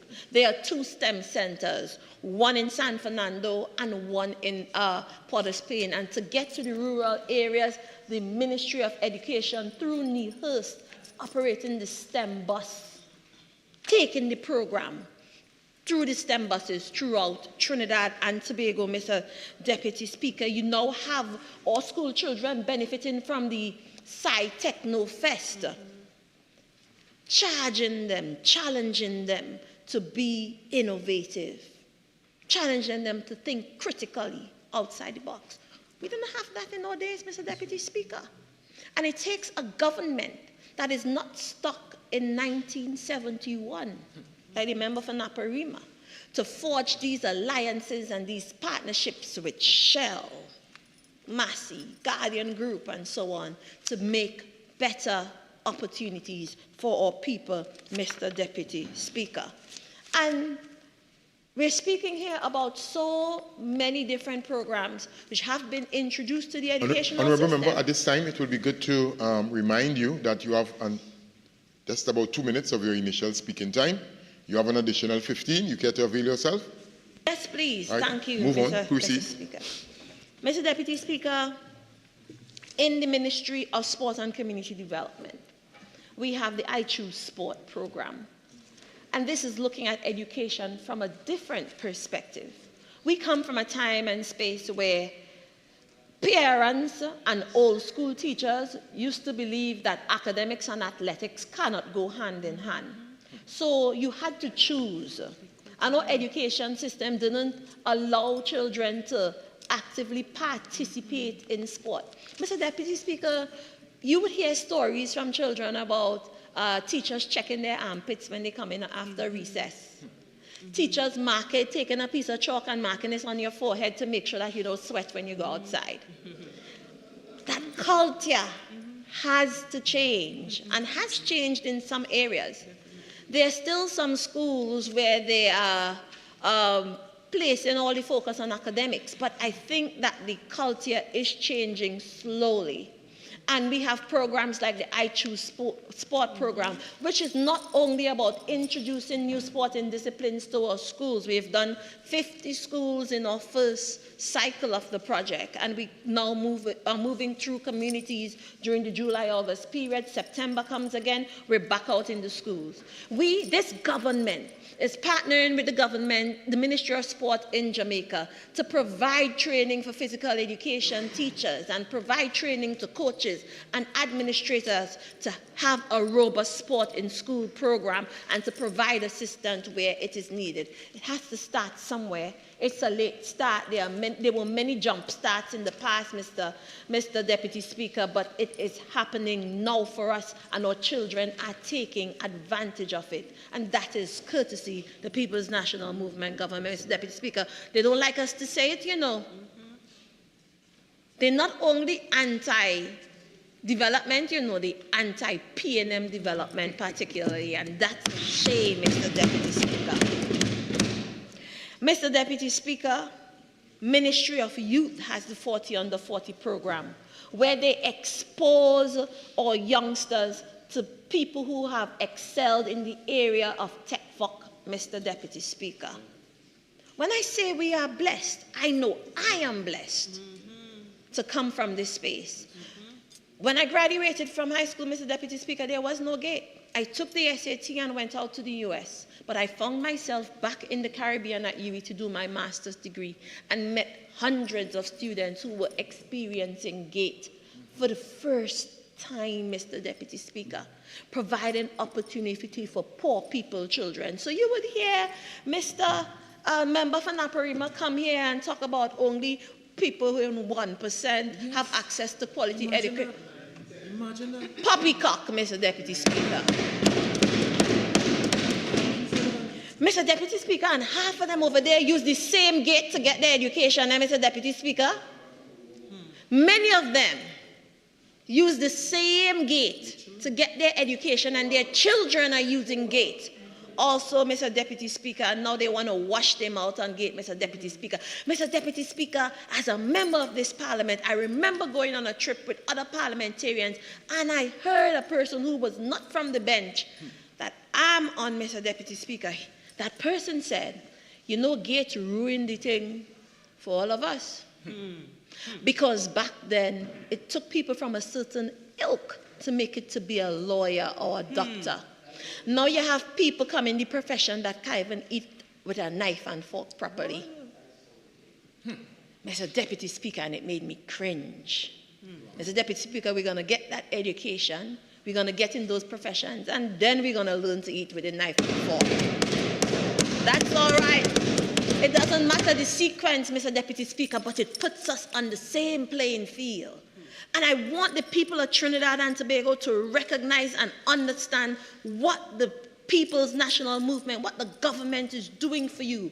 We make these opportunities accessible to you. Carpe momentum. Seize the moment. Make use of it. Turn your eyes and your head and your ears away from those who try to make you feel all your problems are government inflicted and you have to wait on the government to help you solve it. Take advantage of all these educational opportunities, because as much as they say these things to us, they are sending their children to take advantage of the opportunities. They are training their children to be pilots and take advantage of the grants and to be contractors, whilst they're sending you to beg and tell you the P&M and doing nothing for you and that kind of thing. Stay focused. I talk to the people of Trinidad and Tobago through you, Mr. Deputy Speaker. All we do as a government is for the people of Trinidad and Tobago to give everybody a piece of the pie. Seize the moment. Take advantage of these opportunities. Yes, this is P&M policy for everybody and opportunities for every single body. When we throw out a program, we don't say this is for the people of Port of Spain or the people of Laventille or the people of Bethel. We put it out there for all. And everybody has that opportunity to take advantage of the offerings of the People's National Movement through education, Mr. Deputy Speaker. Don't be fooled. Don't waste your time. Don't be distracted. That's right.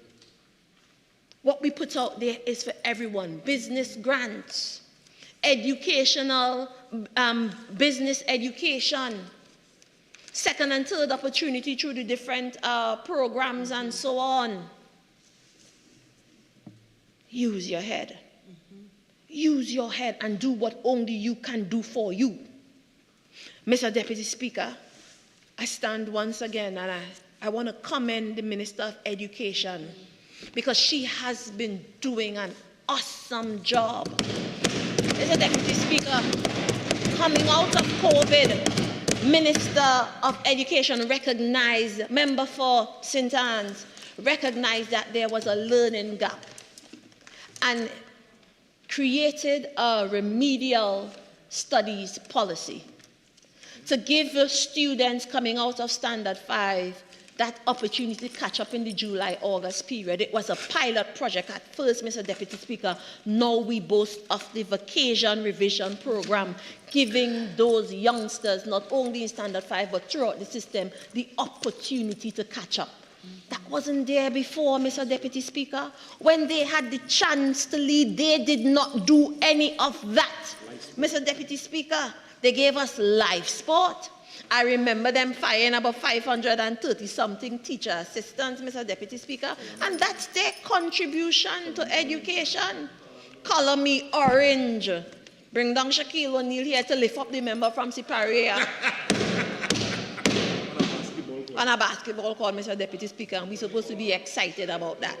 Mr. Deputy Speaker, this Ministry of Education has provided this training to us, has placed special focus on at least 106 schools and providing support for social workers, guidance counselors, training curriculum officers. It's all about restorative practices in our educational system. So we're not where we need to be, Mr. Deputy Speaker, but we are a far cry from what they think or what they are trying to promote, Mr. Deputy Speaker. When they had their chance, they blew it. They blew it. When they were supposed to be building schools, they were building friends' pockets and bank accounts, Mr. Deputy Speaker. The UNC. That's how it went down, Mr. Deputy Speaker. And now want to come here and preach to us. Mr. Deputy Speaker, I pay them no mind. I say simply to the People's National Movement, to the stakeholders in the Ministry of Education and in the educational system, stay focused. We are building a nation here. We are providing opportunities for each and everybody, whether you support us or not, whether you like us or not. It's about being the best for the region because we have been that shining light through the years. And that is what this is all about. From early childhood education to PhD, there is support every single step along the way for all those who are interested. We have some more work to do, Mr. Deputy Speaker, to bring parents along, because there are parents who tell children don't choose tech-vox subjects. That's right. There are parents who still believe that children with a different learning style are slow. Yeah? So there's still some more work to do, and the work has started in the Ministry of Education. So as I said, we're not perfect, but we are getting the job done. Mr. Deputy Speaker, it is this People's National Movement that removed that entrance policy that only allowed people from a certain religions and the very brightest to go to secondary school when we introduced common entrance in 1963. Giving everybody that common opportunity to enter secondary school, Mr. Deputy Speaker. It is this People's National Movement that removed 14 plus. It is this People's National Movement that introduced all these training to ensure everybody has a chance. So let's seize the moment, keep the fire burning, and continue to educate every boy, girl, woman, child, PNM, UNC, those who absent from the parliament and not coming, take advantage of the opportunities. So, Mr. Deputy Speaker, it's a privilege to contribute to this, this motion. I thank you, and may we continue to do our work. May we continue to do our work. and not be distracted by those opposite. God bless our nation. I recognize the member for Couva North.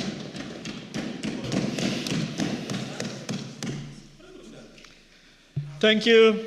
Thank you most kindly, Mr. Deputy Speaker. Today, as I rise to support the motion piloted by my colleague, the member for Tabaquit, and bolstered by the leader of the opposition, the member for Siparia.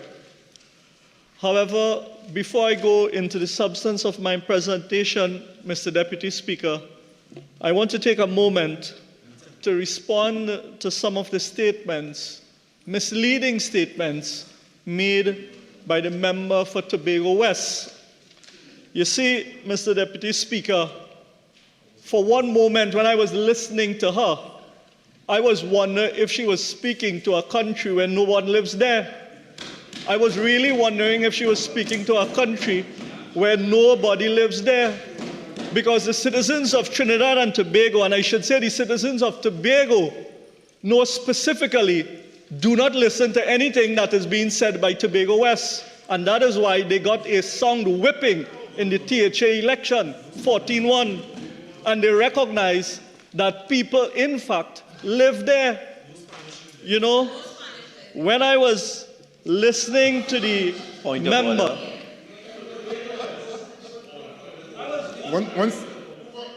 One second. Yeah, point of order, sir. 48-1. This cannot be relevant to a debate. Again, member, I know you now started, so I'll give you the opportunity to tighten and tighten quickly, please. All right, tighten quickly. Thank you. Thank you very much, Mr. Deputy Speaker. Mr. Deputy Speaker, in responding to the member for Tobago West, I've been hearing the member speak about gate. I'm hearing the member speak about gate. But, Mr. Deputy Speaker, it is this government who would have shut down the whole gate system. They have closed the gate when, in fact, it was the People's Partnership under the leadership of Kamla Persad-Bissessar that would have expanded gate into areas like Tekvok, etc. So we saw the expansion of gate while the People's Partnership government was in office. We saw gate being well funded and many young persons utilizing the GATE program. But when we look at the figures, which we go through in details at the Standing Finance Committee, we clearly recognize that it is this government that continued to cut the funding and cut back the number of students that can utilize GATE. Mr. Deputy Speaker, the member also came and attempted to mislead once more with respect to early childhood education in this country, trying to mislead the statements made by Deputy my colleague Speaker, from San Fernando. 48-6. The member isn't trying to mislead anyone. Again, overrule. Proceed. Thank you. Thank you very much, Mr. Deputy Speaker. Because you see, when my colleague for St. Augustine stood and she spoke, she delivered facts. She delivered facts that can be substantiated. And that is why I say we must reject what Tobago West is saying here this evening. And we cannot allow this PNM government to mislead the country. Because I will say, Mr. Deputy Speaker, under the People's Partnership government, led by the Honourable Member for Siparia, the Ministry of Education would have achieved universal early childhood education status in this country, where all our children, ages 3 to 4, were assured of a place in an early childhood education center, public and private. Madam Speaker, 210 government and government-assisted ECC centers provided early care and education for our children under the People's Partnership Administration. Madam Speaker, over 400 new qualified ECCE teachers were hired, providing jobs for our citizens. So much so that our achievement in universal early childhood care education centers and in inclusive education were highlighted by former U.S. Secretary of State Hillary Clinton at the second edition of the Inter-American Development Bank and Alas Foundation Award.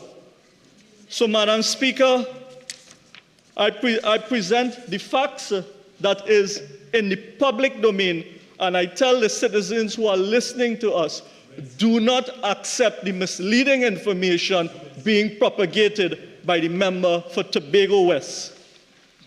Madam Speaker, the member for Tobago West spoke about TechVoc, but she failed to admit that they are making the youths pay for transportation to come to TechVoc, to attend the TechVoc system, to go to the centers, which is very difficult for these young people. It is very difficult for these young people to travel to these TechVoc centers. Some of them cannot even afford, not knowing where the next meal is going to come from. This is what they are doing. I want to ask the honorable member, how many schools did her government build in Tobago or in Trinidad concerning these special needs schools, Madam Speaker? I want to ask them also, I heard the member speak about Color Me Orange, but I want to ask the honorable member or any member on that side to tell us about the Color Me Red that they had secretly closed it off. The Color Me Red program, I want to know about the Color Me Red program. I want if Lavantil East Mover... Member, could you tie that to the... Remember, this is about the education sector, so could we have some order, please? So could you tie what you're saying to this debate, please? So thank you very much, Madam Speaker. My presentation, my question was specific. You know, I think we all have to get back to Standing Order 53, okay, and view this debate with the seriousness I think that Tobago East asked all of us to approach it with. Member for Gouverneur. Thank you most kindly, Madam Speaker. And Madam Speaker, as I stand here this evening to discuss this motion put forward by my colleague, the member for Tabaquite, I say that I not only stand to discuss the motion, I stand to evoke a national imperative. Our education system, Madam Speaker, is not merely a network of institutions, but a very engine of our nation's future.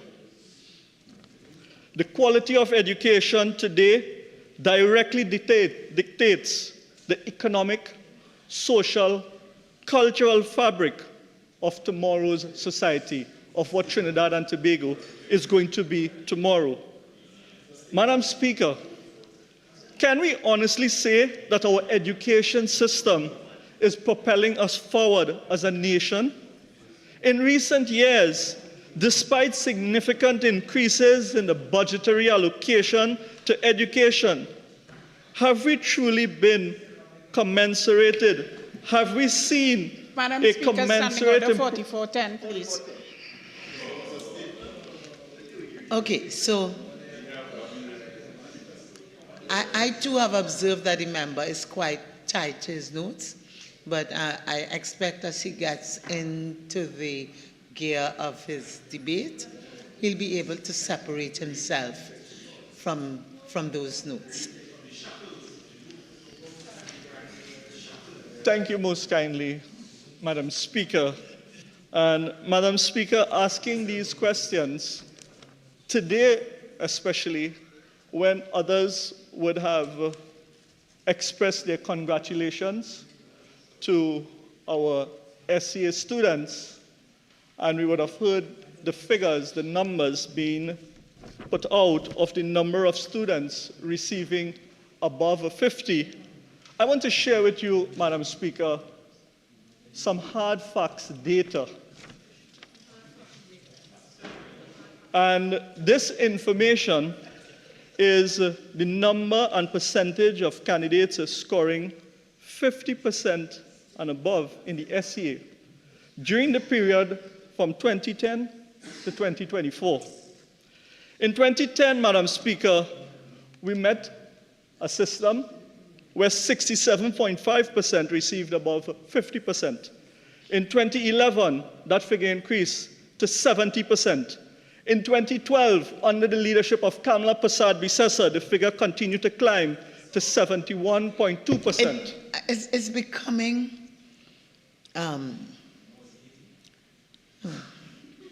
it's becoming the rule of thumb.